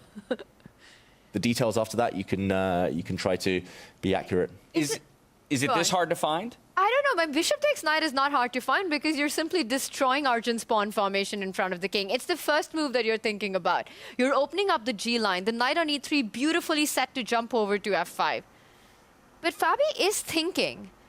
Wow. So that surprises me. Apparently in this position, there's many tempting moves, but the only immediate knockout is to push this pawn forward. Oh, wow. Hit the rook. And this is because the rook is actually caught in 2 minds. It needs to stay on the 5th rank to defend its king. But if it does, firstly, if it swings across here, I think it just gets hit and it has no good squares to go to. But if it steps across to attack the queen, only now do you give a check and then jump in. And this is devastating for the bishop in the corner, trapped. And has he found it, Fabiano? He's made a move. That is so fascinating because you're basically displacing the rook from the most ideal square in the position where it controls the c8 square. You want to force it away from the c line so the queen can slide over and win that bishop, which is essentially just trapped at the corner of the board. So mistake by Arjun Erigaisi, immediately punished here by Fabiano Caruana. Has he taken it? He's taken it? If he finds this move, Fabiano is going to win. It's game over. He wins a piece or wins something big. B4, moment of truth here. Okay, B4 isn't trivial. No, but I think you find it kind of retroactively. You see it kind of from reverse. You see, okay, queen check, the rook moves and blocks, and then, oh, I have this winning move. I come to the top of the board, I pin you, I trap you, I win something. And suddenly he'll realize, oh, but in this position, the black bishop comes up, and I cannot get to this square. So if we reverse engineer it and go back to the start, maybe that's how he gets there. He's like, oh, wait, I need to kick this rook away first, and then I come in with a check, and then I come to the top of the board. I think that's the thought process if he finds it, not obviously. Fabi could be winning this game in 8 moves. If he finds this pawn move, and he doesn't! Doesn't find it. And now Arjun has a move to secure some safety at least. Whether it's bringing out the knight, whether it's, for example, pushing this pawn up to stop any queen checks. Arjun, sigh of relief. Yeah, did you see that? You could see it on him. I almost felt like Arjun saw before. He was scared about that happening on the board. He leaned back, just took a breath, and comes locked in one more time. Gets a second life in this one. Yeah, not out of the woods yet, though. So now it's a question of how he cobbles this one back. He's been given another opening here by Fabiano after he handed that opening over to his opponent. E4 was such an Arjun move, like pushing that pawn. If colors were reversed, he would find that like 100% of the time, I think. It's just like momentum move, create the threat, push your opponent. And yeah, that's how he wins a lot of his games very quickly as well, Arjun. But okay, this game, it looks like it will go on a bit longer with things still in the balance. All right, let's continue our journey then. Vincent Keymer versus Hans Niemann. We haven't taken a look at this one yet here in our final round of the day. These are two guys who currently sit in the bottom 4 and are likely to remain there. But even still, now at this point, it's almost about proving to those above you that you don't want to pick me. What's going on with that stare? Did you just see Hans Niemann? He was deadlock staring at Vincent Keymer for a straight 10 seconds.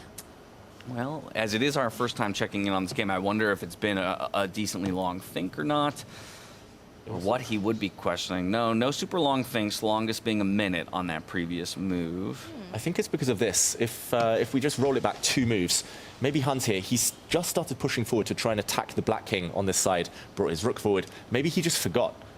He started frowning at Vincent the moment Vincent castled the other way, the long side, bring the black king 5 squares across. And maybe he was just like, oh, wait, I forgot about that. Now I'm hitting thin air. Your king's going to be super safe. And it's definitely black with the advantage if we catch up with the live position. Safe king, the black rook coming in. And white's bishops aren't so good. They're both a bit blocked. And I think that last move by Hans just goes on to show the trouble that he might be feeling, because he's playing against the idea of the black knight arriving on f3. That knight gets to f3, you'd be forced to give up your bishop, and that's disastrous. So h4 does weaken Hans's king, but I think it was a bit of a necessity to stop knight g5.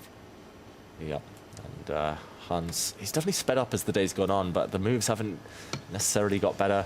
I do wonder if it comes to choosing names, whether the other players will have a bit of fun and leave Magnus to play Hans. Just have a feeling. Oh my goodness. Question to our resident grandmaster here. David, if you're in the mix, I mean, most likely out of all of us, David would be the one who will be in the mix here. And let's say you had the pick here. How likely are you to choose Hans, even if he's not on paper one of the favorites? I would leave him. I'd let Magnus deal with that. Deal with that. Just as a pure chess fan, it will be fun to watch.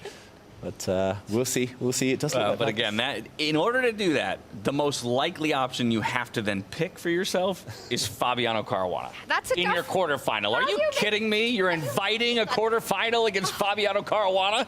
Yeah, Mr. Consistent. Oh, come on. The guy's hitting the podiums left and right. You're almost dooming yourself at that point. So easy to say as a fan who's just no skin in the game, just wants the chaos. But we can all hope.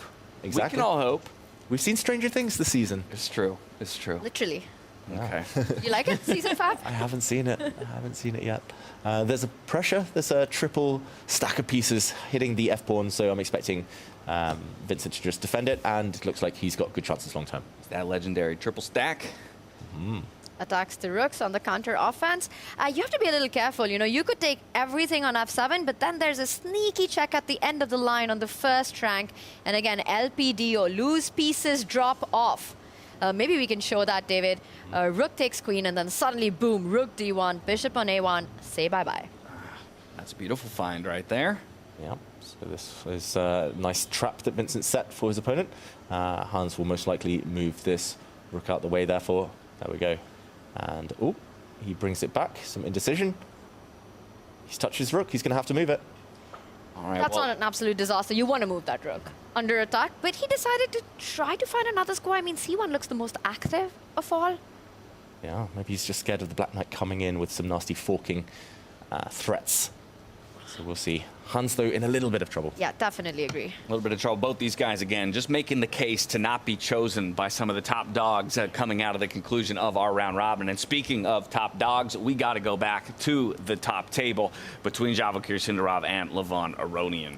As we arrive, you'll see that things are near dead even, again, by the computer's evaluation. But I want to know where you two think on a more human level. How do you feel about this? If I had to plop you in, which side would you rather play?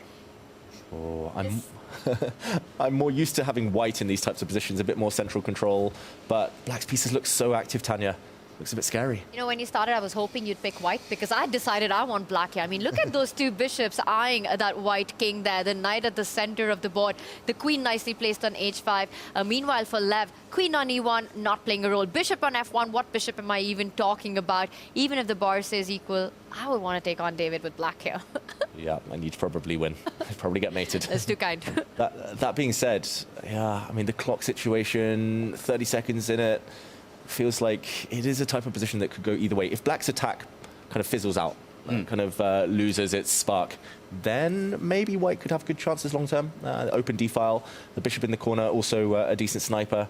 White's rook on the third rank I quite like as a defensive piece, but also maybe an offensive piece. Still very, very tense.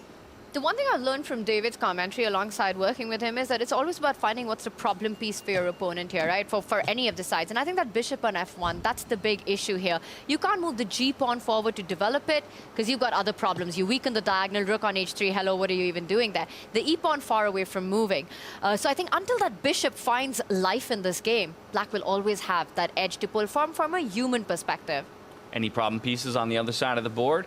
Or you feel pretty good about the way Feeling pretty good, together? James. Okay. Feeling amazing about it. Especially after this last move. The long castles from, like, literally moving your king 5 squares. That is super satisfying, and it solved the only problem piece, which was this rook in the corner, which now can easily centralize. So Javokir heard us.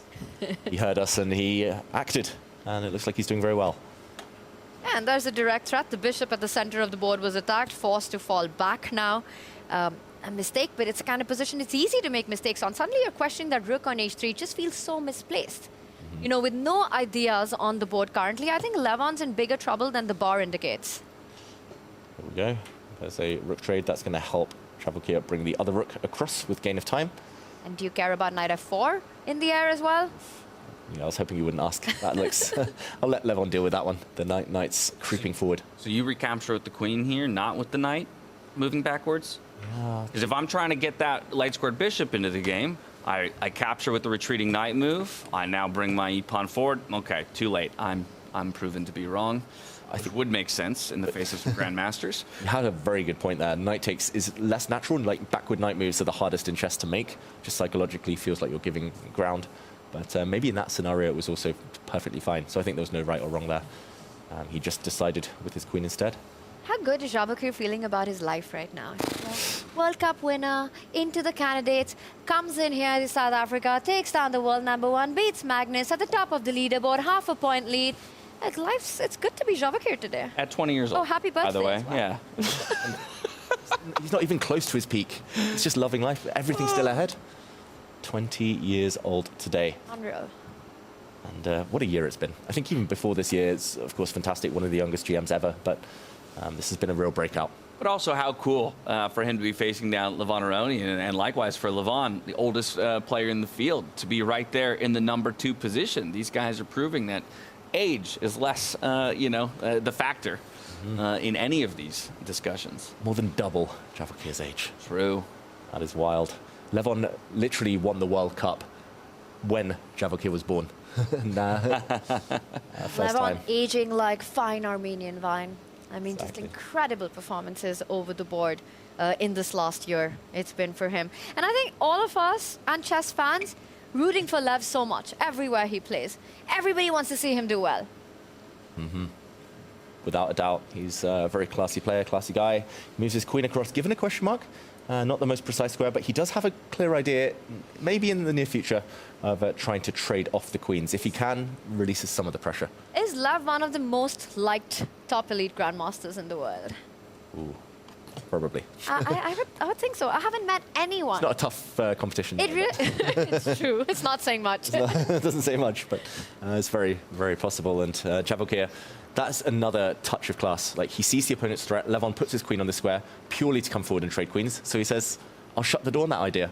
I might lose a move. I push a pawn, but you have to go back to square one. Force Levon here to burn a bit of time on the clock. Down to 1.5 minutes. This feels like it might be a decisive game either way, which would certainly be intriguing for the standings. That's a good point. If I check back in with the standings themselves, we can't forget that Arjun Erigaisi is only a half point behind Levon, right? So if Levon does end up taking a loss here, that means he is reachable. He is surpassable by the likes of an Arjun Erigaisi. You need to be falling down into the third position and then having one more person get their pick of the litter before you do when it comes to picking your group stage, or rather your bracket stage opponent. Yeah, we haven't had so many draws so far today. I think just 7 in the first 6 rounds. Basically, roughly a quarter of our games have ended in a draw. But it feels like all the eval bars are in the middle, but I have a feeling just the trend of the day, the clock ticking down, we'll start seeing some blunders in the near future. Danger zone now. And while the bars might indicate that the positions are balanced, there's so many pieces on the board. There's still so many dynamics. None of the games are actually sort of navigating towards those peaceful end games or solid positions. So I think time scrambles are going to be huge in this last round.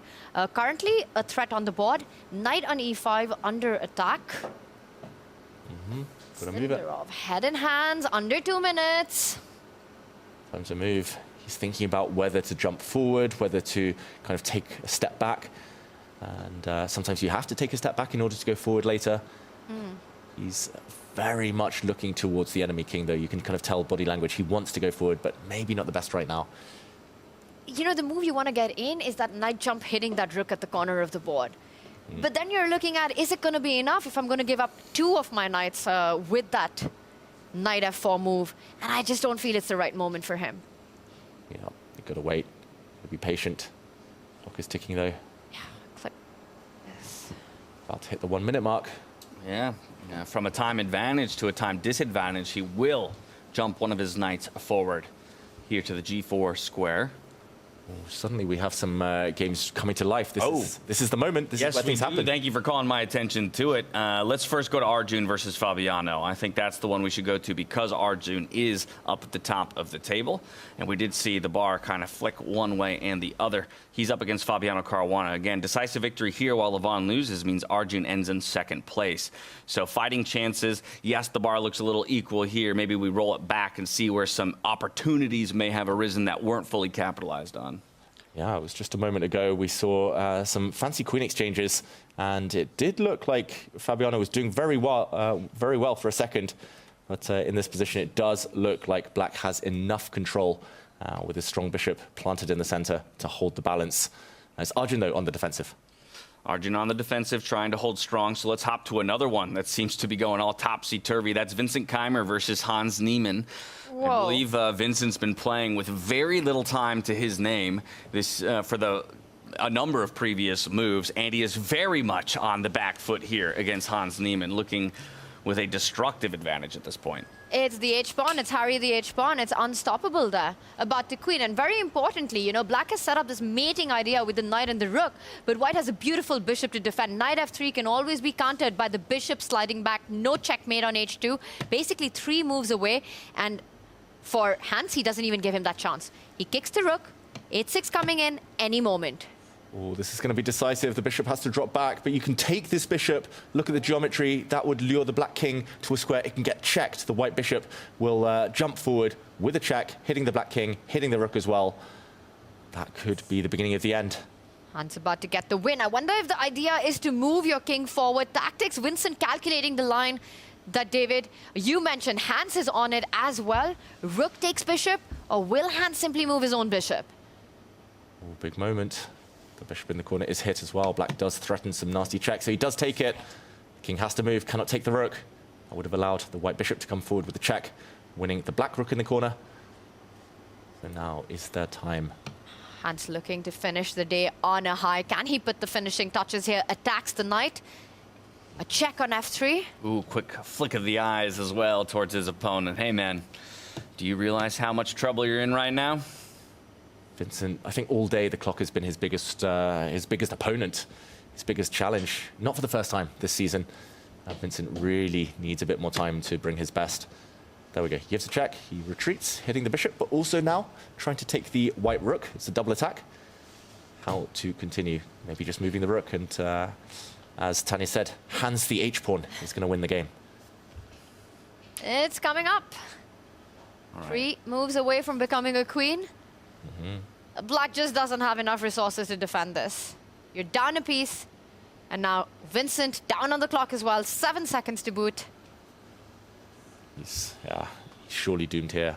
Hans keeping that 2-minute bank will surely allow him to win. And he pushes the h-pawn forward. That is really clever. If king takes rook now, the white pawn will continue pushing its way forward. And if the black knight ever takes it, we'll see this actually unfold on the board. Knight takes pawn now would allow the white bishop to deliver that last fork. Handshake, game over. Realization that there's no more fight left in him here. Vincent Keymer admits defeat against Hans Niemann. Hans Niemann, the first victor of the round, but we're going to move quick. Let's go back over to Javokir, Sindarov, and Levon Aronian, because I do not want to miss the conclusion of this fight for first place between these two players. Okay, fascinating position. It's deep in the endgame now. It's actually level material, but Javokir is the one with the threats. The black knight is threatening, most importantly, a nasty fork. It was trying to hit the king and rook at the same time. Levon gets out of the way, but the black rook as well. Very, very active. I think I would take black here, Tanya. Yeah, and that's because knights are so super tricky, especially when both players are playing on seconds. You've got to watch out for those checks. Well, right now, g6 pawn attacked. The knight attack comes in. The white king will move forward, attacking the knight. Again, this endgame down a pawn right now, but with all the threats on the board, possible for all 3 results. But Levon needs only one. He has to win on demand to win the round robin. Yeah, he would, I think, love the win, of course, but probably at this point, a draw is a very logical result. And there we go. Knight takes bishop. He's trying to secure it. Javokir, he leans back. What's happened here? Has he... Whoa. Okay, looked like a bit of frustration, but he knows that a draw is all he needs. So that's what he's playing for. Maybe it was just that now all his problems are solved. Yeah. Draw is in the bag. You know, he's probably already thinking about dinner and who he's picking for the quarterfinals next. That's a good point. Yeah, you better start thinking about that now. You'll be making that decision in just a couple hours' time. Well, he's not picking Hikaru again, that's for sure. Only because he's not here, David. Yeah, not an option. Otherwise, maybe he'd want revenge. And yeah, the players are continuing, but this is a very straightforward draw. The white pawn is easily kept under lock and key by the black rook behind it. And in the meantime, Javokir will try and create some counterplay on the other side, starting with some checks. Yeah, this should be trivial for Javokir to hold this one with the black pieces. He's doing everything right now. Oh, and meanwhile, we've got a result coming in on the Magnus board as well. Yeah, Magnus did ultimately dispatch Parham on their board. I think that's a game I'll actually want to revisit, funnily enough, after we watch the conclusion of this one, because there was winning chances for Parham midpoint of the game. We'll go back and see a couple of those moments where Magnus left the door open for a possible victory here for Parham, but instead he will ultimately get it done. And look at that. Magnus is trying to remember the starting position right now. So that he can hopefully set it up, but he doesn't. He just goes with the 5. No, he is setting it up. Yep. You see that? Doing his best. Not the easiest one to remember. We still have eyes there at the bottom right-hand corner of your screen there. Sindarov and Aronian's game on well in play. And just as we pop back to the table, it looks like the draw was decided. It's Javokir Sindarov, your #1 finisher, out of the round robin and heading into the group or into the bracket stage. What was that head smash that we just saw at the end by Levon? Was there a miss that happened? Because we saw a reaction by Javokir. Something Levon wasn't happy with. Yeah, I'm trying to track it down, trying to figure out exactly where the miss might have happened. It must have been in the middle game, but I don't quite see it. Like, there was a big advantage for Sindarov, maybe just for half a move, for one move, but nothing clear. Maybe in this position he was looking at, I don't know, bringing his queen across. Maybe it was something even earlier. But, the players, nice to see them after, 6-7 hours of chess. still keen to continue. And I'm going to say it. I mean, it was between these two players pretty much from the start of the day. They never lost control on the leaderboard. It was always a switch up between first and second. Well, I mean, when you start your day taking down Magnus Carlsen, You know good things are about to happen. exactly, and he fulfilled the prophecy of that initial win to run 5.5 points out of 7 possible. What a showing out of Javakir Sindarov. Levon Aronian just behind him at 5 points, our Vegas winner. Now, Arjun Erigaisi and Fabiano Caruana did conclude their game in a drawish fashion, so half a point apiece for each of them. That's 4.5 points now to Arjun Erigaisi's name. Fabiano will slide up to 3 points as well, but still just outside of the top 4. But this is how it all broke down here to conclude our 7th round of the day. Following the draw, the players went to their respective sides to analyze, try to find their best avenues to victory. Parham, he had opportunities, unfortunately couldn't end his day on a high note. He is winless at the conclusion of our round robin. Fabiano as well, taking a draw there. Not the way he wanted to have necessarily finished his day based on his hot start. And Arjun Erigaisi, very much the opposite story. Slow start, strong finish to end up in our top 3. You know, as we see these scenes play out and our group stage result, I mean, we'll go through them, but I am so excited to talk about what is going to happen next. Just look at the way this has shaped up right now, with Magnus taking that final position in the top half of the board, which means he will not have an option. He will not be left with a player to pick, will be forced his opponent, and nobody from the bottom half wants to play him. Big questions here, guys. No defeats on the day for our top 2 players, Javakir Sindarov and Levon Aronian. 5.5 points to Javakir, 5 points to Levon. They also pick up 8 and 7 points, respectively, when it comes to the Grand Slam points. That's already in their bank, with more to come based on their quarterfinal and bracket stage finish. Arjun Erigaisi, he gets 3rd, even though he's tied with Magnus at 4.5 to 4.5 because of the direct encounter and having the win in that column. So like you said, Tanya, he earns himself a pick between the 2 remaining, and then Magnus will be left with whoever is remaining in that bottom 4. Fabiano Caruana, Hans Niemann, Vincent Keymer, and Parham as well. What an incredible day this has been. I mean, seeing Javakir at the top, something that we called out, is the guy to watch out for coming out of his World Cup victory. Levon Aronian, so many of us rooting for him. And I think the 2 most consistent players here, you can't even debate that. Sindarov getting that big win and undefeated throughout that round robin. But big question here. I'm going to throw it to David first. Who do you think Sindarov takes? I think that's the easy one to answer. On paper, he should be taking Parham Maghsoodloo. Just because Parham had a tough day, it's going to be tough to recover ahead of tomorrow. Everything that could have gone against Parham did, and I think Javakir will back himself to take advantage of that. Yeah, it might feel like the obvious choice, but I think the decision gets more difficult from there, right? If you're in the position right, of a Levon Aronian, now you're going, okay, Vincent Keymer, Hans Niemann, Fabiano Caruana. I had to play Hans in the final in Vegas. So I already know what this guy is capable of to a degree. He's made it to a final table. The same is true, though, of Fabiano Caruana. Always the bridesmaid, never the bride. But then you're staring down your 3rd pick of Vincent Keymer, who as well has been a Grand Slam champion. So it almost feels like there are no good options. He's definitely not picking Fabi. I mean, Levon and Fabiano have played endless amount of games between each other, know each other too well. So I think for Levon, it will come a choice between Vincent and Hans. Who does he take, David? I think he takes Vincent. I think Levon knows that this isn't Vincent's ideal time format. He knows that, yes, it's 30-minute games tomorrow, but if he can hold those 2, if it's 1-1, they go to quicker tie breaks, and Levon there is a huge favourite, just judging on form today. So I think he takes Vincent. But people have been punished for doing that in the past.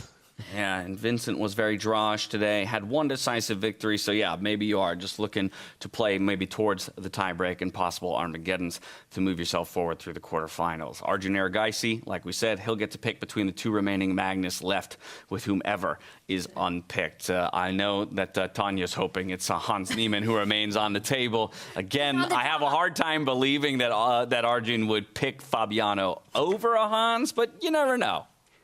You know, just for the crowd, Arjun might do it. He's like, you guys want Magnus versus Hans, so I will give it to you. But I agree with you. That's a tough pick. But I have to say, at the start of the day, it was hard to predict that this is what we're going to be ending the day with. I mean, Yes, Sindarov, one to watch out for. We mentioned it. Levon, excited to see. But at the top, and just how convincingly they did it. Super impressive. Yeah, it's moral of the story. It's good to be the oldest player in the field or the youngest player in the field. Levon Aronian and Javagir Sindarov. Yeah, I can't wait to find out the pairings. It's going to tell us a lot. It's going to teach us a lot. Today already, we've learned quite a bit about who is feeling it, who's in form, who's feeling kind of fresh and confident. But of course, tomorrow is where things really, really get juicy. Wow. And I think for Arjun as well, finishing third, he's got a lot of things to be happy about with his play. It started shaky, but in the end, getting those points in to climb up, to have an option well between the last two remaining players, as he will. How do we sum up the world #1's performance here? How do you think Magnus is feeling about the day? The toughest question to answer, because in order to answer it, I feel like you have to understand what his mentality was coming into the day. Actually, you were the one who brought it up pretty early on. If you're Magnus, are you playing for first place? Are you playing a little bit fast and loose? Because ultimately you cannot be eliminated. Yeah. And you're probably confident up against pretty much anyone, regardless of whether or not you ended up being picked, let's say, in the bottom 4. And even still, he managed to slide up into the top 4. I think it just speaks to his overall ability, but therefore, I don't know. Do you feel like this is a frustrated Magnus with a 4th place finish? I don't think he's frustrated with the finish. I think he knows he's done enough. He's top half, that's cool. But I think it's just the manner of the games. We saw the sigh of relief when he edged past Parham there. He was in big trouble for a while. When he survived that game, I think he was just happy that it's over, Magnus. He'll try and come back tomorrow much more kind of stable, I think we'll see from him. He won't be letting opponents attack him like he did today. Now, in tomorrow's pre-show, we'll do some of the math for you, because it is important to recognize that with that 4th place finish, Magnus has already secured another 5 circuit points for himself. That takes him from his initial 80 points up to 85. And so, again, that's an almost untouchable number when it comes to the overall standings. We were looking at the likes of a Fabi, a Levon as the people most likely to be able to catch him. I think Levon, with this finish and with this form going into the bracket stages, is a real threat all of a sudden. Yeah, it's a pretty cool paycheck if you become an overall champion. A bonus of 100K. That's some very cool dinners and wine for David on the house if Magnus does it. Yeah. Hopefully for all of us. I was going to say. But whoever it is, it might be Levon. +1. Might be Levon Aronian, if he wins this tournament, overtakes Magnus overall, 300K for a few days' work. Not too bad at all. I mean, think about it. If you went Vegas top finish into South Africa top finish, overall Grand Slam, we're in the wrong line of work. Well, I'm not good enough to be in another line of work, David. You might be, though. And just so impressive. I think we've got off to the perfect start, where we saw a lot of kind of bloodthirsty players, and that's always a good sign on day one. Yeah, so many decisive games, right? I think single digit overall, which is something that we love about freestyle chess. With no safety nets, no predictability, not having any idea of how to shut down games. Players we've seen, even Magnus, being completely busted right out of 10 moves in the opening. It's happened time and time again with this elite, and that only happens here in freestyle chess. Well, the players delivered for us in every sense of the word here through 7 rounds of our round robin stage. But I do want to get a word from a couple of them at the conclusion of our day and before we head into the bracket stage. Take a look. Vincent, it was a tougher day at work today. How would you summarize it? Yeah, it was kind of expected. Like yesterday I was feeling really sick, so I did feel a little better today, but still I could clearly tell that I blundered way too many things. For example, against Magnus, I just completely missed that queen f4 was even a move, which is something that normally really wouldn't happen to me. So yeah, I can't say I'm happy with my play, but I think it was kind of acceptable under the circumstances, and I'm just hoping to be back in better shape tomorrow. You also get better time control tomorrow, and you do tend to do better with a longer time control. Do you think people are going to be worried about picking you? I don't know. In the past, it hasn't worked out so well for them, so we will see. But my performance today certainly wasn't something to fear, but generally, as you already mentioned, in longer time controls, I tend to do a little better. So what you're saying is that chess players don't necessarily learn by their mistakes, and maybe they will pick you early. We will see. Good luck. Thanks. How is it to play chess after being sick like you were yesterday?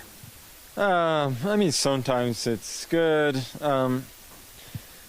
It's fun to get to play freestyle and play some fresh positions, but I mean, I'm quite aware that I'm just not able to think anything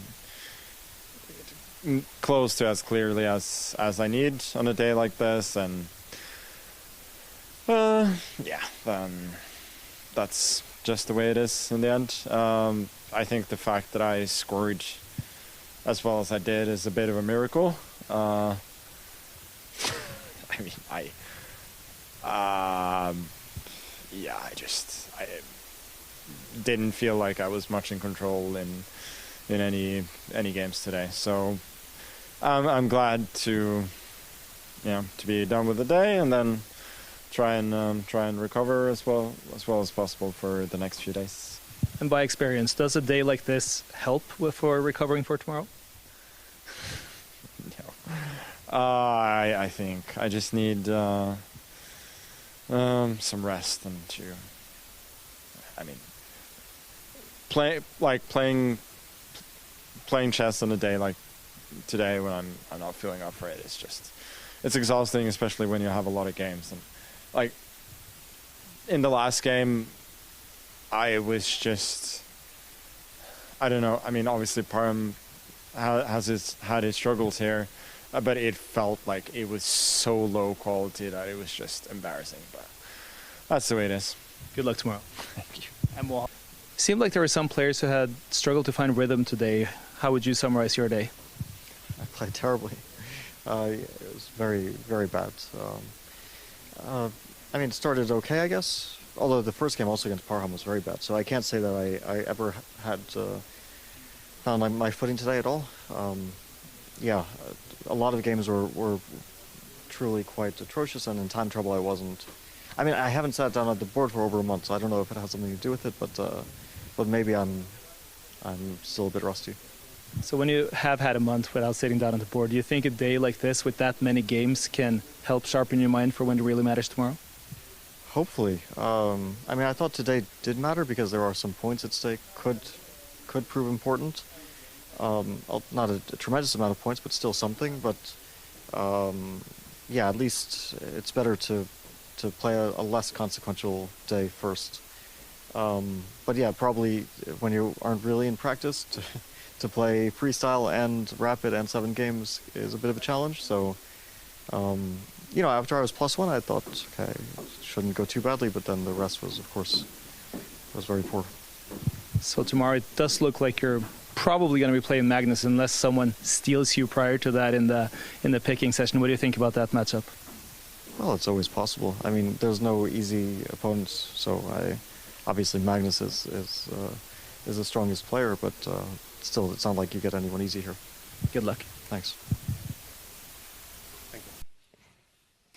And what a day it was. Great to hear from Vincent Keymer, Magnus Carlsen, Fabiano Caruana as they conclude their day. I mean, we heard straight from Fabiano there, not pleased with his performance or at least his level of play, trying to figure out what exactly to attribute that to. Is it just rust from not having been over the board in quite some time? And ultimately calling out, and I think one of the persons that's most relevant too, the possible importance of the points earned out of this round robin. Again, he, at the top of the day, entered in number 2 position of our overall standings at 49 points to his name, to the 80 of Magnus Carlsen. Ooh, will you be kicking yourself if you lose out on the overall title by just a couple of points, and it could have been done in the round robin. That being said, if Fabiano does, as some experts are predicting, end up meeting Magnus, at least he has his fate in his own hands. He can knock Magnus down. You know what? Get some more points of his own. I like where your head's at.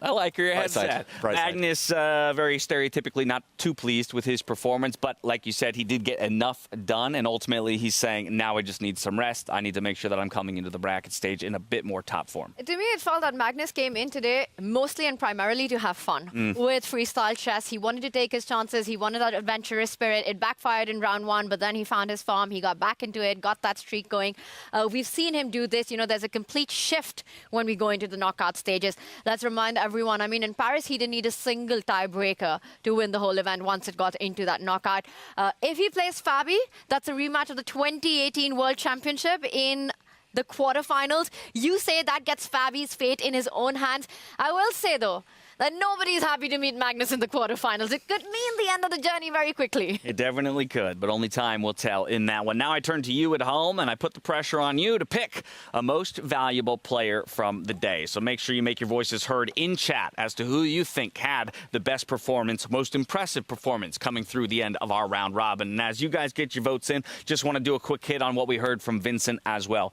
Also not super pleased with his overall performance, but recognizing that this is a bit of a pattern for him in freestyle events, and somewhat cheekily saying, well, perhaps people won't have learned from their mistakes of the past, and I do get chosen into a matchup that could work out in my favor going forward.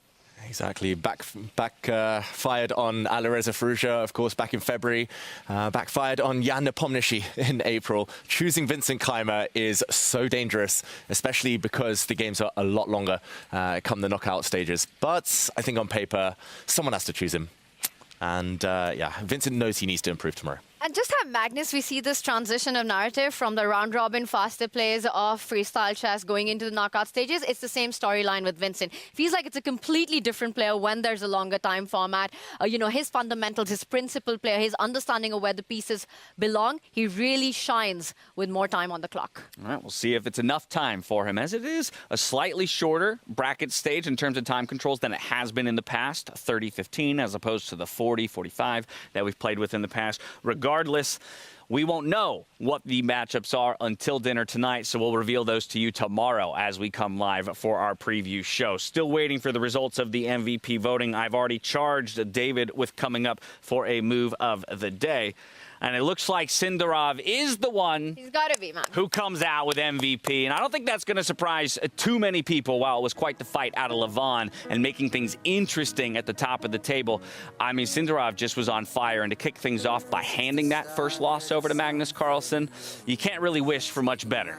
And he said it. You know, he called it yesterday that if you have to play Magnus, you need to play him early on, and he feels that's his best chance, and he went on to prove he walked the talk right there, did it in style, never lost control on the leaderboard, was always within reaching a distance to Levon there, crushed and cruised his way through. I think definitely the most valued player. Also, happy birthday, Javakir. It's good to be Javakir today. Well, that right there, that's the cherry on top of the cake, and perhaps we'll be eating cake at tonight's dinner in honor of him.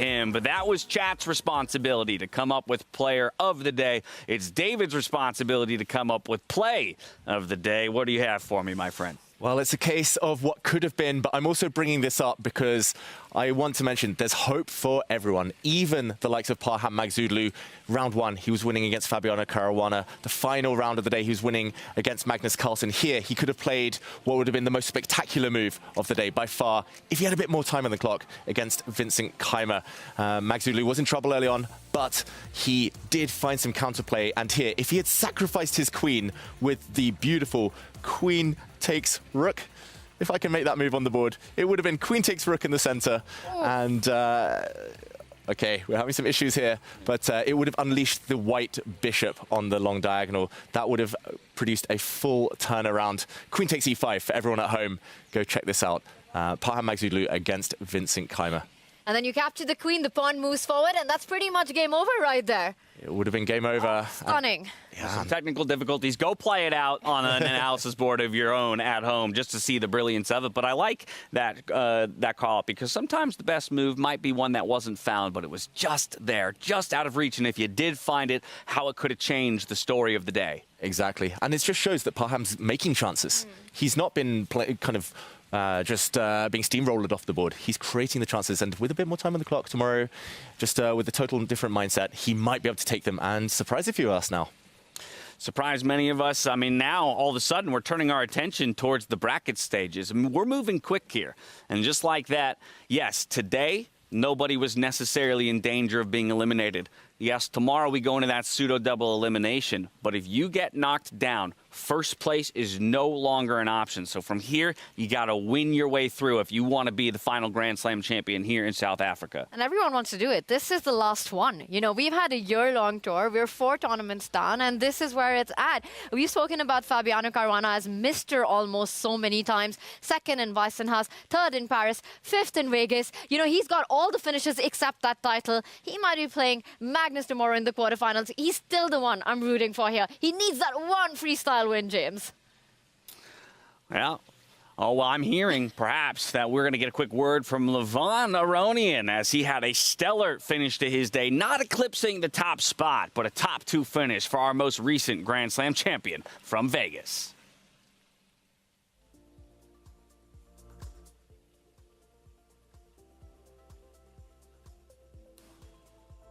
Oh. Actually, in fact, I'm learning he might be joining us live on the set. I don't have any eyes on him now, but I'm sure we'll hear him when he comes. Or we'll see that bright-colored shirt, regardless. We're going to send somebody to go hunt him down. It's a beautiful view. It's a beautiful venue. Who's got eagle eyes at home in the audience? Who can spot Levon there, moving towards us? And a beautiful sunset. What a way to start and close our day here on the southern tip of South Africa. Okay, prediction time tomorrow. You're going predictions already for tomorrow? Okay, prediction times overall. Who do we think is going to win the whole event? The whole thing here? The final one? It's all about the tough questions here. It's really tough. I mean, I'm going Javik here before anyone else can. Yes! I said that at the start of Too bad! James. Recency bias. Everyone's going to remember me saying it. Levon Aronian, before you. Go on, Tanya. Guys, you've taken Sindarov, you've taken Lev. We're talking about the entire event, right? Yes. Not the tour. Not the tour, just the event. Just this event. It would be very safe to call Magnus out, but I'm going to say it, Fabi gets it done this time. Wow. Let's go, Fabi. Wow, wow, wow. After a disappointing day, let's see if he can turn it around and going into tomorrow. I know. I mean, he's been so close and yet so far in so many different events, but we've also seen in non-freestyle events what he's capable of, most recently here in 2025. And I think that's the Fabi that a lot of people keep looking to and saying he's just got to find that last ounce, whatever's missing. I see a very stylish man getting mic'd up to join us in just a couple moments' time. I'm excited to hear from Levon on what he feels about his performance of the day and the rest of the field, how it maybe matched his expectation, and what his chances are going forward, and maybe who he's thinking about picking. What do you think? I wonder if he'll give that away right now. It happens at dinner in just a couple of hours, not even. Watch this space, guys. We might have the big reveal right now. Yeah. Well, speaking of this incredible venue as we wait for Levon to join us, I know that you got to go on a lovely helicopter ride, no? Literally behind you. Oh. Guess who's here? He's stepping in now, so we don't need to talk about that. I'm welcoming Levon in. Thank you, my friend. Congratulations on a top 2 finish for the day. Talk to me. Where's your head at? Was this going to your expectation? You did have to go up against the other top 2 finisher in Javik Sindarov at the end of the day, but you two seem to separate yourself well above the rest. Yeah, things worked out. Got lucky in some games, so far so good. Don't you make your own luck, though? Yeah. Also, I mean, but sometimes, you need a bit of luck to finish on top. I'm curious, coming off of your performance from Vegas, obviously an incredible finish, top dog. Do you feel like you're at that same level? Do you feel above? Where are you at coming through the conclusion of the round robin today? I have no idea. No idea? No. Okay, well, while you have no idea, I'm going to centralize you here. You're the star of the show, so you go to the middle. You guys got anything you want to throw Levon's way? You know, you're talking about luck. I mean, I have to ask you, do you think the lucky charm is just having your family around? Because every time that happens, there's magic on the board with you, Lev.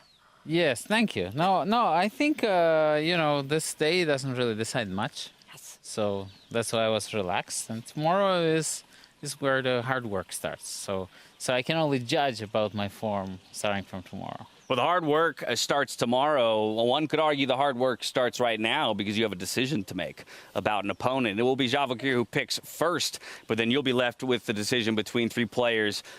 Not necessarily going to ask you to reveal it, but have you already been working through the different... You're asking you to reveal it. She wants you to reveal it. I was going to respect the integrity of the moment. I'm going to ask Annie. Ooh. Okay. And whatever she says... Well, she's right here. Yes. Annie. Keep it a secret. But how do you see the draws being pulled out right now? If you had to kind of give a way to it, Sindarov starts first. What do you think is going on in his head? I think it's a no-brainer for him. Parham scored 0. I mean, with all due respect, it would be disrespectful towards Parham if somebody would say, no, I don't pick him. Because he had such a bad day. So, yeah.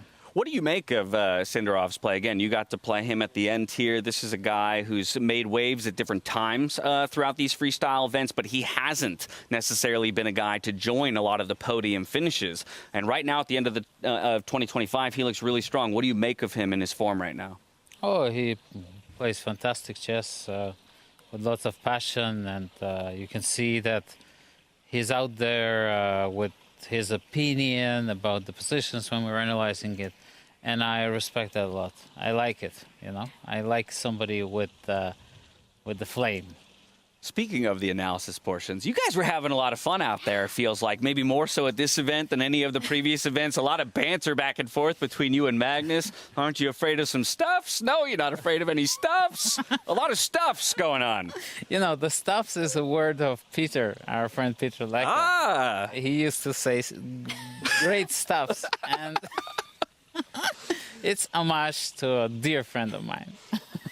Rightfully so. And Levon, what would you define as a successful tournament for you? Is it victory or nothing overall? Successful tournament?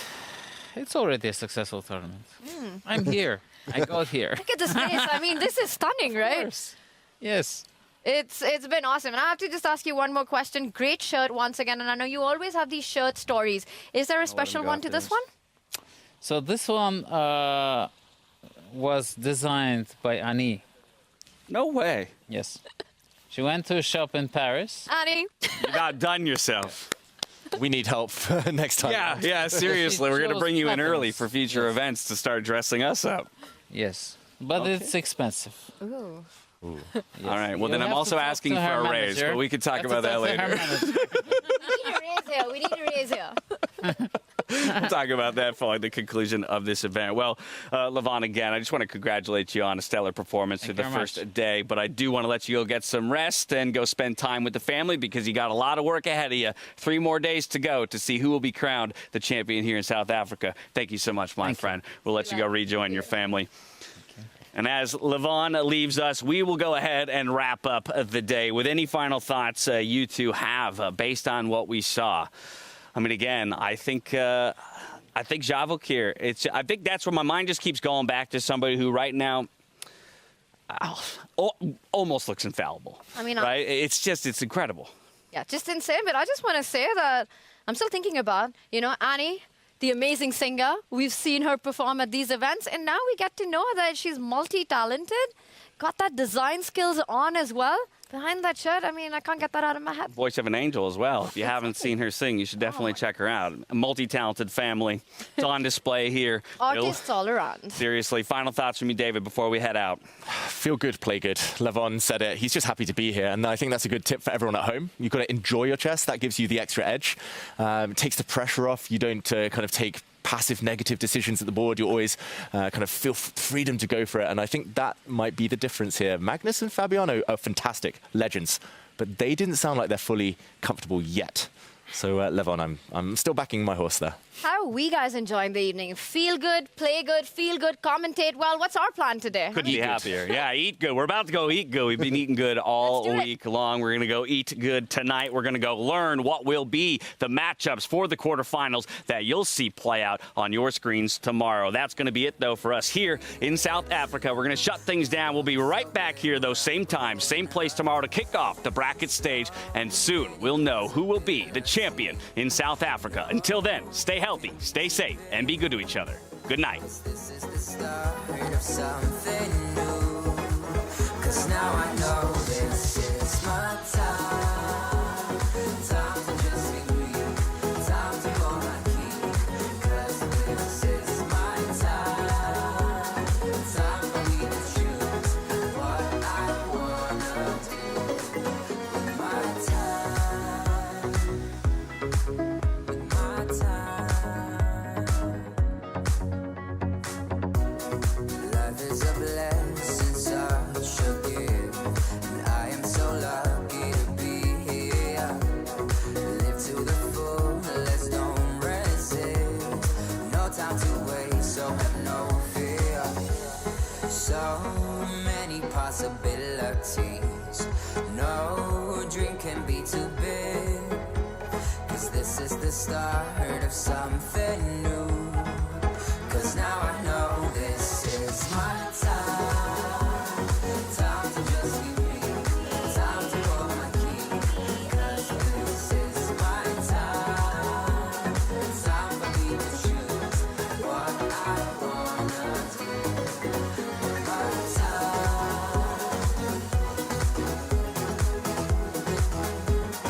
'Cause this is my time. What I wanna do. My time, my time, my time is meant to be all mine. All I bring with me in life is my time, my time, my time is mine. And now I know this is my time. Time to just be me. Time to hold my key. 'Cause this is my time. Time for me to choose what I wanna do. My time, my time, my time. Time to hold my key. 'Cause this is my time. My time, my time, my time. What I wanna do. My time.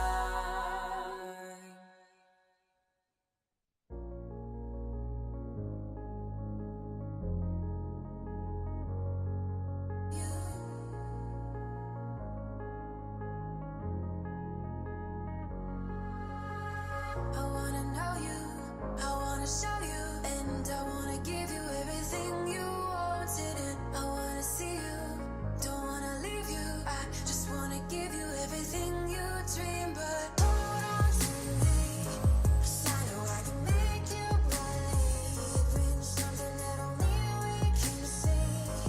Also, baby, hold on to me, hold on to me, hold on to me. 'Cause I know I can make you believe in something that only we can see. Also, baby, hold on to me, hold on to me.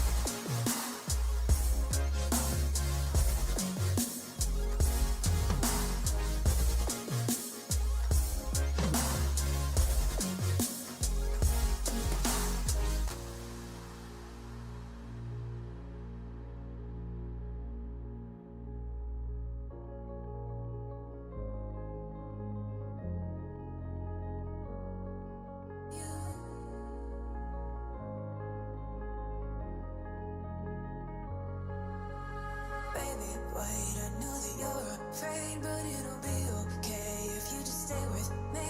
And we can run from here, and we can disappear, and they won't find